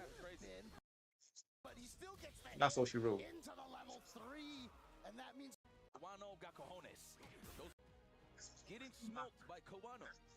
Kowano got cojones. Those wake up DPs are definitely been paying dividends here for Kowano. Oh, but not for Noah. Here we go. Look at that damage, the damage. Woo, what a size up. Plus frames off of the meaty stand fizz. Disgusting, Kowano. The back throw. Alleviate some of that pressure. Ooh, trying to get the perfect parry. No dice this time. Nice cross cut, Noah. Noah is like someone who does not laugh. As someone who doesn't laugh, I know. Kowano has just come right back. He knows how aggressive Noah is. I mean, Noah's good at baiting out the DPs, but I think he's just... Why would you jump there? Obviously, he's ready for the DP. Every time Noah gets the hit, he feels like this is my time. I need to get in. And Kowano's been snuffing that every single time. Yeah, with the DP, absolutely, James. On the assault is Kowano. Throw Loop City, the back dash. We recover this time and time to get a proper punish. Oh, walk back. Did you see the little shimmy walking back? Yeah. That walk speed just to avoid the throw range. Amazing. Yeah, but fortunately, nice. Kowano didn't get a big combo off of that, but he does get a big combo here. One more touch from Kowano could take it, but here comes Noah. He built up the level 3. Is this going to... Why not take that all day? I think so, James. I take this. I wouldn't care. You spent on level 3, and I'm going to the next round with 3 bars. Especially with how they've been playing. Kowano will be. I'm sure he felt very confident going into that last round. Tatsu. Alright, gets the Tatsu through there. And now pushing Noah all the way to the corner. Once again, the shimmy. The shimmy. Kowano is. That's nice it is. Push that button. Oh, okay. Stay in the corner. He doesn't respect him at all. Schooled him. That has been the blueprint this whole time. Great finish. Kowano gets a dub. Yeah, I mean, My thoughts, ladies and gentlemen. Right here. Like I said, these guys have had a whole day to prep for their opponents, And the two things clearly that he read is as soon as Noah gets the momentum change, he goes in. Yeah. Instead, I don't think I'm rattled. That's what I like about him. He's very composed. Pressure is getting bigger on the opponent, but Kawano went for the counter DP like the instant that Noah switched the momentum. And then the other read is, yeah, if he's trying to bait out a DP or shimmy, you know, in those moments, then he had the crouching medium kick ready for him. So he had, Trying to see what other games are appealing to me. I feel like did most of his a lot of his Oh yeah, Punk. Some of Punk's games. Who did Punk play? Punk played Moke and Matsu. I wanted to watch the game that Punk played with Matsu. Noah likes to stagger a little. Definitely just been so consistent since the start of Street Fighter V. That's Punk the God we talking about, man. Shout out to my man Chung. We like to call him hey Kawano. Hey. Really just throw. All right, so right now we're just watching Punk versus Matsu. This was a good game as well. Mount offense first with a low forward, and then you go from there. Yeah, I mean, honestly, what Punk did during the Street Fighter V era, I always call the game Punk Fighter 5 in a lot of ways, because he made us all do the single hit confirms and the footsies and everything. In a lot of ways, showed us how to play Street Fighter 5. Basically, everybody just had to play that way in order to keep up with Punk, because during that 1 year, he was winning everything. He was considered the most dominant, but then remember, fell at the very end of Tokido at EVO. And so, but Punk really has left his mark on the game, and you know, during the entirety of Street Fighter, Punk is wearing Cartier. No big Cartier, the ref without glasses. 2 years ago, 2 EVOs, Money. I should say. And yeah, definitely just been so consistent since the start of Street Fighter V. That's Punk the God we talking about, man. Shout out to my man Chung. We like to call him really from Philly. Really from Philly. He's really from Philly. You see him on the Florida side of things, but I promise you, he's from the land of the thick Sunnis, the greasy grocery bags with Philly cheesesteaks. He is part of the culture, okay? And not only that, he is definitely moving forward here with some Street Fighter 6, helping the culture as well. Here we go. Matsu versus Punk the God. Opening gambit time. And you know, I mean, as much as, you know, I praise Juicy Joe all the time for having stuck with JP the entire time, if I'm not mistaken, Matsu has been playing Kimberly pretty much since, you know, the game dropped, you know, kind of playing her through, but obviously buffed really well now. She is definitely a very scary character at this point. Oh, the shimmy, see? Oh, the shimmy. What he needs to do, mount the offense first. You don't want to play neutral too much with Punk. You want to suffocate him when you got a chance. Oh my God, please, I want us to take a look at what Matsu did here. It's so fucking crazy. So, does his bread and butter combo, drops the cannon. He uses the stand heavy kick, I think that's what that button is, to space himself whereby he can't throw Punk. And then he throws Punk. What does Punk do? He attempts to counter the throw and gets hit by the ball. Do you understand how insane this is? This is next level degeneracy. You put the bomb on the floor, space your substance, the throw that you want to do will not hit. Whiff the throw, your opponent whiffs throw too as a reaction, because I swear to God, anybody who sees this is doing that. Except you're not even ready for the throw at all. You're not thinking of the throw. Because you're not thinking of the throw. Because the throw is going to throw you into the bomb and the bomb will explode. Do you understand? You're thinking of the throw. And if you're a smart player, that's what you're considering in that spot. So Punk did the right thing by taking the throw or attempting to take the throw. Gets hit by the bomb. This is disgusting mind games. We're looking for the whip on the standing medium kick. There it is. And almost goes to home. Oh, speaking of which, with purpose and a perfect. That's messed up. I'm just trying to clip it. I'm going to have to go clip this shit. This is mad. What do you say? Hood perfect. The hood. All right, there we go. Low forward into the crouch. I won't be surprised now. We'll see Kimberly players doing that shit online.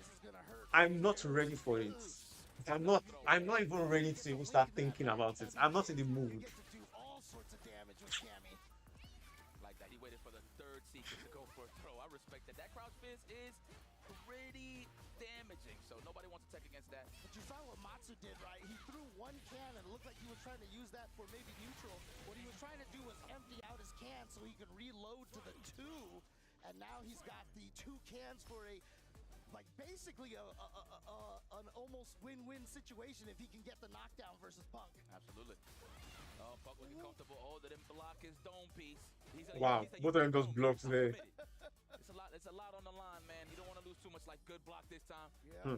And now Matsu is spending a lot on that. Oh, good chase down. That was a very good chase down. His whole squad consists of Boosh and Stylers. And Punk falling for the down. Punk knows this matchup too. The trade. We go mount offense, good block. Oh, you needed that defense right there, Punk. 4 seconds. Nice Boosh and Tatsu into the level 2. That was Matsu finding that was that EX Tatsu into level 2 there was good. Good blocks again, but he just pressed the button afterwards. Gonna get hit by the Tatsu, but goes for another throw. That's twice now.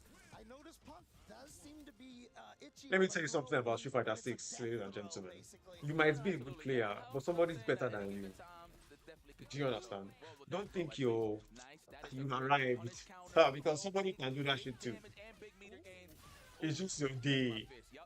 The best thing to do is make sure you're making the right choices. That's what this game is about. Just make the right choices, and you might be okay. You might survive. Don't take risks when you're not supposed to. Know what the outcome of what you're doing is going to be, or at least be familiar with it. So that will help you make informed decisions. That's the best thing you can do in Street Fighter 6. That's basically how you play it at the highest level. Make a decision, but make sure you know what the outcome of that decision will be. And how best it can be to your advantage. If you can do that often enough. But that's easier said than done. But the other guy is the exact same thing. Punk gets the hit over here. Punish counter throw, which means again that's nasty. That's I want to. We saw Kawano do that time and time again to Noah, and here Matsu's gonna get Shimmy kick to stop people from shimmying and throw tech in this game is a really big thing. I want us to just rewind a little bit. Actually, no, let that round finish. Not quite yet. He's got the throw here, and we've got a burnout, and there's not much Kimberly can do here because she doesn't have any sort of way to get her out of there. And look at the chip damage. Beautiful calculation from Punk. This, ladies and gentlemen, is why you should always make sure that if you're going to kill somebody, make sure that you don't have any bar. If you're to kill yourself out, sorry, make sure that your opponent is either going to die or they don't have any bar. Let's start from where this entire thing starts from, please. Man, look, as you can see, Punk did lose the first game, but I just want us to take a look at that entire sequence. So he's good. Just got to reset neutral. As long as he can get the play, he will do just fine in terms of mounting an offense. Amazing whip punish, by the way, by Matsu. Punk starts the pressure here. Gets the hit over here. Gets the throw on punish counter nonetheless. And here, I don't know what Punk was looking for here. Okay, he threw first.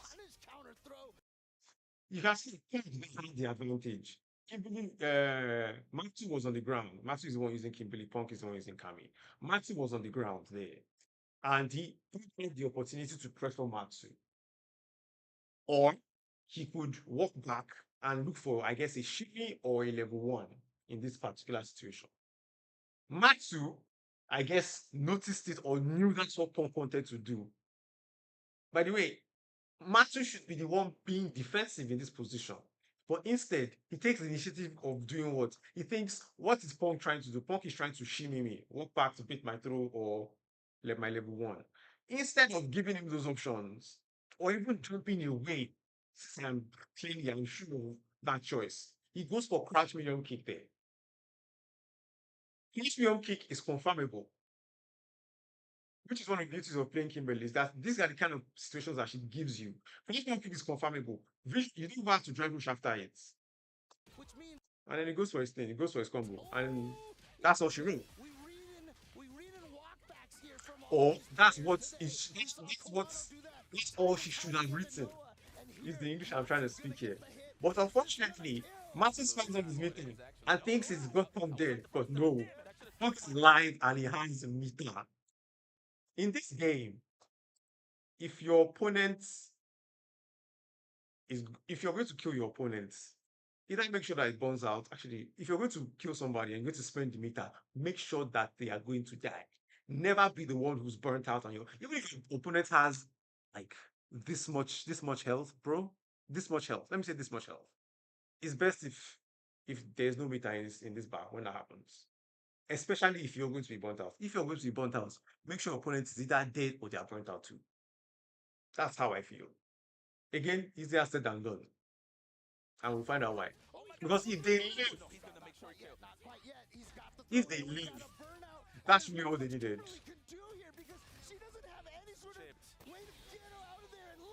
Can kill them there. Beautiful calculation from Punk, knowing that would kill there. Well, yes, look at his greatness, crowd. You would think after yesterday's events, well, a few days ago events, right, that it was going to get a little shaky for Punk. Nope, but you just got to take it in the chin and move forward, man. At the end of the day, this is a professional. No. Wow, what a drive. What was that? Execution error right there. And that's going to hurt, because look at the corner situation that, Kimber, the stage carry he gets. Yeah. Let me see the combo. Nothing Kimberly can do in that situation when she gets perfect paired again. Again, that's the second time she represented that again. The flash move kick we just talked about. Do a lot of wake up crouching medium kicks today. I mean, that is definitely part of the Yomi, considering that the throws is a very efficient way to collect some information on your opponent. So I like that. Instead of just sitting there and just committing to just two options, you got more layers. And Punk right there didn't want to get burned out, so he was trying to press a button in the middle of there, and so he just got hit. I like how Punk went for that dive kick again, but he changed the timing. Probably the hard read on the stand face, low forward. Oh, we'll see. I mean, Punk was dive rush. we're going for the rings. Geppetto in this corner. Matsu did not interrupt that stand heavy in the stand heavy. I really should play Kami. Target combo. Wow. There we go. I agree. Yep, no rewind buttons. Let's enjoy everyone's favorite theme. I feel like this is the heart pumper music, because like now you're about to deal with something once Kimberly gets close. The throw respectfully, Punk takes it. He does not want to die. Level 1. Okay. Wow. And I did not know that was a thing. We did. Oh, it's not that. Wow. 1 second, guys. From Matsu. What is that? What do we call that program now? What is it? Windows something? Paint? Was that Windows Paint? Was that Windows? I don't know, but I like that. We on standby for edits and all that. Man, technology. What's paper? I like the old school way, by the way. I like MapQuest, so. Nice. I don't use it no more. I'm just saying. I'm showing my age here. All right, here we go. Looking for that counter hit. No technicals. Punk, I like that he's walking back and then blocking immediately just in case he got to block his leg. But look at how much blocking he did, and that's just going to lead to this burnout situation here. Oh, and he's not letting him go. Nice use of the light. Tatsu has no forward movement, so it can catch people right above your head. Yeah. And it's definitely a pure anti-air on top of that. The reset on hit. Looked like he was just going to commit to it regardless. Oh, but we got the dynamite. He's going to keep it nice and simple. Punk the God is in trouble. Matsu at match point here. Nice little lead in the round robin stages. Yeah, absolutely. And again, it is round robin, so what the heck? I wonder if Punk thought that drill would just whip punish the sweep by itself. This is troublesome, man. We got our power-ups from 90% to 100. It's about to get a little iffy. That is a clean 50-50. Oh my God. Parry, and yeah, you're minus. Sorry, guys. I need to get a drink. Parried like that. Punk knew that, so he went for the throw. Gets another punish counter throw. That's 20-80 on the board right there, but the perfect parry, and he's gonna go for the side switch off the Bushinche. Oh my God. This is driving pack that everybody is saying that Tokido should not chop. If Punk is chopping driving pack, so I used to not chop driving packs. For the finish, looks like he's gonna have to move forward here. And I meant that for Punk. He had to get up. He was already prepping. But there you have it, Matsu. Can we call this an upset? I mean, look, Matsu has been using this character for a long time. He is so terrifying with this character. I feel like playing some ranked, guys. So I think we're gonna play some ranked. A lot of Kimberly teammates and such. But again, the way Matsu plays this character, I feel like is just so kinetic and very, very like aggressive.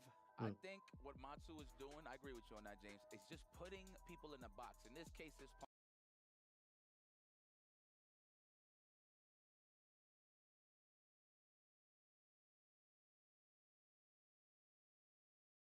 Play some 256.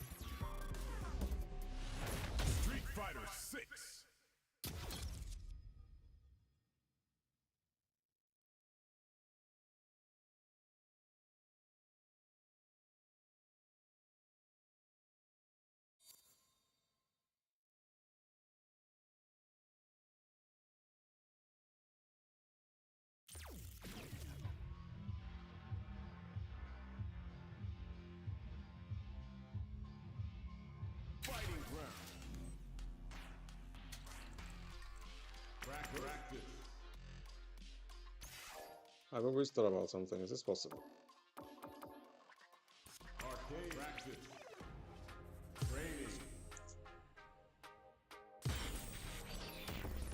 I've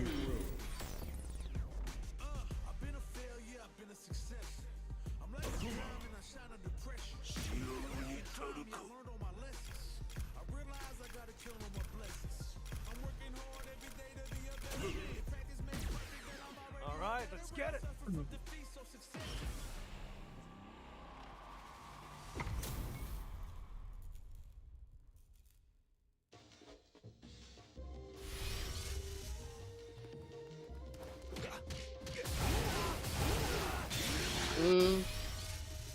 The game is lagging. Oh no, the game is lagging, guys.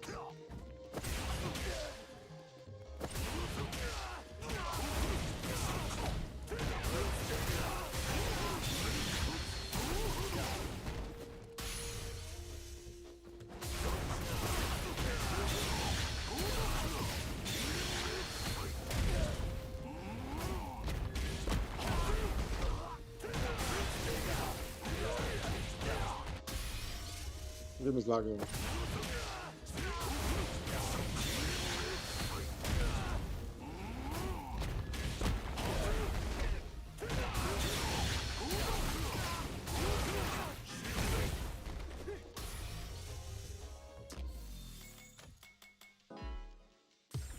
Guys, I'm so sorry, but we're going to have to cut the stream. I think this is where we're going to have to end the stream. Because unfortunately, we are having technical issues. So please forgive me. I think it was a blast hanging out with you guys today. Tomorrow we will also stream the EWC games from top 16 to grand finals. I'm sure it will be wonderful because it's first to fives and it has some of the strongest players out there. All of them packed in there. So yeah, I'll see you guys tomorrow. Thank you for coming to the stream and peace.